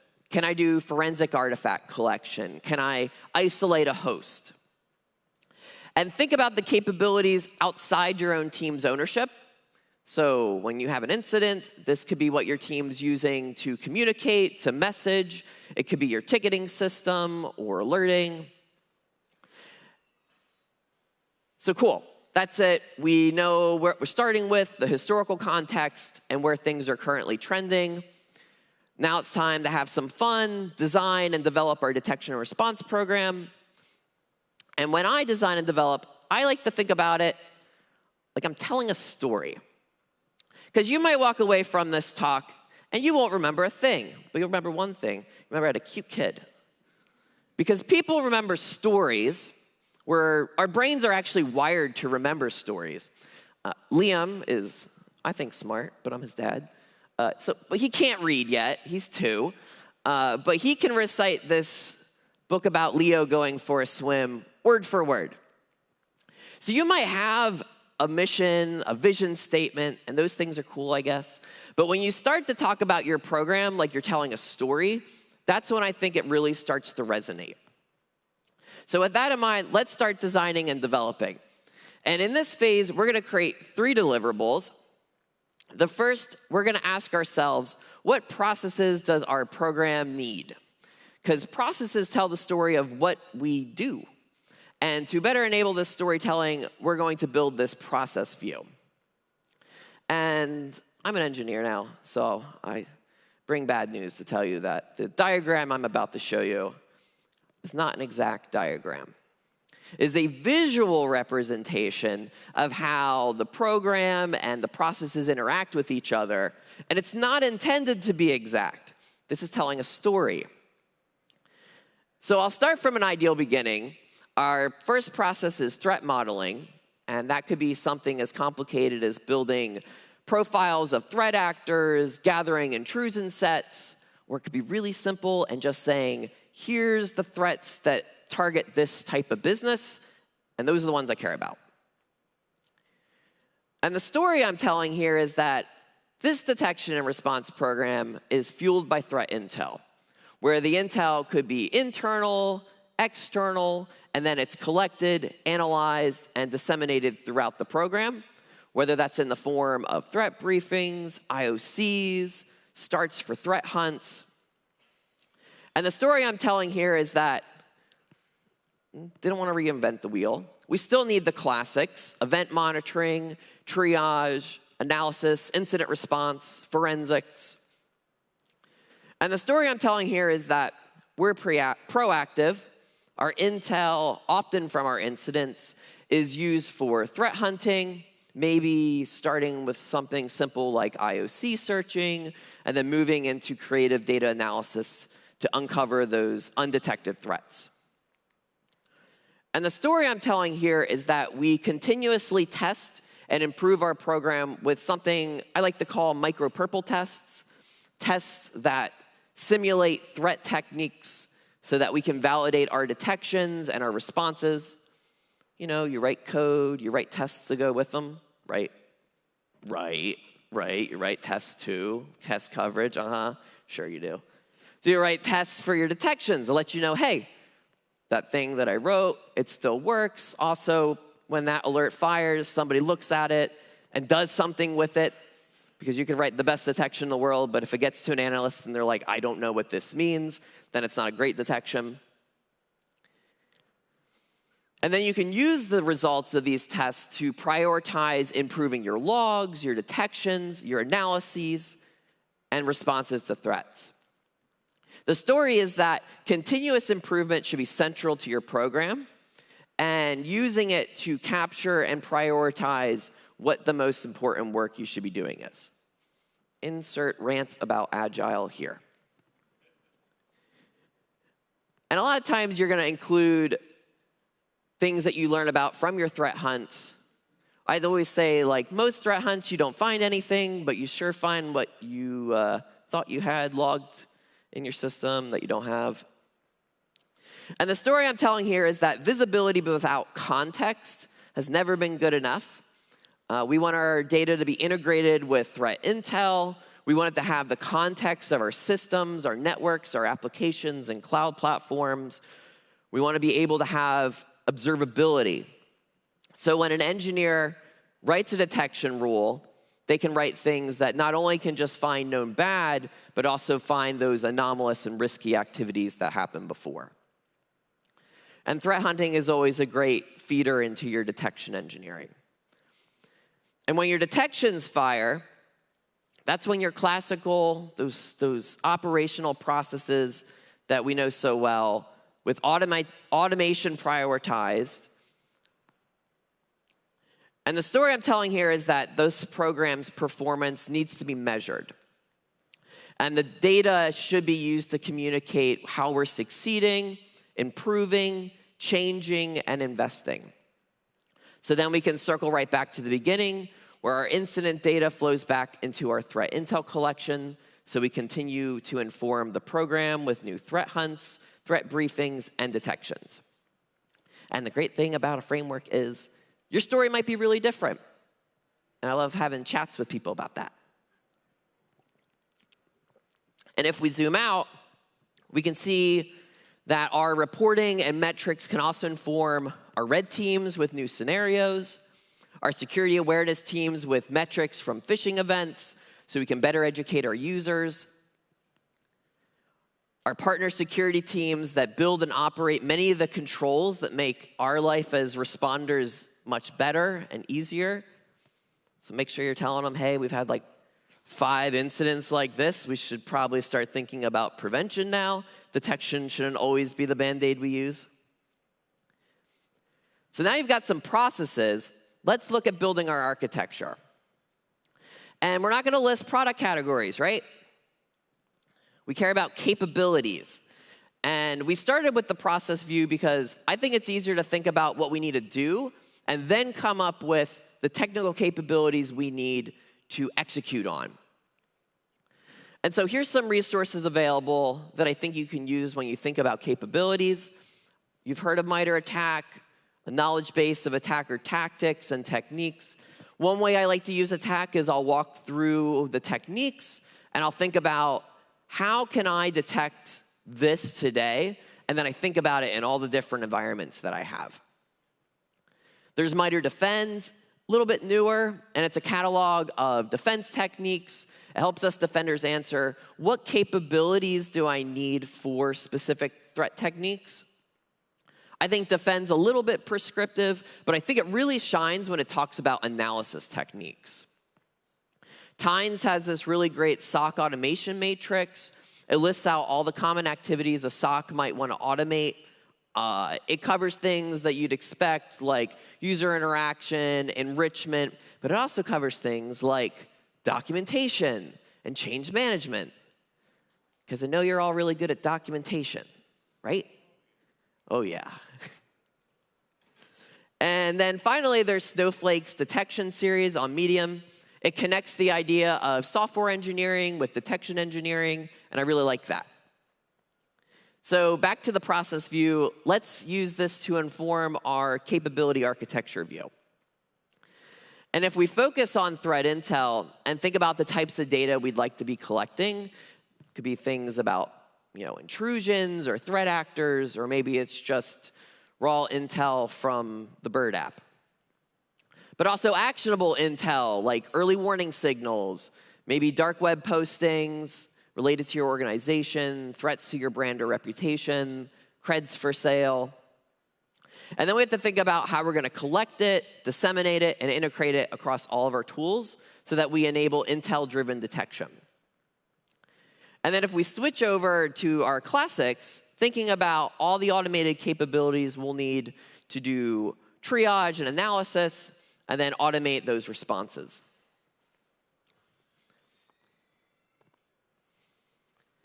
And then for my more engineering-focused and proactive processes, I think about how I'll get observability out of my logs, not just collecting them, but normalizing, enriching, aggregating, correlating, getting historical context, and then not, spending my whole budget on it. Thinking about how I need analytics to detect threat behaviors and malware on my endpoints, my networks, my cloud platforms, all the things. And how I'm going to automate testing all of that against MITRE attack techniques in all of my different environments. And then we can put all those capabilities together and create this thing I call an architecture view. And I've organized these capabilities in the groups that tend to be more closely related. And just like I discussed before, the headline for my stories are always, we take our threat intel and we use it to enable intel-driven detection.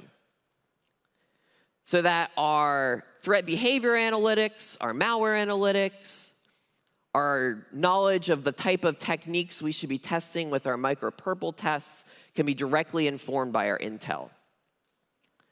And we take all that data, turn it into something our teams can use to engineer detections so they can generate alerts for our automated analysis and then trigger our rapid response automated processes across all our various controls.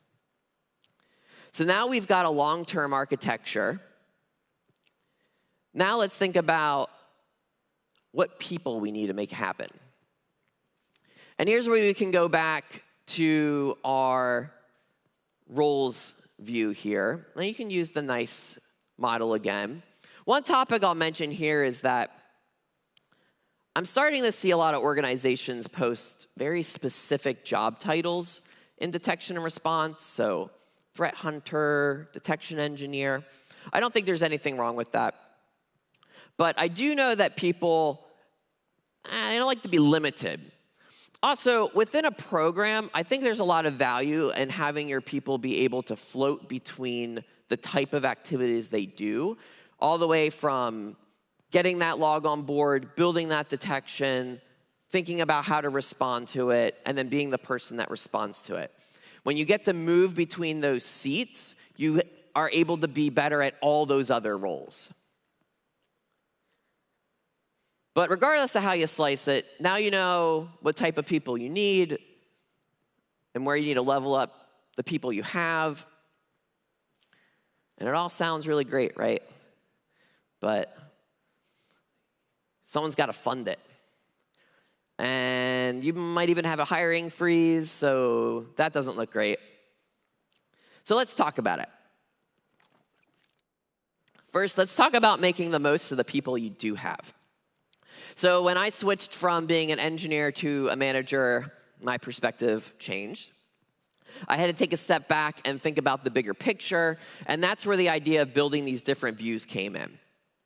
Now I'm back in an engineering role, and I realize these views are important, but maybe most importantly for the engineers and analysts that work on them.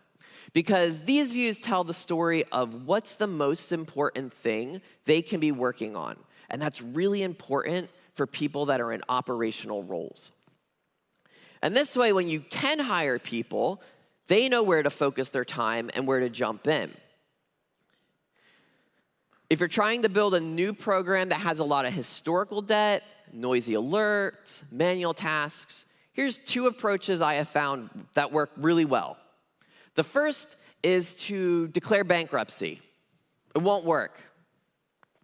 Good try. This doesn't generally fly with leadership. The other option, I think, is to outsource it. Time box your outsource, hire a third-party SOC or something, throw bodies at the problem. What you need to do is get the people that you are building this program with the time to get to the point where you can get yourself out from underwater. And that way, as you prioritize the technical capabilities that you need, they know what they could be working on, and they have the time to do it. Now, the question of build versus buy always comes up. I'm an engineer. I love to build. But here's what I recommend, especially when you're just starting out. 65% solution is good enough. Don't ignore your basic principles. Things like you want to be able to automate.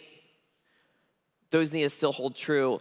But if you can buy a solution that gets you 65% of the way there, then your team can focus on building those program specifics, the things that are special about your organization. And of course, while you're building, you've still got incidents, you've still got operations, and those are always going to be the priority. But especially when you're in the beginning of your implementation, you need to let less critical things fall on the floor. You need to let them fail. Because we're really good at giving the appearance of being really busy, because we're really busy. We're always busy. And this can often give the perception that everything's working fine. You're detecting stuff, but we'll talk about how you can report to your leadership to open their eyes to the reality that, like, you're really busy, but you're not being effective, and you're not actually able and capable of stopping and detecting threats today.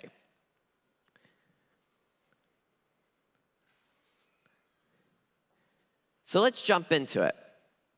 And just like there was a legacy program and a modern program, I think some of you might have a very modern program, but still be falling into legacy methods of evaluating and reporting. And it's preventing you from getting the support and funding you really need to succeed.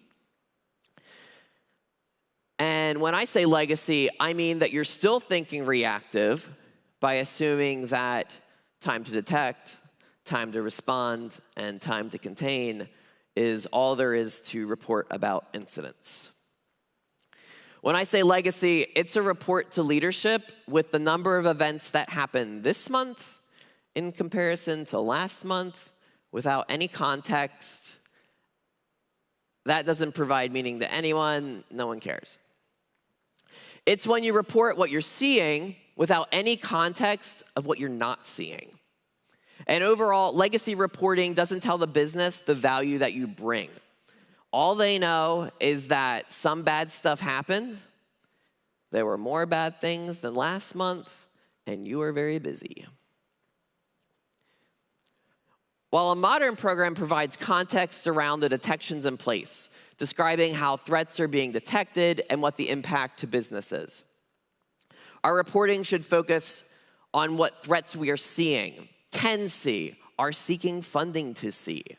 It provides context to the numbers. What are the associated threats? What environments could be impacted? And where do we have visibility today? And it quantifies these, at least in a narrative, to business risk. Like, hey, y'all remember that ransomware incident? That could have meant we weren't doing business for weeks. And that's on the low end. So I want to talk about 4 ways to evaluate and report. I talk a lot about observability, and I think these 3 questions simplify it. What can we detect today? So what threats can we see? What can't we see? What's our landscape coverage? Do I have the same threat visibility in my cloud platforms that I have on my laptops? And then take all these and answer what our overall visibility in the threats is. And so to answer what we can detect today, I mentioned this idea of micropurple testing. That is, running tests that we validate whether we can or can't detect something. And here's an example of what running all the techniques across MITRE ATT&CK and scoring them might look like. And in this hypothetical example, the story is that there's really great coverage of discovery and C2 techniques, but an attacker might be able to move laterally through the network without being detected. And that might be really bad if, you've got like a flat network, which I know none of you have. Next, look at the results of running all these techniques across all our different environments, or what I call landscapes, so we can get a different view of where our tactics might be less likely to be detected. So here the story is that we have really good endpoint coverage, but no visibility in the containers. Maybe that's where the business apps run, so that's problematic. And then sum it all up. We can provide our hypothetical overall visibility into threats by looking at the results from our micropurple tests, looking at the detections we have in place today, but maybe we haven't validated them yet, and then weighting those by the priority and prevalence of our environments. So then these three reports tell leadership what are the different type of threats, which ones can we see and where, and overall how we're doing. And then, of course, you can trend this over time and show where investments and hiring might enable for faster delivery. And closely tied to our observability report are our metrics. And for these, let's move away from just giving alert numbers and instead say, we know what we can see. What threats are we seeing the most of and where? Which ones pose the biggest threats for the business? And from what we can see, what are the trends and impact? What preventative controls, investments could reduce the risks? So instead of giving lots of meaningless numbers, a little bar chart of all the things that hit your sock that month, derive from those events, what are your top threats? What landscapes are at risk? And what are the top incident trends that you're seeing that the business need to immediately address? So speaking of incidents, a valuable tool for evaluating and reporting is using incidents to tell the story of how our program is performing, looking at an incident from the viewpoint of processes, tools, and people. So you might have an example. A user reports an email as phishing. How did the program perform? And here you might highlight wins.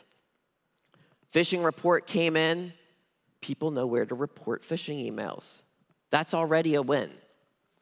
The report was triaged in a timely manner. The team's processes for analysis found that, yes, indeed, it was malicious and that there were multiple recipients, and you find that one person that clicks the link. Did the response isolate the host, remove the email everywhere, and then did the threat hunting from the IOCs you pulled from that to find where else that attacker might have evaded the defenses, finding those additional victims. And a lot of times, the story you might tell, it won't be a great story. But those are good as well because they give an opportunity to show where you might need more investment. Because take it from me, you can create really beautiful graphs full of really good data, but sometimes a story goes a lot further. And so then you can present your roadmap.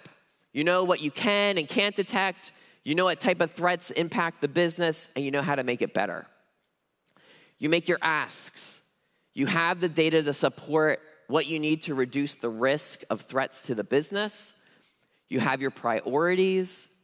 Here's the proposed roadmap to close those gaps. Here's what we need from you to fund it, hire for it, and then going forward, reporting on that progress and timeline of projects to close those gaps by investments in technology, processes, and people. So here we are. Instead of hiring based on the number of alerts or investigations, you can make data-driven decisions based on roles and skill sets. Instead of threat hunting because it sounds cool, Your process view is a story that describes what your program does, how it provides value, and how you measure success. Instead of buying based on what Gartner says you need, you have a vision for your architecture and capabilities with a timeline to accomplish it and clear asks to your leadership. Instead of telling your bosses, maybe we'll detect it, I don't remember. You have metrics that describe your threat coverage and performance from your previous incidents. So hopefully now you've learned to stop worrying and build a modern detection and response program. Thanks so much for having me.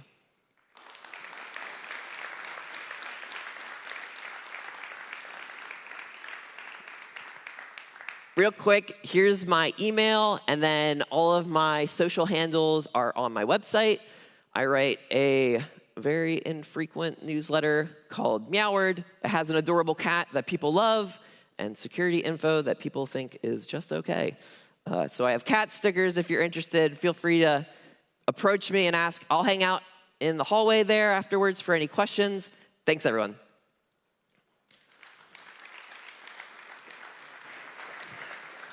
Yep.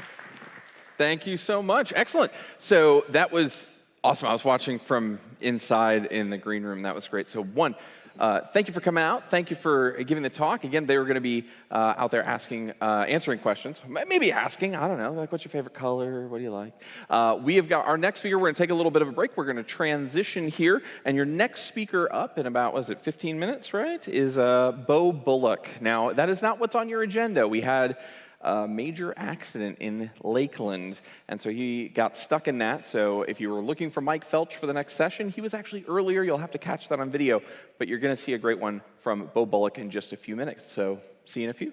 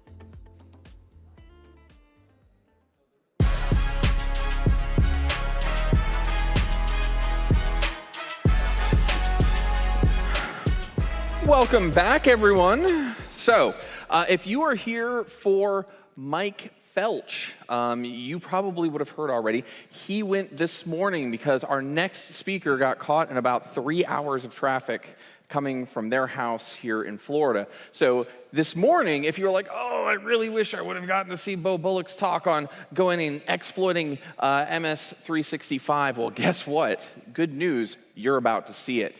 So coming up to the stage here from Black Hills Information Security is one of our senior security analysts, Bo Bullock.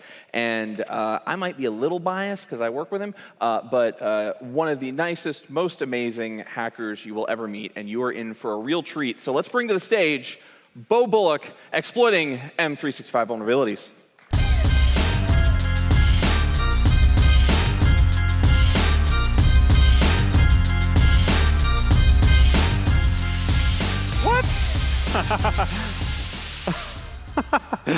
Wow. Okay. BSides Orlando. Yeah, I got to come out like rockstar, I guess.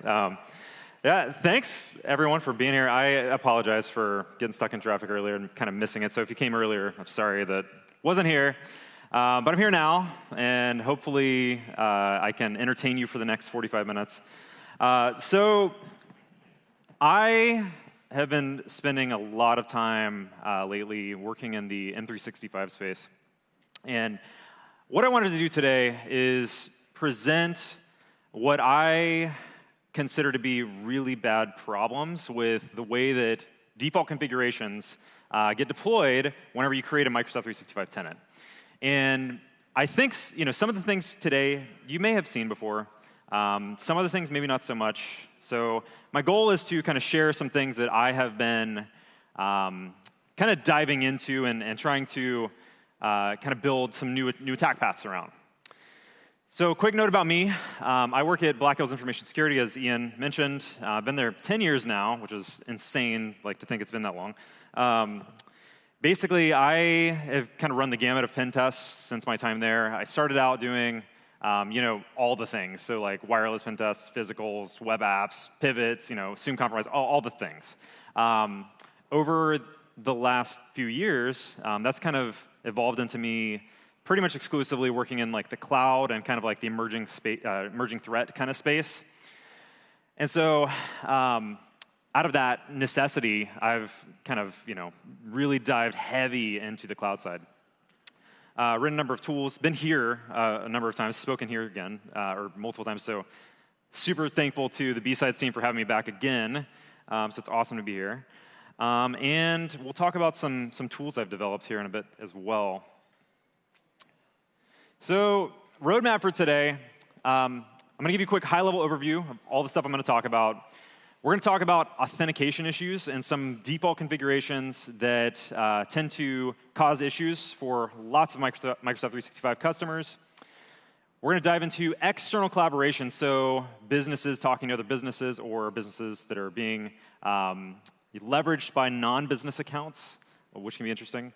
And then portal access, so access to the actual Azure portal as a user.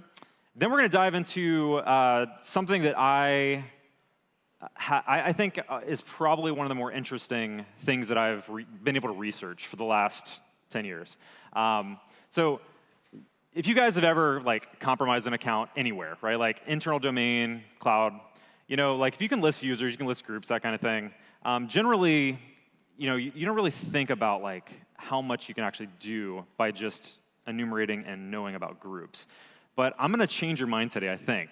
By the time I get to the groups section, I think that I might have some interesting stuff that maybe you haven't seen before.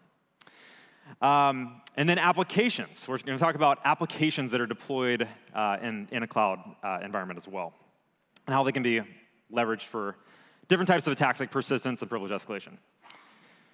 All right, so the overview, the main topic, the highlight of today is that Microsoft 365, it's widely used. I would say, a good 95% of the pen tests we do, most of the customers tend to leverage M365 to some capacity. And, that's, through doing red team assessments or honestly any type of cloud assessment, we usually end up in a place where we're, leveraging an account that we've compromised through phishing or password spraying. And now we're looking at Outlook or SharePoint as that user. And so the necessity for having interesting attack paths is really, really important from an attacker's perspective anyway.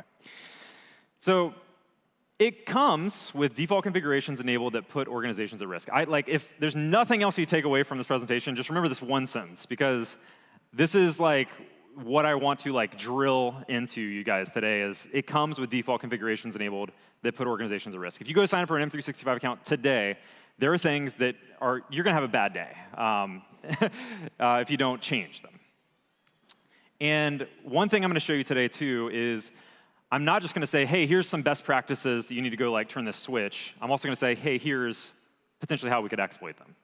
And I think that's realistically what can help kind of drive that narrative around why you should actually go fix this thing. It's not just hey, there's this theoretical attack that if you don't go turn this checkbox, you're going to have a bad day. But I can actually show you, as the guy who does the attacking, how we would go about doing it. All right, so authentication. So we're going to talk about authentication first. The Microsoft world is very open to having as many ways possible for you to authenticate as they deem necessary. So by default, there are, obviously you have the main portal where you think everyone's going to log in, right? The Microsoft Online portal. That's the most visible thing, the most in-your-face piece of Microsoft 365. But right alongside that, you have ton of legacy protocols as well. You have things like Exchange Web Services, you have SMTP, you have IMAP, all these other legacy protocols, ActiveSync, things like that, and then multiple APIs as well. So things like the Graph API, the Azure Service Management API. And what this means is that by default, from day one, there are different places that you have to guard. Right? So you have different locations that's not just, hey, here's MFA on my main portal. You got to make sure it's everywhere, right? You can't just guard just the portal and then just expect nobody to log into the Graph API without MFA.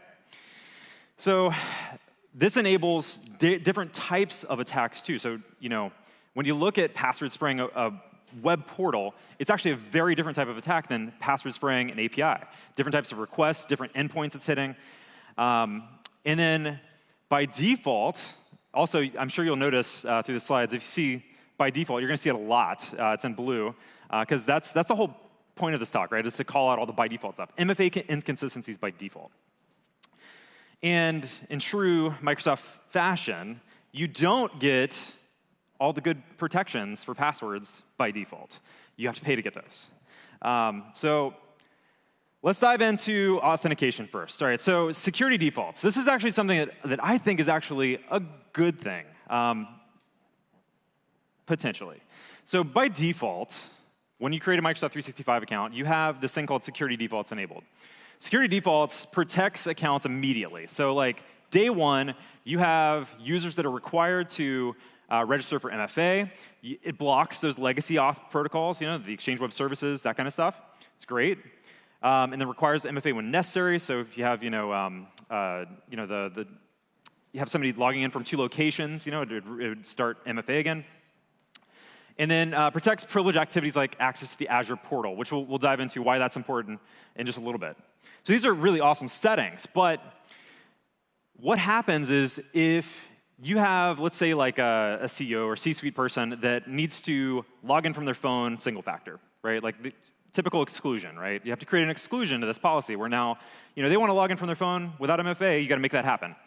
So the problem is that if you have to make that exclusion, you now have to actually turn off security defaults and create what's called a conditional access policy. The reason I think it's such a huge problem, and actually if you've seen any of my presentations in the past, I've talked about this exact thing because I want to really, really harp on how critical this is that all these awesome security protections that security defaults gives you, you now have to go recreate as an admin, right? So now, not only do I have to create that exclusion to allow the CEO to have, single factor on their phone, but I also have to go, require all users to register for MFA, have to block all the legacy auth protocols, all these things, right? I have to go back and recreate all that. So with conditional access policies, legacy auth has actually been something that we've attacked a lot over the last few years. except for, until we've really had this huge change where they disabled basic auth just this year. So it's still something that we want to look at because under conditional access policies, you can have legacy auth protocols like Exchange Web Services that fall under different rulings. So for example, I could say, Outlook for Mac that maybe uses Exchange Web Services, we're not going to require MFA for. So you can create policies around things like legacy auth. And then you have device platforms. So you can create a policy that says, hey, my CEO wants to log in with their phone. So that could be something I specify as a device platform. And the problem, though, with specifying device platforms is that it's basically just looking at the user agent. So, that's something we can change very easily, right? Like as attackers, we can modify user agents and change it to be whatever we want it to be. So we can say, oh yeah, you know what? Actually, my browser I'm authenticating with right now is a phone. And the way that looks is something like this, where on the left, I'm authenticating with a normal web browser, and I'm getting MFA'd, right? So Chrome browser, authentication, getting MFA'd. On the right, I've got this exact same credential, right? Not using MFA or anything, but I changed the user agent string. So I just use the DevTools here, right? So Chrome DevTools to change the user agent string to an Android user agent. And voila, no MFA, right? And what that is, it's a conditional access policy that says Android phones, we're not going to require MFA for. So I ended up writing a tool to kind of help find all of these kind of inconsistencies when it comes to MFA that I call MFA sweep. And what it does is it does a web request to each of the different endpoints and tries to authenticate. And it will tell you, hey, here's a spot that is actually not requiring MFA in order to get in. So, hey, Microsoft Graph API, can I get into you without MFA? Hey, Azure Service Management API, can I get into you without MFA? And what you'll end up finding is that this is a really good look from the outside. So, you can log into an account, review conditional access policies, and make determinations about whether or not they're weak or not. But as an attacker, we don't have that luxury, right? So as an attacker, if we password spray a credential or phish somebody, we may not actually get fully into their account because there's MFA on the place maybe we password sprayed. So in order to identify potential locations that are weak, that we can get into single factor, this is a way to do it. Oh, by the way, so if you sign up for a free tier Microsoft account, right? So you go to Microsoft's Azure portal, you sign up for a free account. You actually get MFA on everything, which is great, except the Microsoft Graph API. So this is an example of MFA sweep running here. So by default, again, everything has MFA. So all the no's you see here, right? That means that I don't have single factor access, except at the very top, we got Microsoft Graph API, right? So from day one, with your free M365 accounts, you are not protected on the Microsoft Graph API. All right, let's get into external collaboration. So businesses need to collaborate. Now, I understand that there are plenty of business needs for allowing one business to talk to another.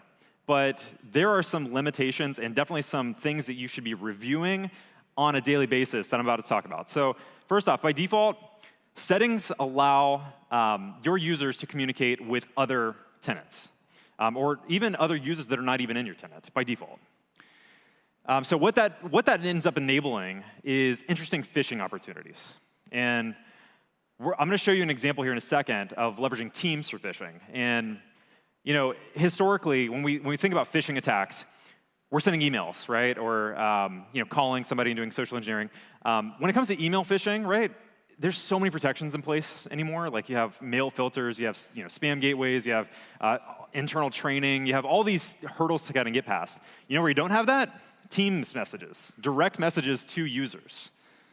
So this creates very interesting attack paths by literally DMing a user.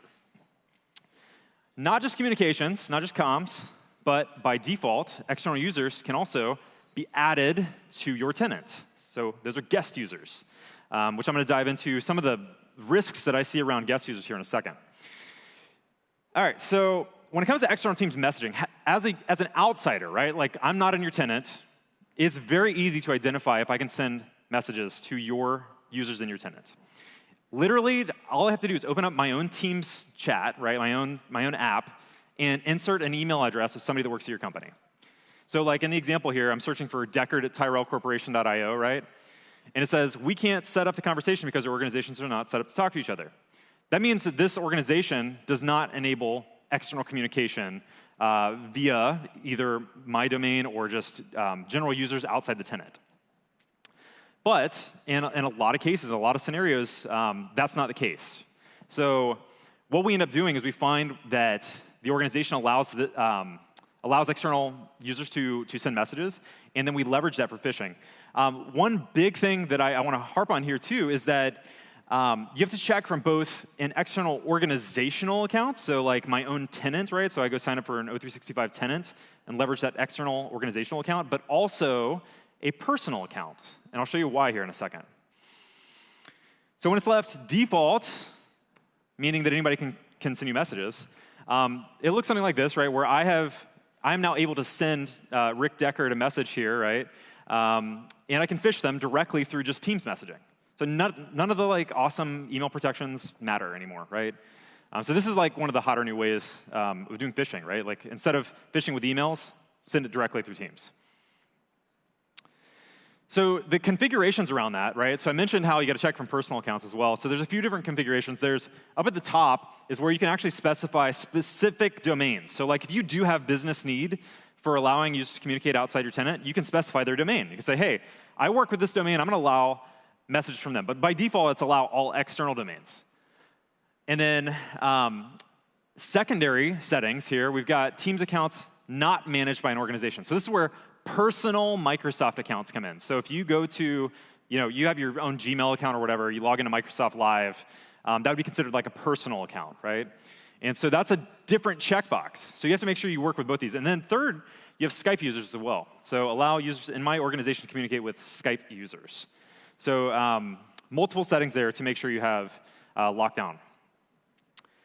SharePoint file sharing. So this is another thing. So by default, users can share files outside of your organization. OneDrive files, SharePoint files. You can create those links that share them with other external users. So this creates, obviously like a data loss kind of potential, right? That, something you typically don't want in an organization. Now, one interesting kind of persistence attack I'm going to talk about here is when we have two settings enabled. So one, ability to share external.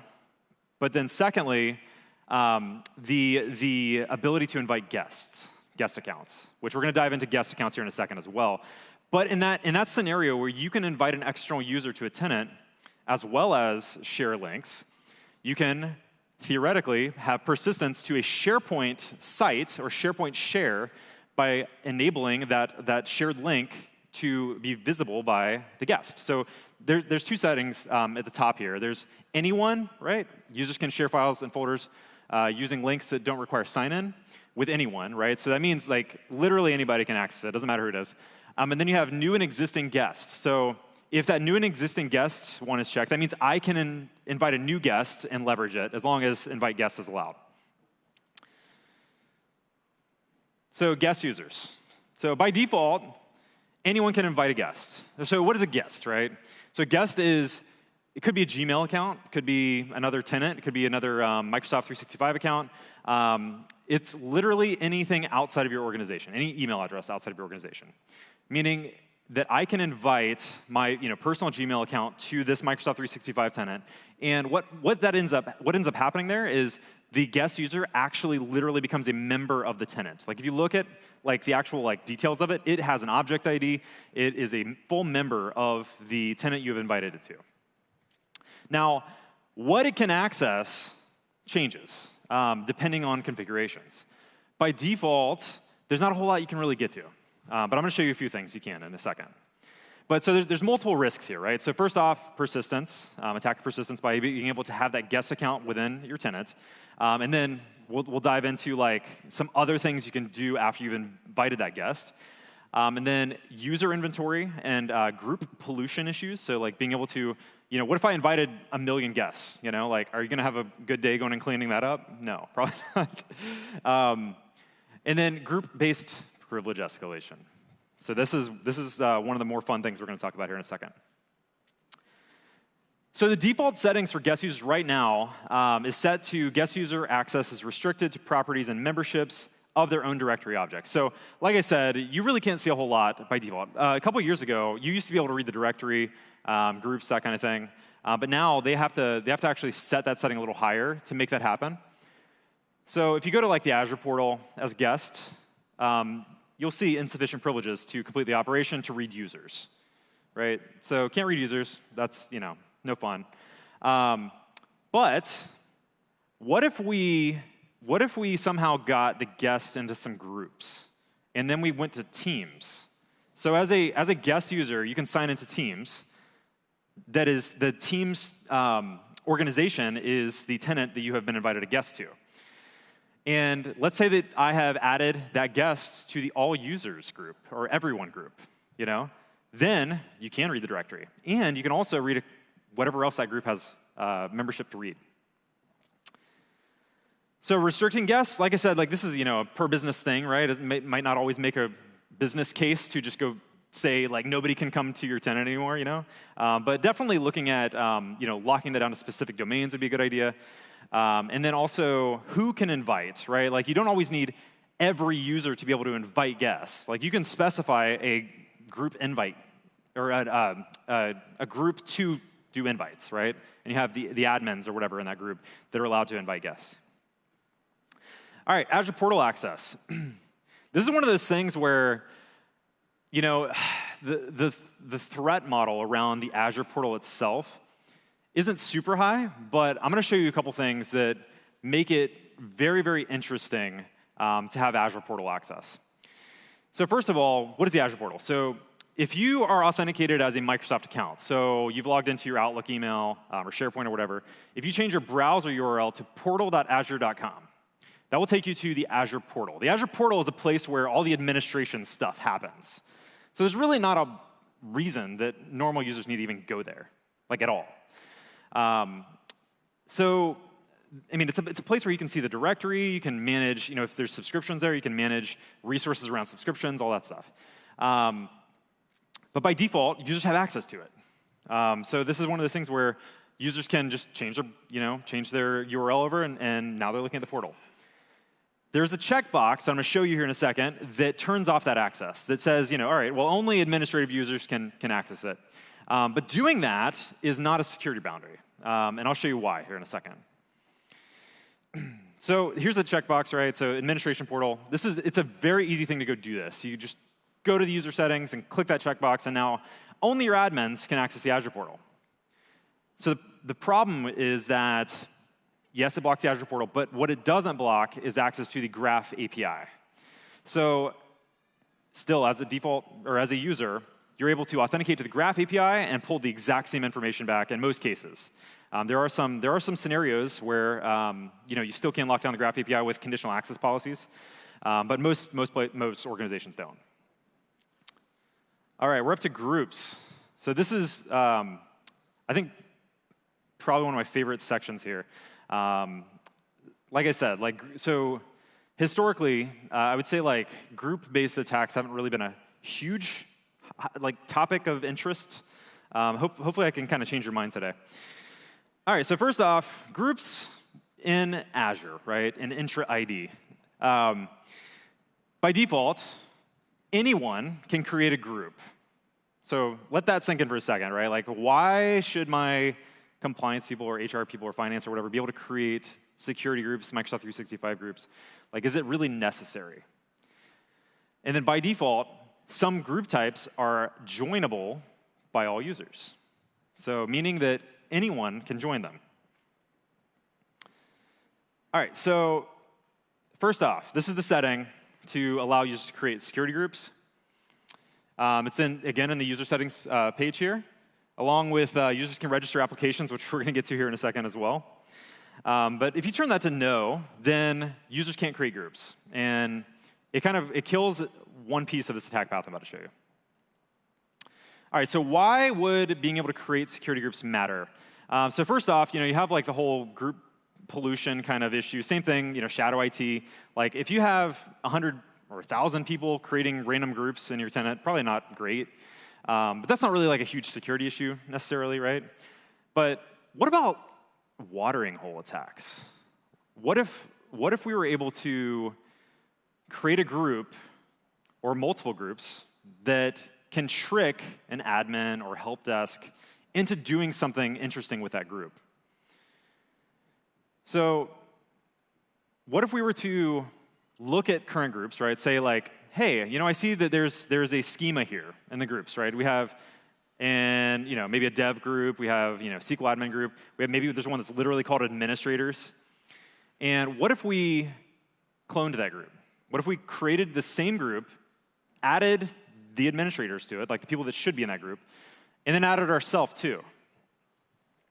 And then just waited.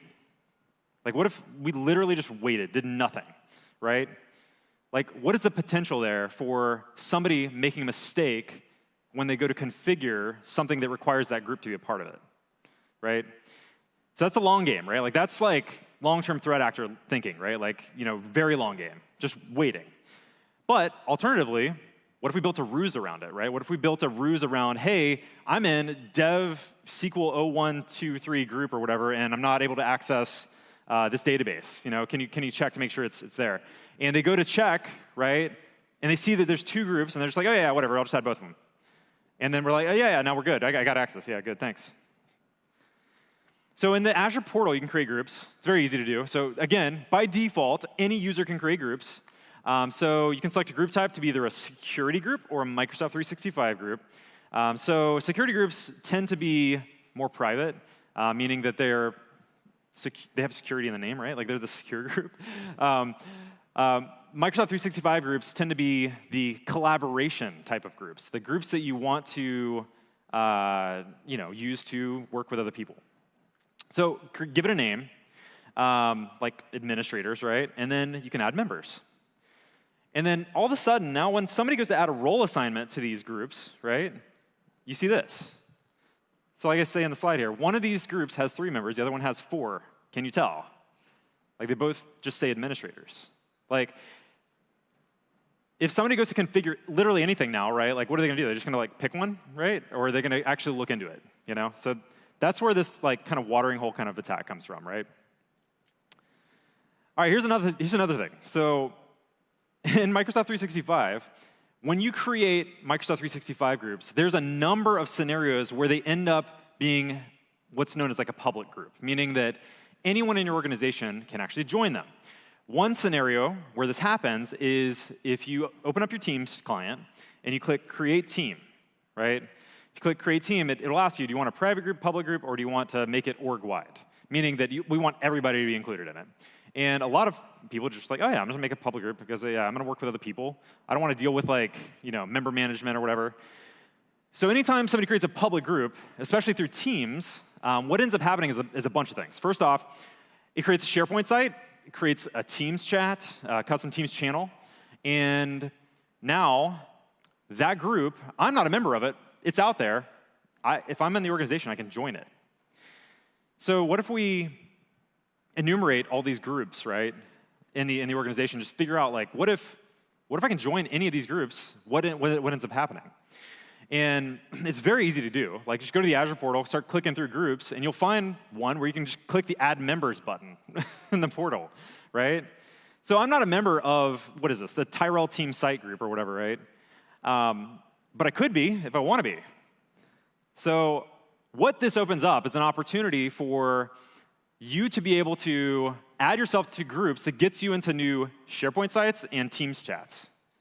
Like, I literally just did this last week with a customer, and I found an IT group that I was able to join the group, and I'm dropped into a Teams chat where they're sharing local admin passwords, like for desktops.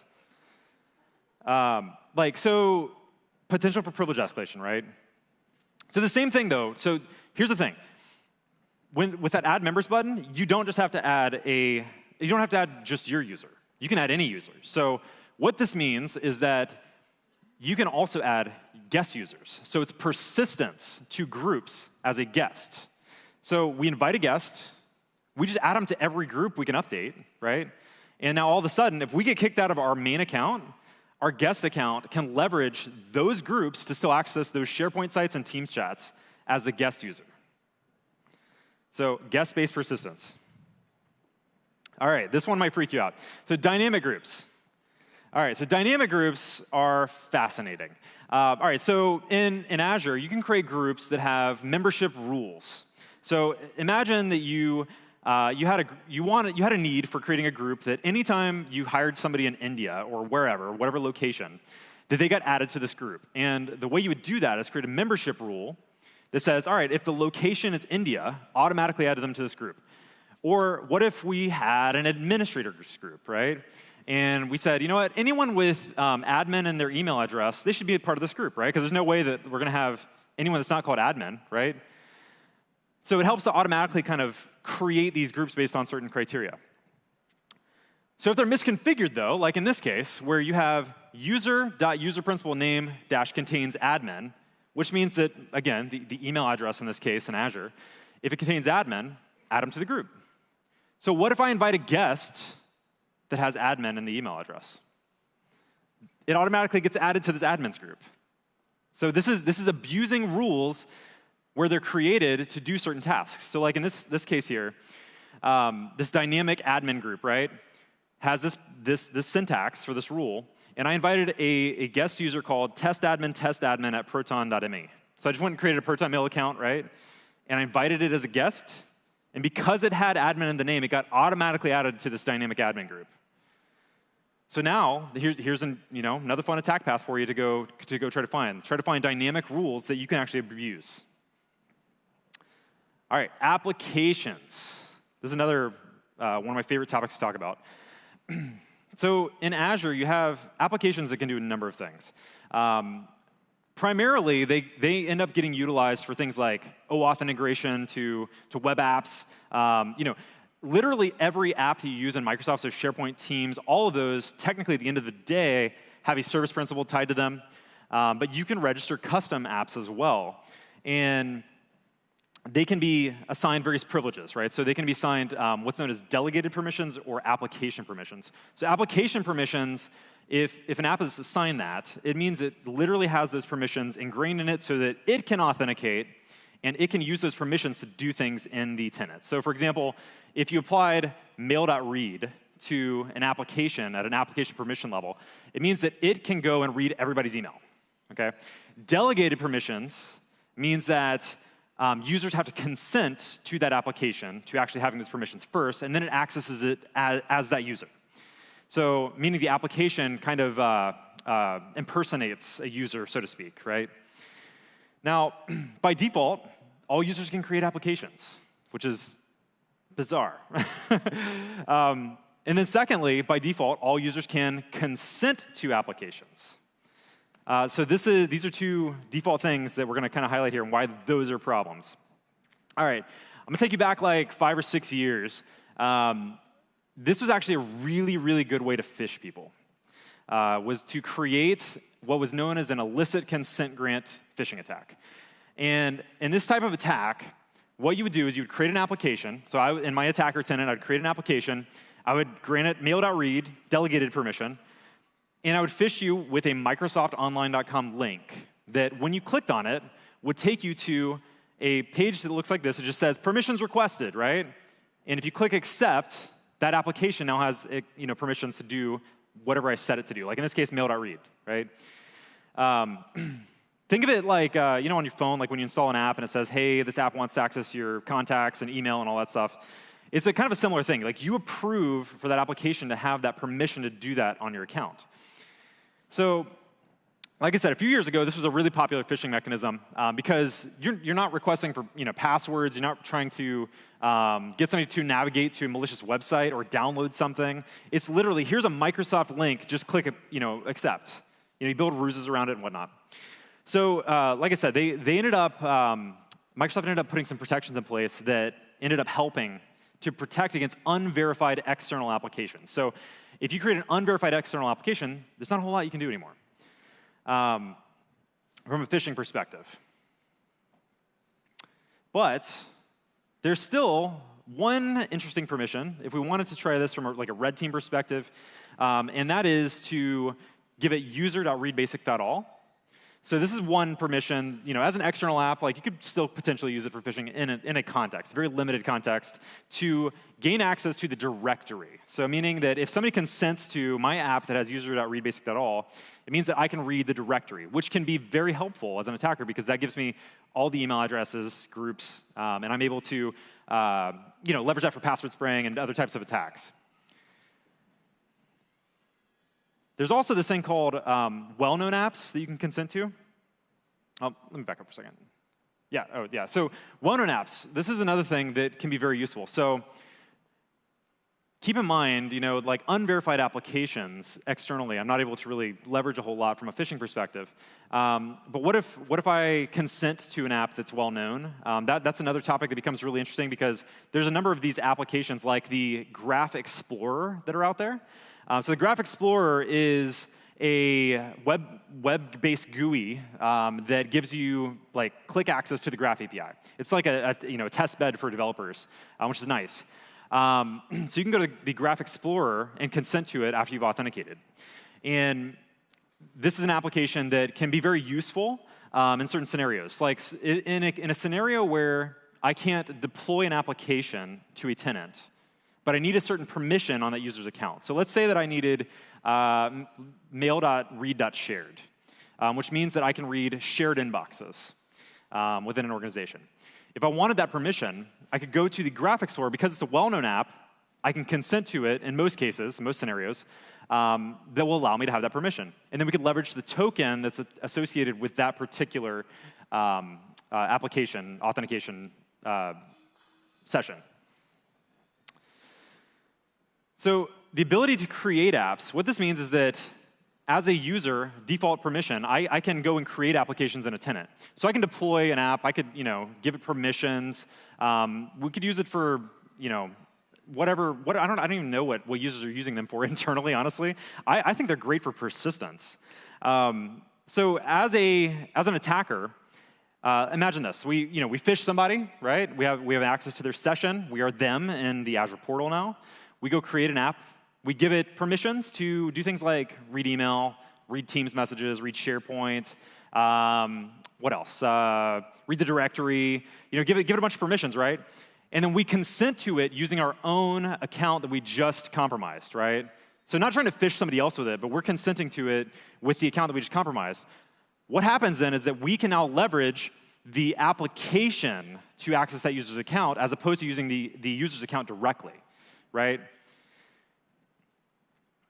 When you set permissions, it looks kind of like this, where you can set, channel.readbasic.all, chat message.read, mail.read, all these different permissions. So you give it a bunch of permissions, you consent to it, and then now, if the user changes their password, we are still golden. Like the app itself still has access to their account, and if the user was just kind of suspicious, they're like, oh hey, yeah, I'm just going to change my password. I'll be fine. The app that we deployed doesn't change at all. We are good to go. We have persistence as the app. If an admin goes and kills their sessions, though, if they revoke sessions, what happens is whenever you authenticate, you have an access token and a refresh token. The refresh token gets killed immediately. So you can't refresh and get new tokens, but the access token is still alive for as long as it was scoped. So in most cases, that's an hour. So think back a couple slides back. Remember how external unverified apps, we couldn't really do much with those? Well, that's not really the case for internal unverified apps. So in this scenario where we deployed an app, right? What if we deployed an app in the tenant that we just compromised and then used it to phish other users in the same tenant, right? So that whole phishing concept I mentioned a couple slides back where it was awesome a few years ago, right? Because you didn't have to authenticate, you didn't have to put a password in. We can do that again, but now with an internal app. So what we do is you create an app, right? You deploy the app, give it permissions you want. You can kind of keep it kind of low level, keep it just to things like mail.read, things like generally, things that might be useful to you, like reading email. And then the phishing URL looks something like this. So it's a microsoftonline.com URL, right? But there's characteristics in there that tie it to the application that we deployed. and build a ruse around it, right? Say, hey, like we need you to verify security on your account or something, and go to this link. So they go there, they consent to it, and now looks like illicit consent grant is back on the menu, boys. So user app creation and consent settings. So you can click this checkbox so that users can't register applications. And then you can also change the default consent settings to not allow user consent, right? And like again, like business case matters here, right? Like what are you actually using this stuff for? But by default, it's pretty open, right? Definitely worth looking at. I threw some resources on here at the end that might be helpful in identifying some of this stuff. So I keep a repo of Cloud Pentest cheat sheets. That's like kind of my go-to for all the different like command line stuff that I end up doing on Cloud Pentest, red teams, that kind of stuff. I put a reference in here for the intra ID default user permissions reference. This list alone is pretty much like the best practice list that I kind of went over today. And then you've got road tools, Azure Hound, and AAD internals, all also great tools to assist you with finding some of this stuff. So some key takeaways. M365 comes with default configurations out of the box that put organizations at risk. It's like the main thing, right? There's multiple authentication protocols that can be exposed, enabling potential MFA bypasses, so multiple APIs, multiple places to lock down with conditional access policies. The default external collaboration settings make it so we can phish people or invite guests and get persistence. Groups can be created and modified, resulting in privilege escalation scenarios. And then finally, Azure applications can be leveraged for persistence and phishing, all by default. So one last thing. So all the stuff that I've talked to you today, over the last few months, myself and Steve Borsch, who's here, we've been building something that I feel is pretty substantial. At WowWas Hackin' Fest, October 19th, we're releasing this tool called Graph Runner. It's probably the biggest project I've ever worked on in my life. And it is a tool to help us with post-exploitation for M365, as well as some blue team stuff in there. So blue teamers, it's going to be OK. But this new tool is coming soon to basically help you exploit all the things that we talked about today. So keep your eyes out for that. There's going to be a massive blog post, and it'll be on GitHub October 19th. And with that, that's it, guys. I'll be around for a bit if anyone wants to ask some questions or anything, but that's the presentation. So thank you.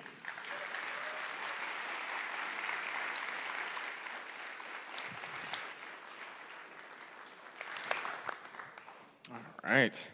Thank you, Mr. Bowe. That was very good, as always.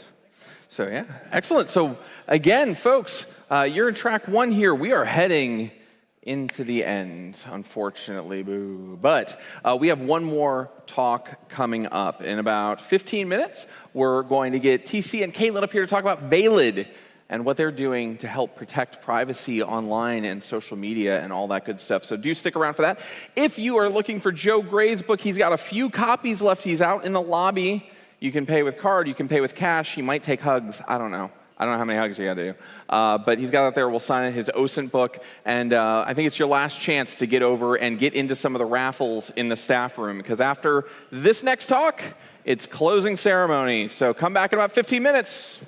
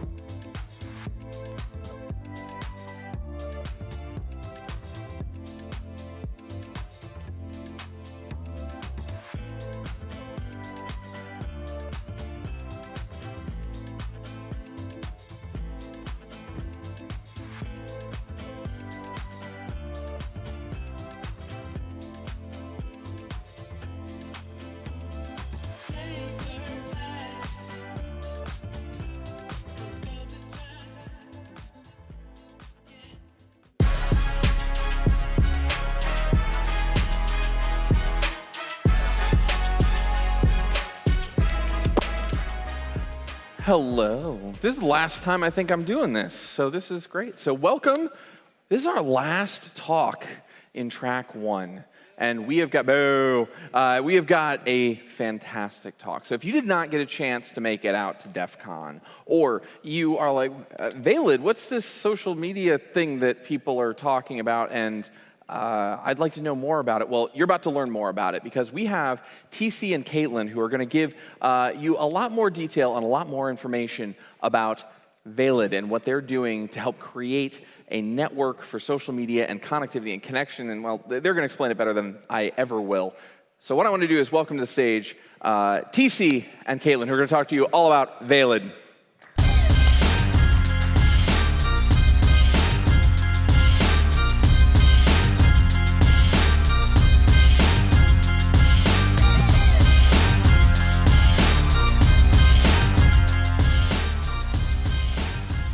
Well, that's cool. Unexpected. All right. Hi, everybody. I'm Caitlin Bowden. Some of you may know me as Metis4. If you thought it was Medusa, you were wrong. And this is my husband, TC. And we are here to talk to you today about Valid. And you might have seen Valid a little bit. We've been pretty incessant on Twitter about it. And we've talked about it at DEF CON, but it's come a long way since then, even in, it's been 2 months. And things have changed quite a bit. But yeah, we are here to talk to you about Valid, let you know what it is, and how you can get involved and help us build the internet that we were promised. So, first thing is, what is Valid? And, 4 years ago, my friend Dildog came to me and he said, hey, I have this idea for this completely distributed peer-to-peer network. It all uses your phone. You don't need a server. I think we should do this. And I looked at him and I said, oh, so Pied Piper, right? And, he didn't watch TV. So I had to make him watch the entire, series and figure that out. But it is similar, but it's actually something that works. And I think the biggest difference about that is because we are not reliant on VC funds. There's no board to answer to. There is, nobody has poured millions of dollars into this. Valid is not only is it a really cool bit of tech, it's a great, wonderful, series of code and apps and things that we can build on, but it's also an idea. And that idea is that the internet that we were supposed to have somewhere got lost. Suddenly, we are no longer private online. Billionaires are scraping every bit of our data that they possibly can. The internet is owned and run and monetized by just a few people. And we don't think that's fair. We were promised this big open space where we can connect with people, we can learn, where you type something into a search engine and you're not just getting ads. We wanted the internet that we were supposed to have back. And the way we do that is together.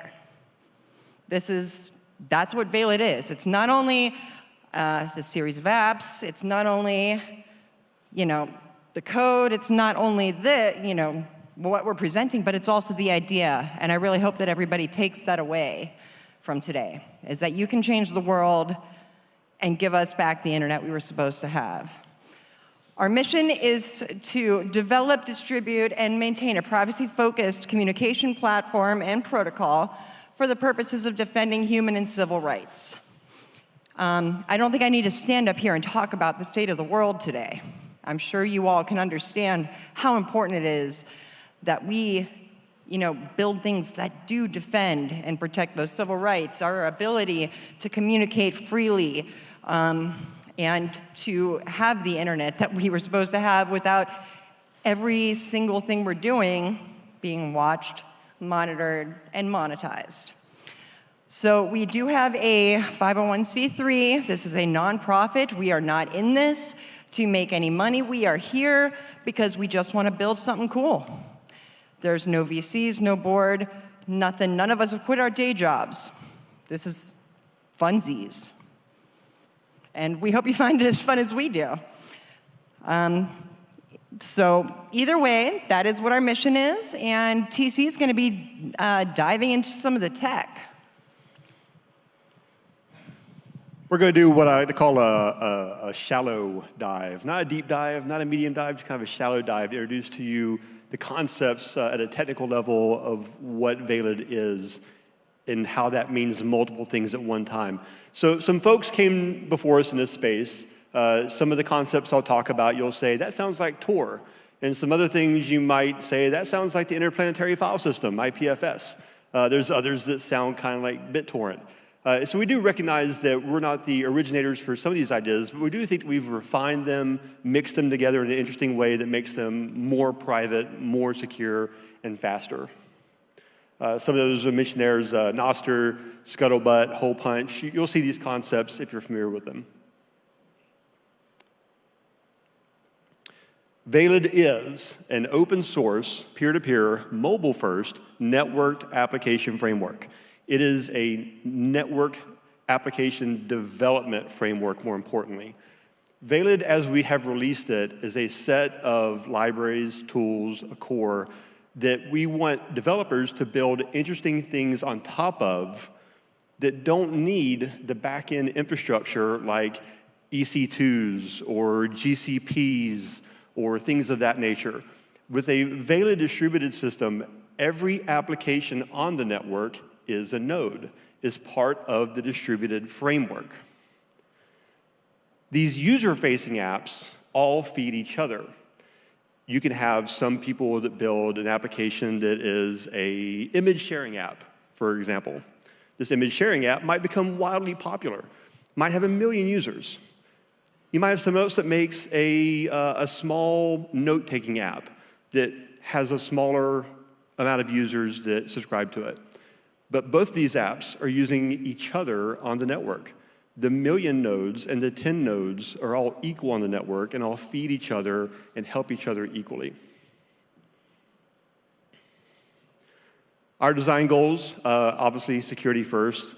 All of us working on the platform right now are security professionals first, so we have that forefront in our thought. We want to run everywhere. We'll talk a little bit later about some of our design goals on that. We are using some standard protocols, but Valid itself is a protocol that's sitting on top of UDP, TCP, and WebSockets. Everything is in network, so the likeness to Tor that you'll see, we don't have entries and exits. You're not going to traverse Valid to get to something. Everything is in Valid. It's privacy focused, we'll talk about that more later on, and very resilient. And what we mean in that is, this goes back to the mobile first. If you're on a cell phone and you're changing tower to tower to tower, you need to be able to maintain your connections and maintain the communication you have going on.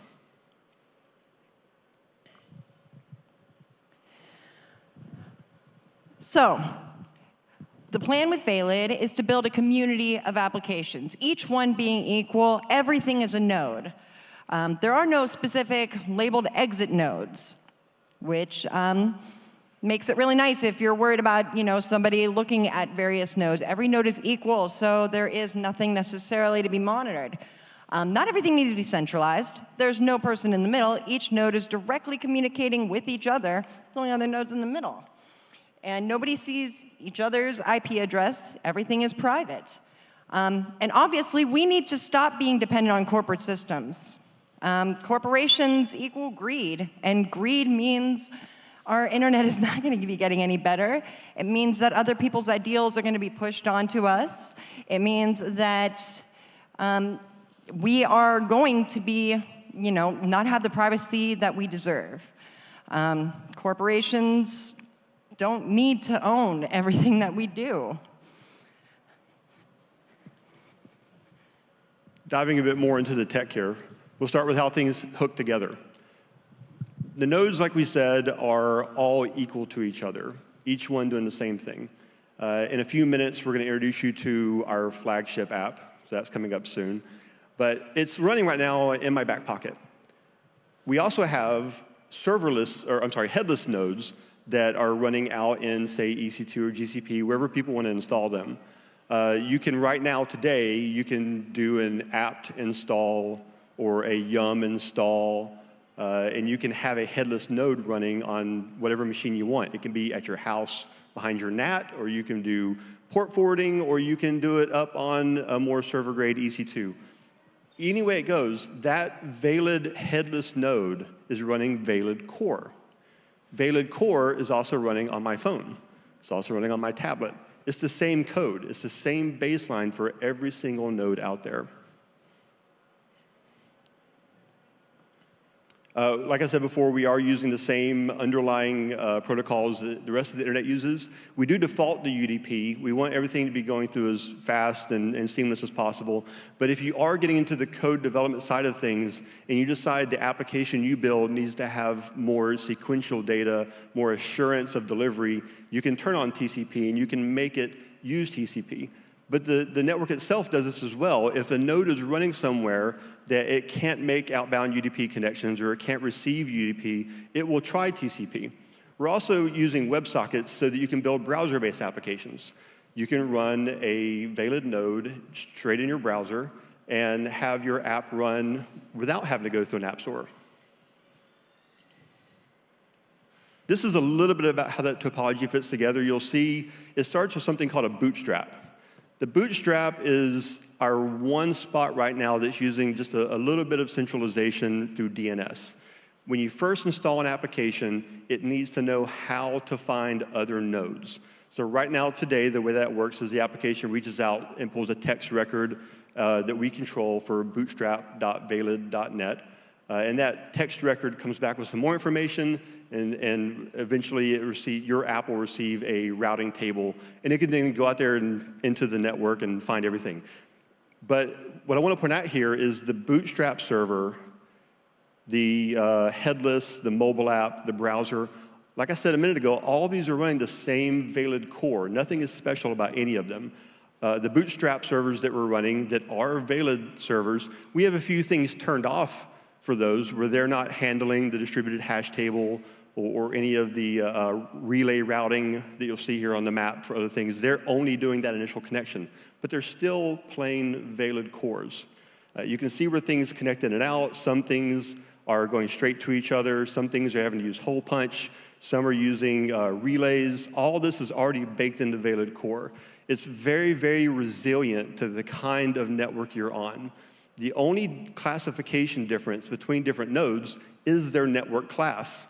And it comes down to the question of, can I receive inbound connections or can I not?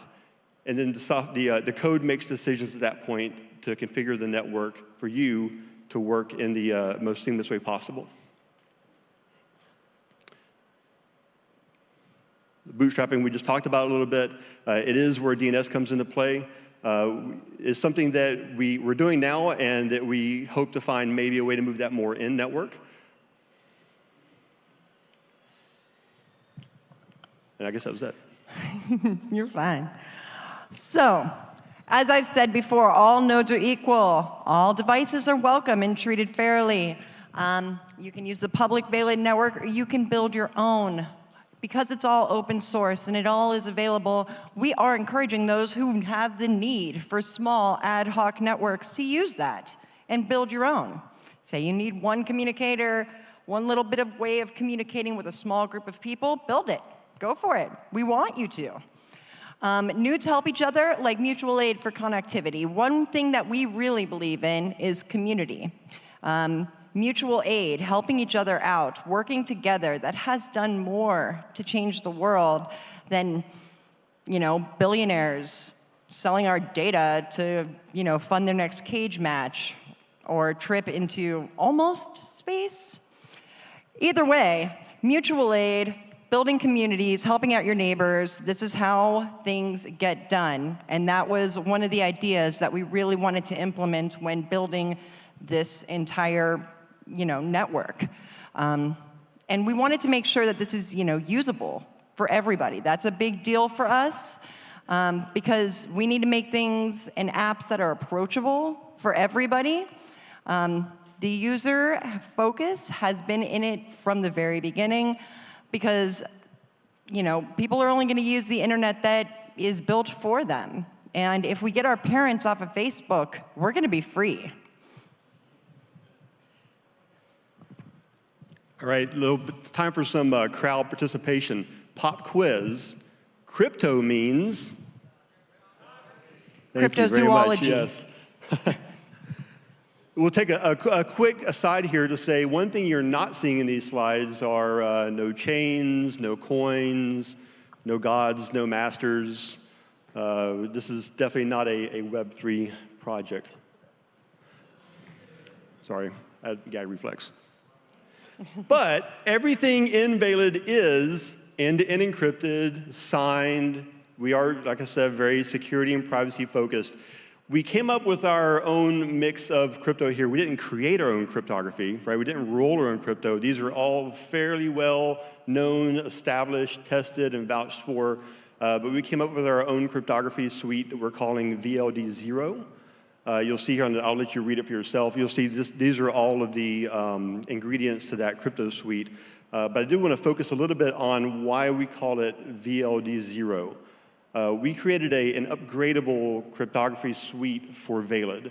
So if something were to happen with one of those ingredients you saw on the last slide, if it became out of date or it was found to have a backdoor or whatever it is, we can change out that component or change out the affected parts of the cryptography suite, and we would iterate that to VLD1. That allows items on the network to then step up to VLD1 and start using it, while VLD0 might still exist for a little while so that we can phase things up and re-encrypt them and re-sign them and get them to the right place. So there shouldn't be any more than like 2 at a time, and that would be in a very weird situation. But we did make sure to have this as an upgradable system to avoid those scenarios. These are the functions inside of Valid that an app developer would use. We start off with our protected store. This is something baked into any OS. On Mac OS, they call it the keychain. Android calls it key store. Windows, protected store, and Linux is secret service. This is where we're storing the secret stuff, your private keys, things of that nature. We didn't want to invent our own. The OS stuff's really good, so we're using that. Table store is our encrypted key and value database. Record store is where you're going to start finding the distributed hash table, which is the big central point right now that we're going to talk about in a few minutes. The DHT is what's working today, and the block store is what's coming soon. Block store is going to allow us to store and distribute bigger things like pictures, videos, media, sound. The DHT is more of a text-based thing. It's really important to know that everything on the wire is encrypted. Everything is signed, everything is time-stamped.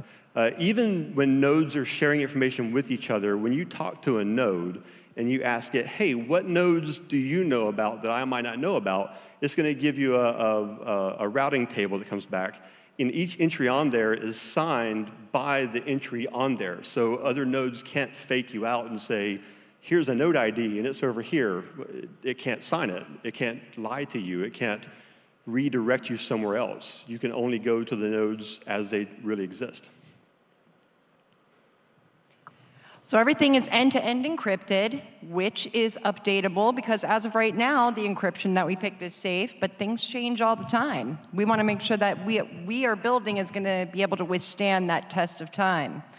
All your storage is going to be encrypted at rest, which is great. That means that, you know, it's not going to be quite as easily accessed by anybody that you're not approving of accessing it. And your data is protected even if you lose your device. Honestly, to get a little personal, my entire way of getting into this industry, into this place that I am here, I'm here today because someone stole my ex's cell phone, found some pictures on it, and put them on the internet. Stuff that I didn't approve of, or I didn't approve of being released in a public manner, because he didn't have anything to protect the data that he was carrying. He was carrying my data, and he didn't have anything on there to protect it. That's one thing we wanted to build in, was that your device being lost or stolen doesn't necessarily mean that you are now compromising everyone that's around you. So your data is protected. Even if you lose your device, you are going to be able to still access it. And we wanted to make sure that this is private. There is no one in the middle reading the stuff. It is encrypted. Right, so going back to the concept of everything on the network is a node, every application is a node, that means that the stuff you are helping out with is someone else's stuff. But it's encrypted on the wire, and when it arrives to you, only the intended recipient can decrypt it, not the nodes that are helping out. That's a very important concept to keep in mind for this. Okay, the RPC stuff. This is how the application is talking to the lower-end Valid core. You'll see these are some of the concepts we came up with. Some of these things were existing, it's all written in Rust. Some of these were existing Rust crates. Some of these are things that Dildog had to pull down and finagle and make work for our concept. One of the biggest ones, if you go on our GitLab and you decide, I want to grab Valid and I want to compile it for myself and run it, that's great, you can do that. We have instructions for all that. Valid only takes, Valid core, the headless node, you can run it on a single core, 1 gigabyte of RAM machine, and it runs just fine. But you can't compile it there because this Captain Proto thing, it eats RAM and cores for lunch just to compile it. So definitely have your dev machines a little beefier and then transfer it over to something a little smaller.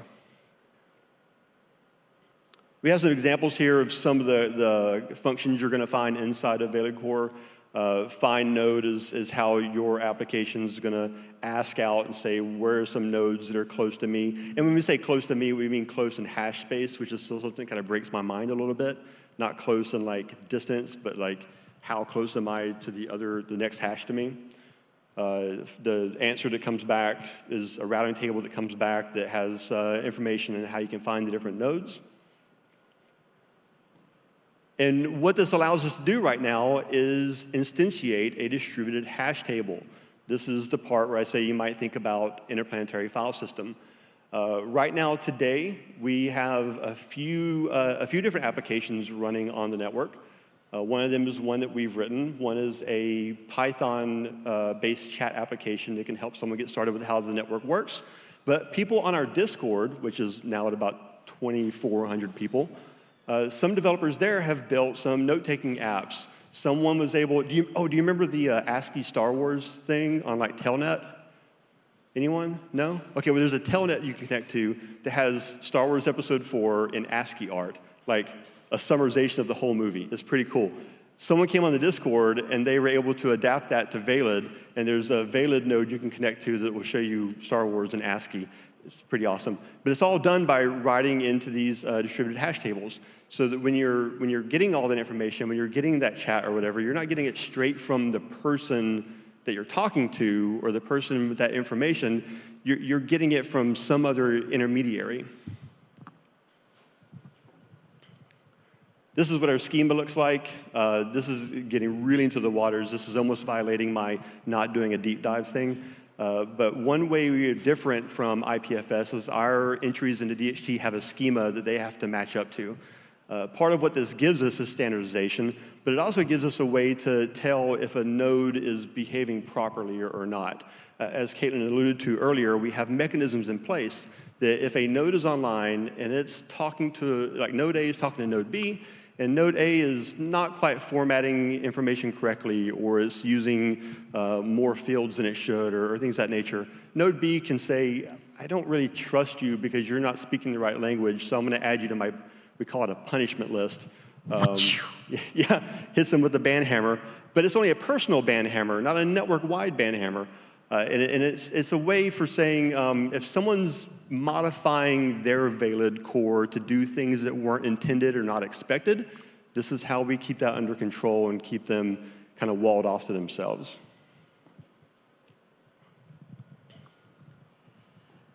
So how sick are we of hearing every tech issue being presented a solution using a coin?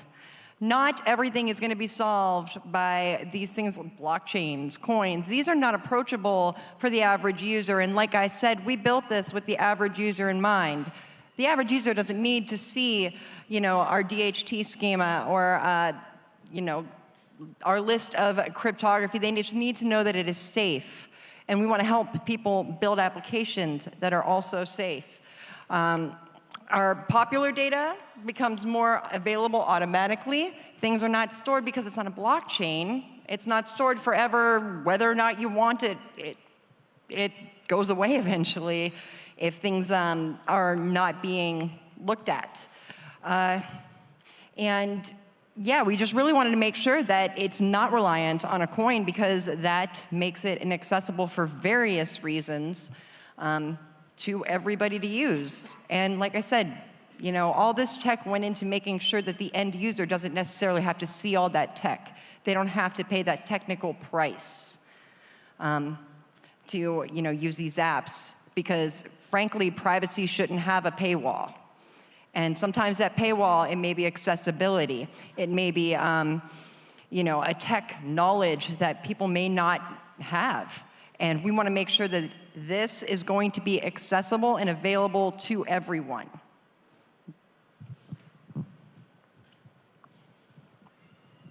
So how do we keep it private?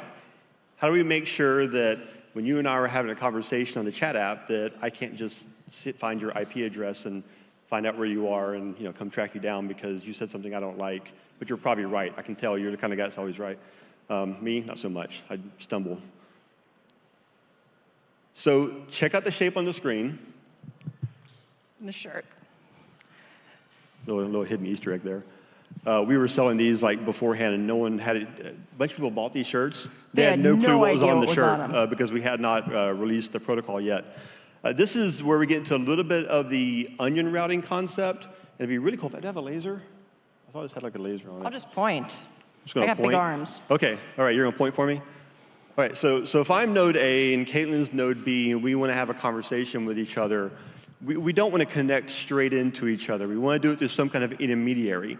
But if I, the initiator of the conversation, am able to define all the intermediaries, I might be able to finagle my code and make sure that I own all the intermediaries, and so I can see everything going on, right? That's not very good. So the way we did it was we have two sides of this route, the safety and the private side. I control my side. And I control mine. So when the DHT is published out, we're each able to find portions or find the DHT because we had to share something out of band. We had to, one of us, if I initiated, I would have sent Caitlin a contact request to say, let's chat with each other over some other media, like email, Signal, whatever, right? So that gives her app enough information to find the DHT record over their defined route, and me over my defined route, which then comes together, we call it a compiled route, so that no single side can control the entire route of the conversation. If you want to get into the really low-level part of this, this is what those envelopes look like. I'm not going to walk through each step, but these slides are also available on our website, valid.com. So if you want to get into the actual mathematics and whatnot, they're all there. If you have dug into Tor a lot, this might look a little familiar. It's the whole envelope concept where the envelope gets peeled away at each layer. We incorporate a little bit more signing into it, so it's more authenticated.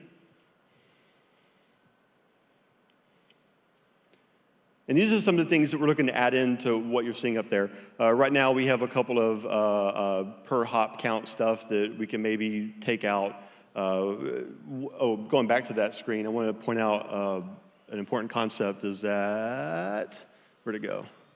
There it is. So right now, today, we're not doing all 4 of these. We're doing like A would pick 1, and then B would pick 1, and so it would be 3 hops back and forth.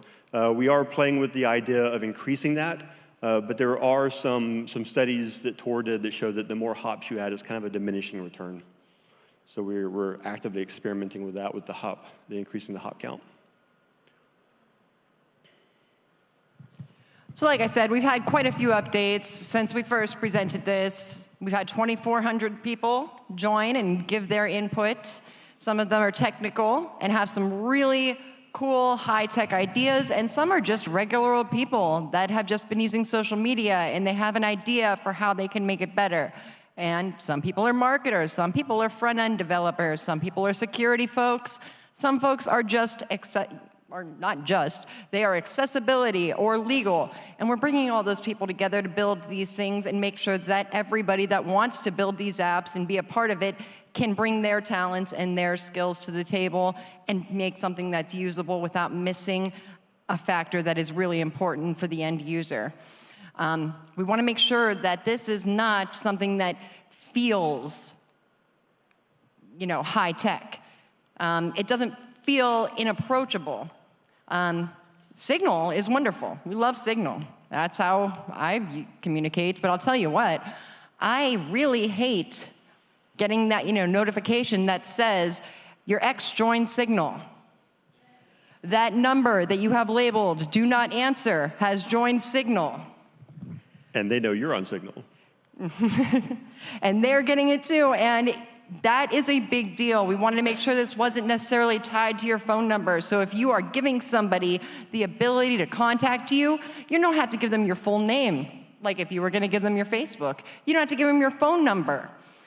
There are ways that you can have your own identity that aren't necessarily tied to your identity. And because we're not using the IP addresses means there's no tracking, collection, or correlation. That means that when we have people coming in and working in the community to build apps, we are talking about the fact that we are not monetizing things, but I understand that if you want to spend all of your time building an app on the network, you're gonna have to have some way of putting food on the table. You just gotta figure out a way to do it. That doesn't involve selling your users data. They cannot be the product. That's the point. If you want to do regular ads or whatever, that's up to them, but there is no tracking. It's just not something that can be done right now. Yeah, everything we've talked about up to this point is very nerdy, tech, under the water, under the table kind of stuff that goes into the Valid network or into the application being developed.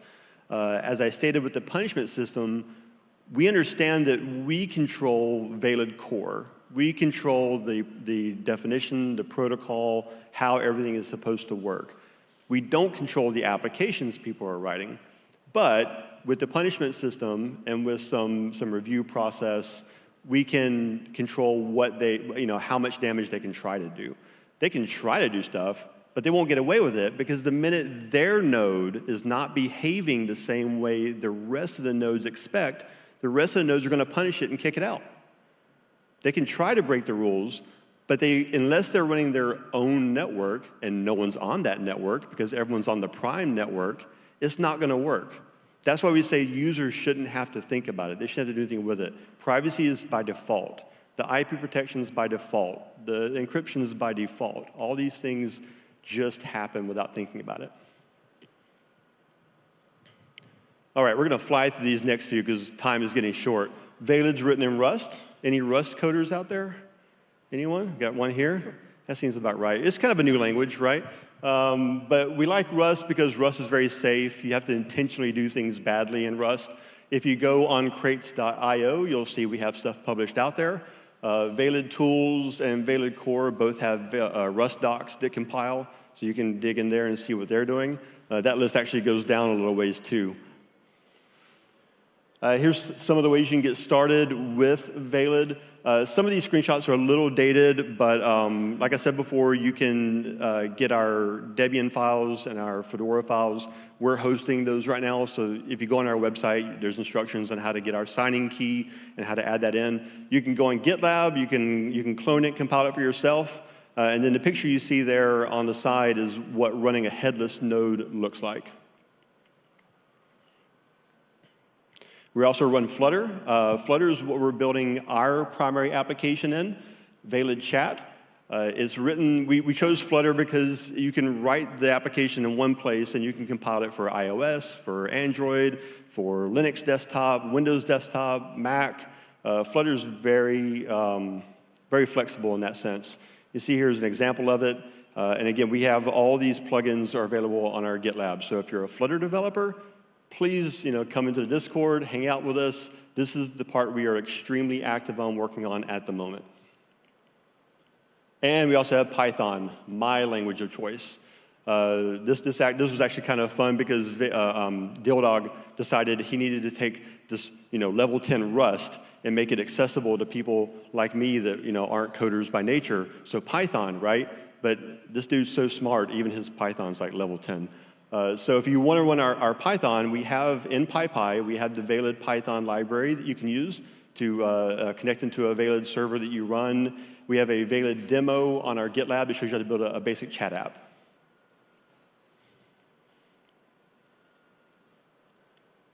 And the big one, Valid Chat. This is what we're all here to talk about. So this is our flagship application. This is a one-to-one person-to-person chat application, and it looks a little bit like this. And this is what we talked about, keeping it simple for the user. You'll see this is my application. I'm TC. I'm the trophy husband. There's some people I'm talking to. And on the side there, I'm talking to Death Vegetable. If you're into CDC lore, he's the minister of propaganda. Okay. I'm sorry, I couldn't hear. No worries. We can't hear ourselves up here. So right now, today, we have an iOS application and an Android application. They're not available for general downloading yet. They're both in beta, like closed beta. But if you're savvy and you know how to do iOS compilation or Android compilation, all of the source code is open right now in GitLab. So all of you're seeing on the screen is available for you to grab into your dev environment. You can compile it, install it, and start using it today. It was incredibly easy. I mean, I'm not a super high-tech person, and I was able to get it going, and it feels seamless. And I thought that was what mattered. It didn't feel like I was, going through all of these extra steps and hops to make sure that I was, staying private. And I think that's what matters, is we wanted it to not, you're not paying that, time price and that frustration price for your privacy. And we are getting this out as soon as possible. Like I said, it's in test flight. But we also have other people in the Discord working on other apps. People are coming in with new ideas every day. This one is our big one. We're really excited about it. We're putting the name on it and everything.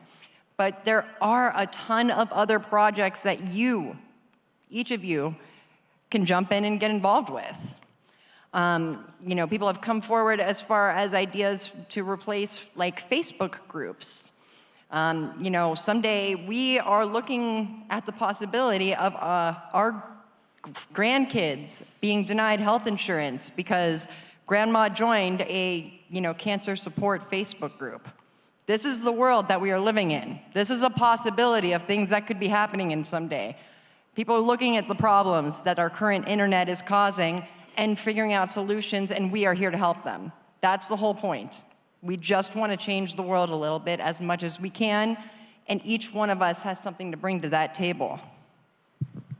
What you're seeing on the screen here, this conversation, this was happening in real time at the DEF CON demo labs that were taught by myself and Death Veggie. He was using my iPad, I was using my phone, we were talking to each other, we're sitting in that room, and we're on the same Wi-Fi connection.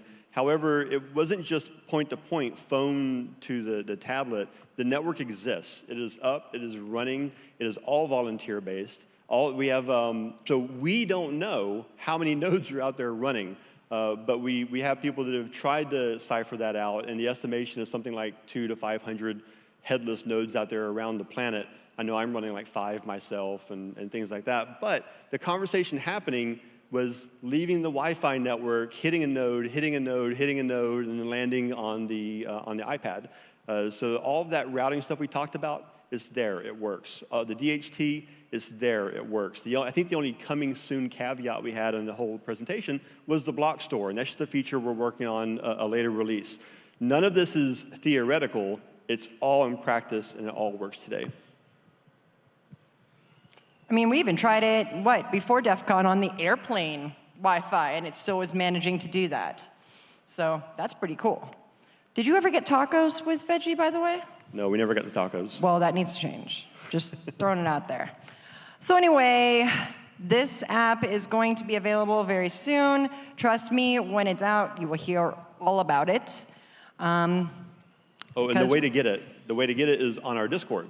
Yes. So we are, right now it's a closed beta that just the internal team has access to, but in the next few weeks or so, once... we're slowly letting more and more people get in and test. We're slow rolling it. But on the Discord, we're going to open up a room in there where people can hop in, request an invite code. We'll do the invite codes, and we'll have those windows open for a period of time, and you can grab it. And then, like I said before, the invite system, you'll find people to talk to, share an invite with them, start a conversation. And we would love for, the hackers, the code people, rip it apart, help us figure it out. How do we make it better? This isn't our project. This is our project. Yes, because how you can help. I remember a few years ago, I was invited to join the Cult of the Dead Cow. And these are people that have already done so many cool things. They've already changed the world. They've already changed the internet. They're half the reason half of us here have jobs. And getting to join that meant getting to, become part of something bigger. And it inspired me. It made me start thinking, what do I want to do? What problems do I want to solve? Suddenly I have a little bit, of this platform, I want to do something with it. And I remember feeling that bit of inspiration, and I really hope that today I can help give you some of that inspiration. How you can help is simply by joining the Discord. Yes, it's a Discord. It is what we have until something better is available, until we build something better.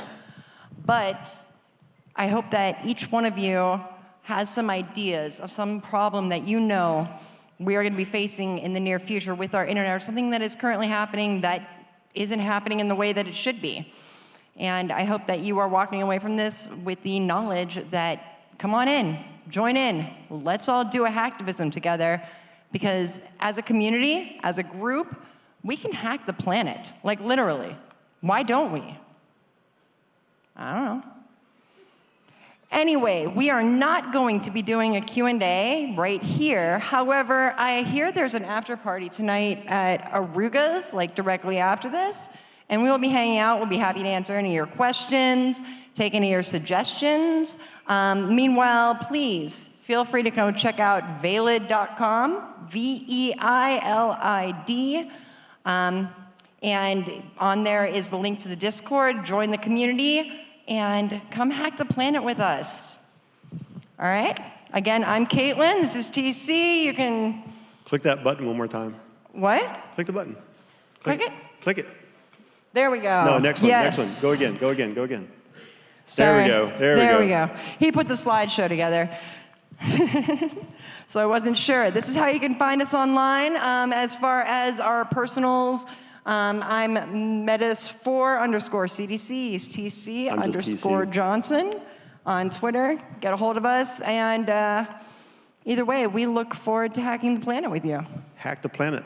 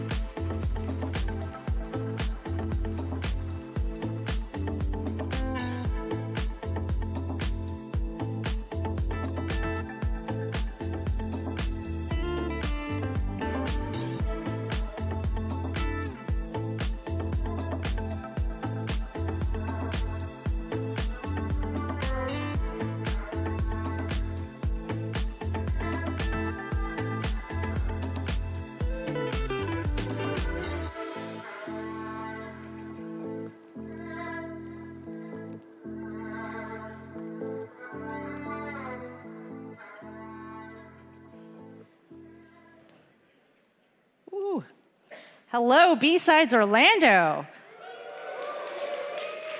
Wow, I had a great day. How was your day? Good. Awesome. So I really like nerd numbers. When I go to a conference and they start dishing about all of how the sausage is made, I love that part. So I figured we would do a little bit of that today. So if I could have our coordinators up here that were doing this part. Yeah, okay. And I need a mic. So we're gonna go through registration and check-ins, CFP and speakers, volunteer and staff, some information there, community tables, but I can happily report now that we have had 0 code of conduct incidents reported today. Thank you so much for that. So, do we have the mic over there? Where's Igor?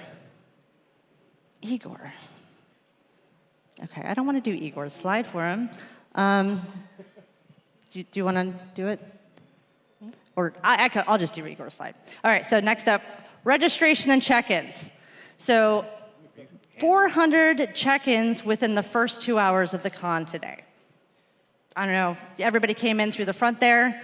That's pretty impressive. So thank you to everybody who kept their bags light, didn't pack weird, questionable things, and didn't give the security a hard time about it, and that was ready to go. Here's Igor. I'll give Igor a minute. Let me get the mic. Oh, here you go. Here's Igor, our registration coordinator. Hey, everybody. I didn't expect my slide to be first, so I'm not ready. Sorry about that. But 400 check-ins within the first 2 hours. So very much, quite a lot of you checked in within the first 2 hours of us opening up the registration. It was probably very busy when you guys first came in. There was security and all of that, but it's 400 of you that came in. For total check-ins, we had 700 people show up, which is awesome. Give yourself a hand. That includes everybody at this conference. We have 178 humans, 230 students that have bought a ticket, and then 72 OTGG, and then 100 Order of the Toothy Grin tickets, and we have sold out. Thank you, everyone. Yeah. Welcome to the Order of the Toothy Grin. And then our speakers and sponsors are very much what makes this conference roll and what everybody here shows up for. So thank you guys very much. And then one more thing I wanted to cover that you guys probably can't see, but most tickets were bought in the last 2 weeks, but the conference registration has been open for the last 3 months, 4 months. So I'm glad everybody in this room is a procrastinator just like me. Thank you, everyone. Awesome. Hand that to Laz. Up next, we've got Laz with CFP and speakers. Hey, thanks. So yeah, this year I coordinated the CFP speakers and workshops. We received 79 total submissions for talks and trainings from 62 different presenters. We accepted 9 workshops and 22 talks from 24 of those submitters. So thank you to everybody who submitted or reviewed content. Please give them a round of applause. We couldn't have done it without you.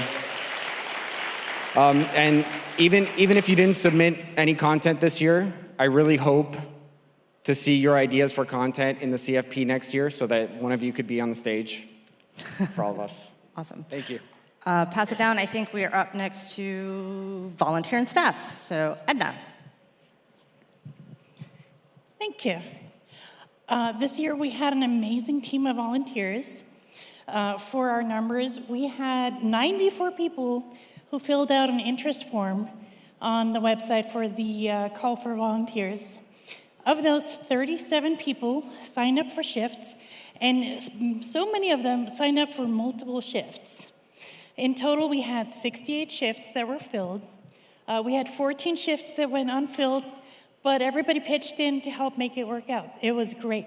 This year, we had such an amazing team. Thank you. Thank you, everybody that volunteered. You did a fantastic job.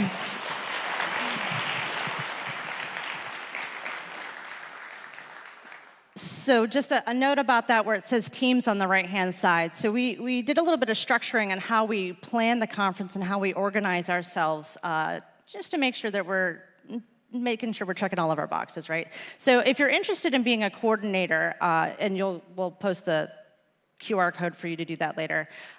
These are sort of the buckets that we think about things in and the various responsibilities. So this might give you an idea of where you might want to kind of find your role here with BSides. Up next, I think we've got bean counting. The two of you, either one of you, both of you, talking to the mic at the same time. It's great. So we wanted to be a little bit more transparent with our financing. It's not really something I've seen a lot done in the community conferences out there, or any of the major ones even, but really, we run this conference 100% nonprofit. I mean, none of us are making any money, it's all volunteer, and all the money that we collect goes back into the conference in some capacity.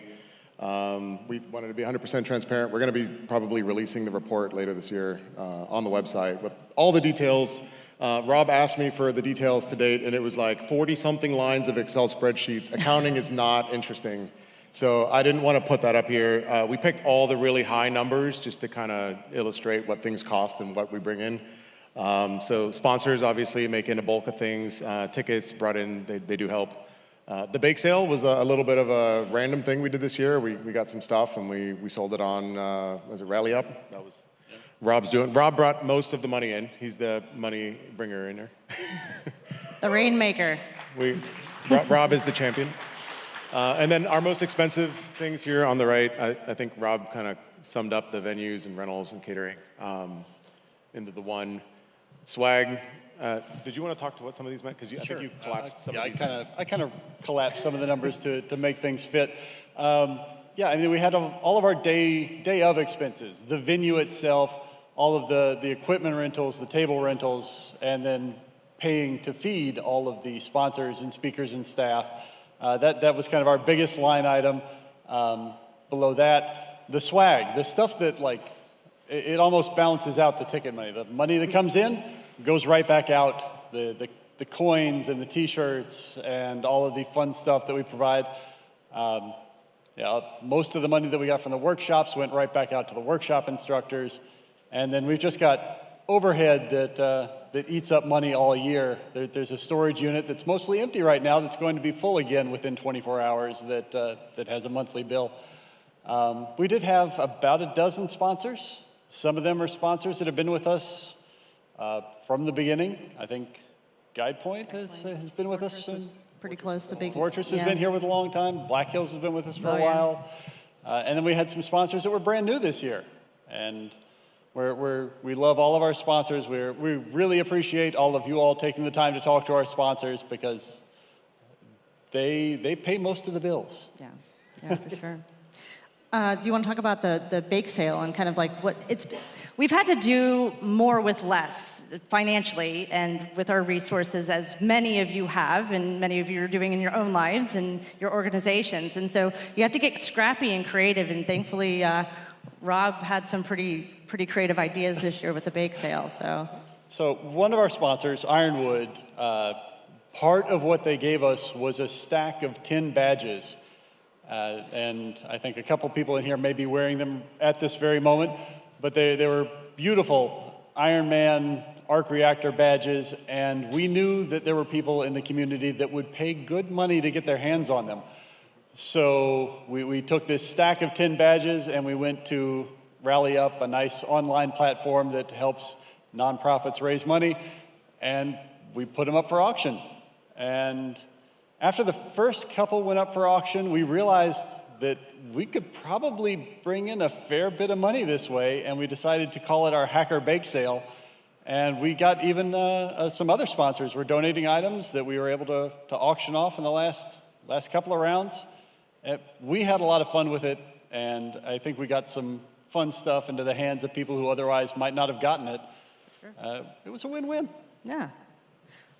So I think at this point, let's go ahead and talk about sponsors. Since you are the rainmaker, do you want to go through the slides and give a shout out to all of our sponsors here? Oh yeah, I can thank all. First, huge thanks, Full Sail. Just press the big green button. Big green button. I love a big green button. It's almost as good as a big red button. Full Sail University. You wouldn't be sitting anywhere else if we didn't have Full Sail University. It's an incredible facility. We're really happy to be partnering with them. Ironwood Cyber. I mentioned the big stack of tin badges that came from Ironwood, our other diamond sponsor, and they had maybe one of the flashiest booths out there today. Yes, our platinum sponsors, huge thanks. Lockheed Martin, I can barely read. Yes, Lockheed, Fortress, Black Hills InfoSec, Threat Locker, and if you've been struggling all day, it's Team Cymru. It's Welsh for Wales. Oh, today I learned. Yeah, today I learned. Our gold sponsors, Advent Health and Elastic, both of whom first-time sponsors this year. We're really glad that they came on board. Silver sponsors, Graylog, my employer, Dark Wolf Solutions, Dark Optics, handled the coffee in the back of the room there and across the way. That was really good coffee, too. Caffeine makes the con go burr. And GuidePoint Security, who, as I mentioned, they've been with us for years and years. And at the bronze level, we had G Research, or Tabitha. No Starch Press, Impress Inc., and Hack5, who donated the $400 gift card that we're going to give away in the raffle momentarily. All right, thank you so much for that, Rob. I'd like to get a quick hand for all of our coordinators here and board members and staff members that make this possible. We've been planning this conference pretty much since the last one ended, and we'll have a couple days rest and we'll start planning for 2024. So at this time, I'd like to welcome up Sunshine CTF. Hello, everybody. This year is a great Sunshine CTF. It's our 8th Sunshine CTF. I'm Peyton. I'm the lead organizer for Sunshine CTF, and I have a handful of our different organizers up here. It's a green button. In the room, we had a great turnout. The room was pretty full throughout the day. The only thing I note about the room is whoever had the kiwi for a snack, you seem to have forgotten your kiwi in the room. If you would like your kiwi back after I've been holding it for the last 20 minutes, I'll be outside afterwards. Good? Press the green button. Click the button. Click the button. The top one. There we go. A little bit of statistics about how the event went. We had 734 registered teams this year, 1,411 registered competitors, and we are seeing them from across between the US, Asia, and Europe. We are seeing as far as China and Italy, as well as probably more others that we probably haven't even seen yet. Over 3,000 flags were submitted, and we have seen multiple teams be able to clear the board so far. Every single challenge that we've had on the board has had solves. So to go ahead and wrap up today, I'd like to go ahead and announce the in-person winner for Sunshine CTF 2023 at BSides Orlando, who is Colonel Poppers. If you could go ahead and come up to the stage.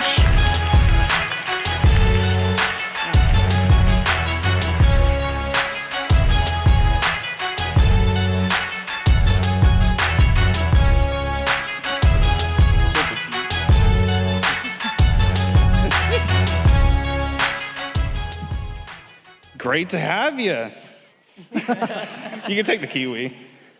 We do have this Petoy Biddle robotic dog for first place here. It's like a normal dog, but with significantly less maintenance, but significantly more firmware issues. Go ahead and pass that off. I don't know if anybody's taking photos or anything, but there you go. Thank you for competing. I'd also like to give a quick shout out to the entire team from FITSec who was also here and made it to second place. I really thank y'all. You're a great presence in the room. One more note real quick for Sunshine CTF. We'll be continuing until Monday at 10 a.m. If you would like to continue competing, we are at sunshinectf.org. Thank you very much. Thank you, thank you. So Black Hills had a giveaway was for a class. Oh my gosh, I'm so bad at this. So there was a giveaway done. If it was already given away by Mario somebody or other. There is still room left in the class, though, is the point to this. And if you go to Anti-Siphon, the Anti-Siphon website, you can get registered to join the class. And that was a super awesome challenge. I heard some good words about that today and thought that people thought that was pretty cool. So what's up next? Oh, I was supposed to do this. Oh, time for conference raffle. That's why you're all hanging out, right? Or can you, don't hand me things to hold. All right, so we're gonna try to go through this pretty quickly because we got a lot of good stuff and I know you guys wanna know who won the Hack 5 gift card. So, BSides blanket first. Yeah, we'll have a BSides Orlando blanket. Let's move over here. Okay. My lovely assistant. All right, so 045933. Anybody? Anybody? You gotta bring that bowl back. 045888. Oh, we got one? All right. Here, just go hand it to them. All right. We have another BSides Orlando blanket, 060111. Okay. 060184. I shouldn't leave. 060009. It's just the last three, right? No, it's not. 045881. Oh, we got a winner. Perfect, great.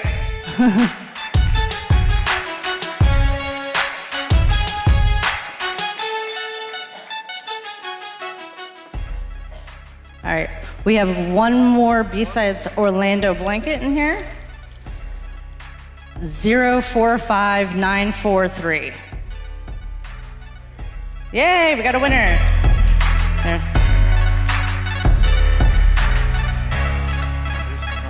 Okay. So we've got 3 copies of Joe Gray's new book, Practical Social Engineering. If you're a winner, he will sign it for you.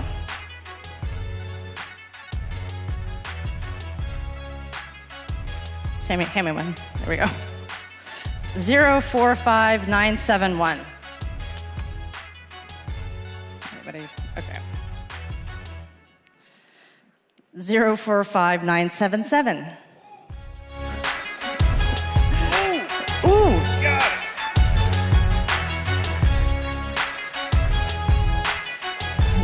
045844. You got another one? Also right down there.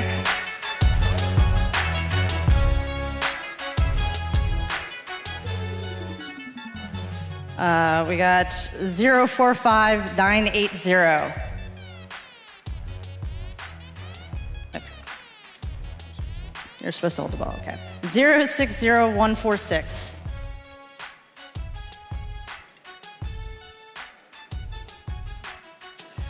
Zero 45634. 060142. 142. No one. 045672. Yay! All right. Alrighty. So next up, we've got in the grand tradition of like how this whole raffle started on stage is a backlog of hacker boxes that were left undone by their owner. This time they're mine. Woo! Cleaning out the office.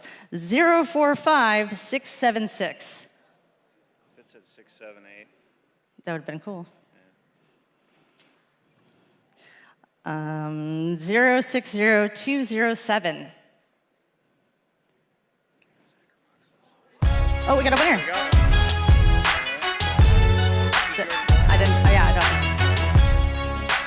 Next up is 045938.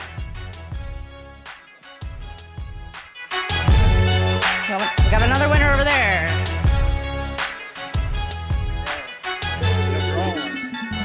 All right, 045692. Yay, we got another winner. All right. I think that's actually it for our physical items. Next up, we've got, where's Rob? No Starch Press gift card of some amount. 10 $20 gift cards. So I'm going to pull 10 times, I guess. We got 200. Which one are we doing? Okay, 2 $100 winners. That makes way more sense. I'm tired of reading numbers. All right, 060185.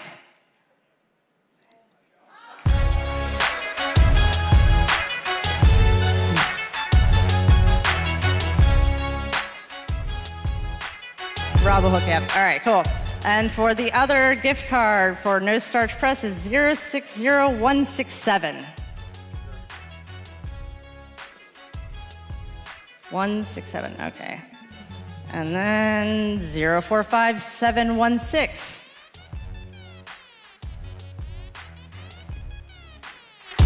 Got it? Okay. Awesome.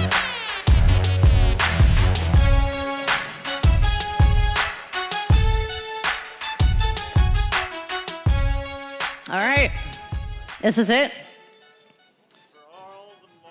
For all the marbles. For the $400 Hack 5 gift card, I'm gonna do this.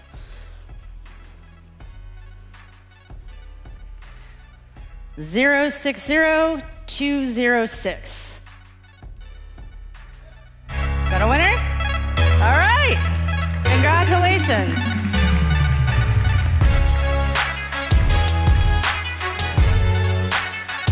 Awesome. Congratulations to all of the raffle winners. Uh-oh. I think I'm fine. All right. What do we got next? All right, so every year, like we've already mentioned, this conference takes an inordinate amount of energy and effort and dedication and grit to run.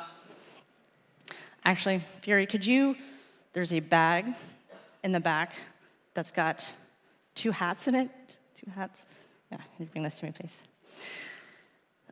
So, like I was saying, every year we pick somebody who is just exemplifies what it means to be a volunteer, what it means to give back to your community, to really dig in and solve the problems that inevitably come up while running this conference.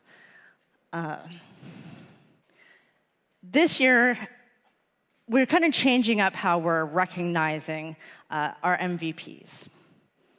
In addition to our absolute undying gratitude, we've decided in the spirit of giving back, in addition to a token of our gratitude, that our MVP will be gifted or have the opportunity to set aside $500 of our budget for a pet project they want to contribute back to the organization, the community, to start up a new idea, to give some love to an area they think deserves a little bit more, but really just $500 of the conference budget to use of a project for the conference of their choosing. So this year, I would like to welcome to the stage our BSides Orlando 2023 MVP, Rob Curtis.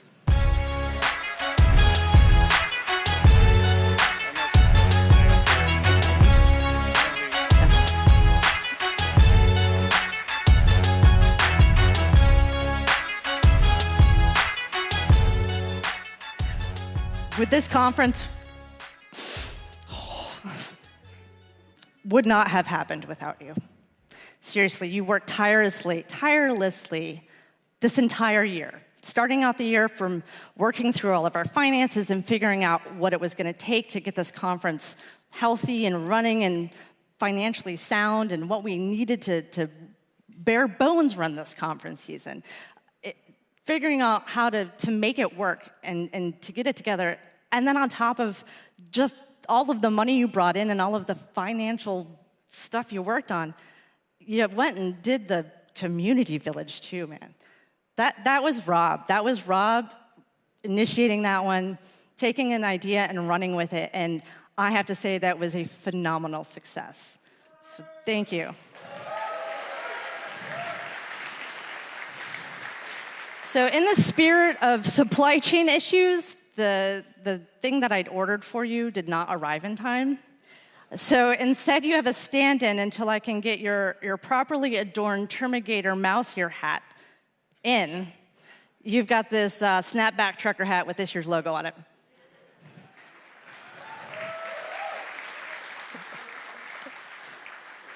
There you go. Thank you so much. All right, so I think we're at the part where we're about done. So as we said, doing more with less. It's been a tight year. Unfortunately, we do not have a sponsored after party. So we're gonna go hang out at this place called Aruga's. You're on your own dime, but we'll be there.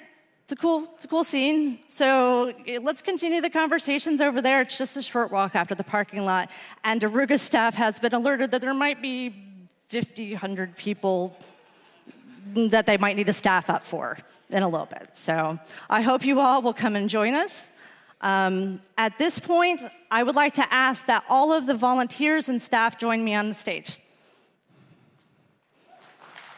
This conference, in addition to money, requires lots of people. So come on up.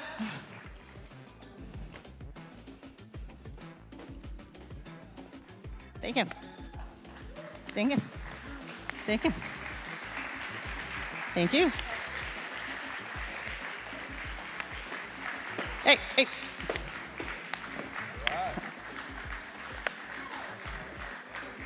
Awesome.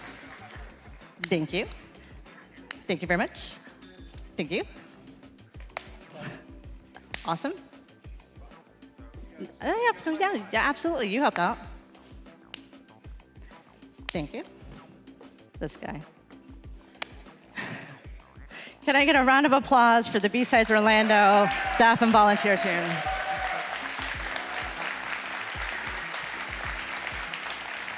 Look at that.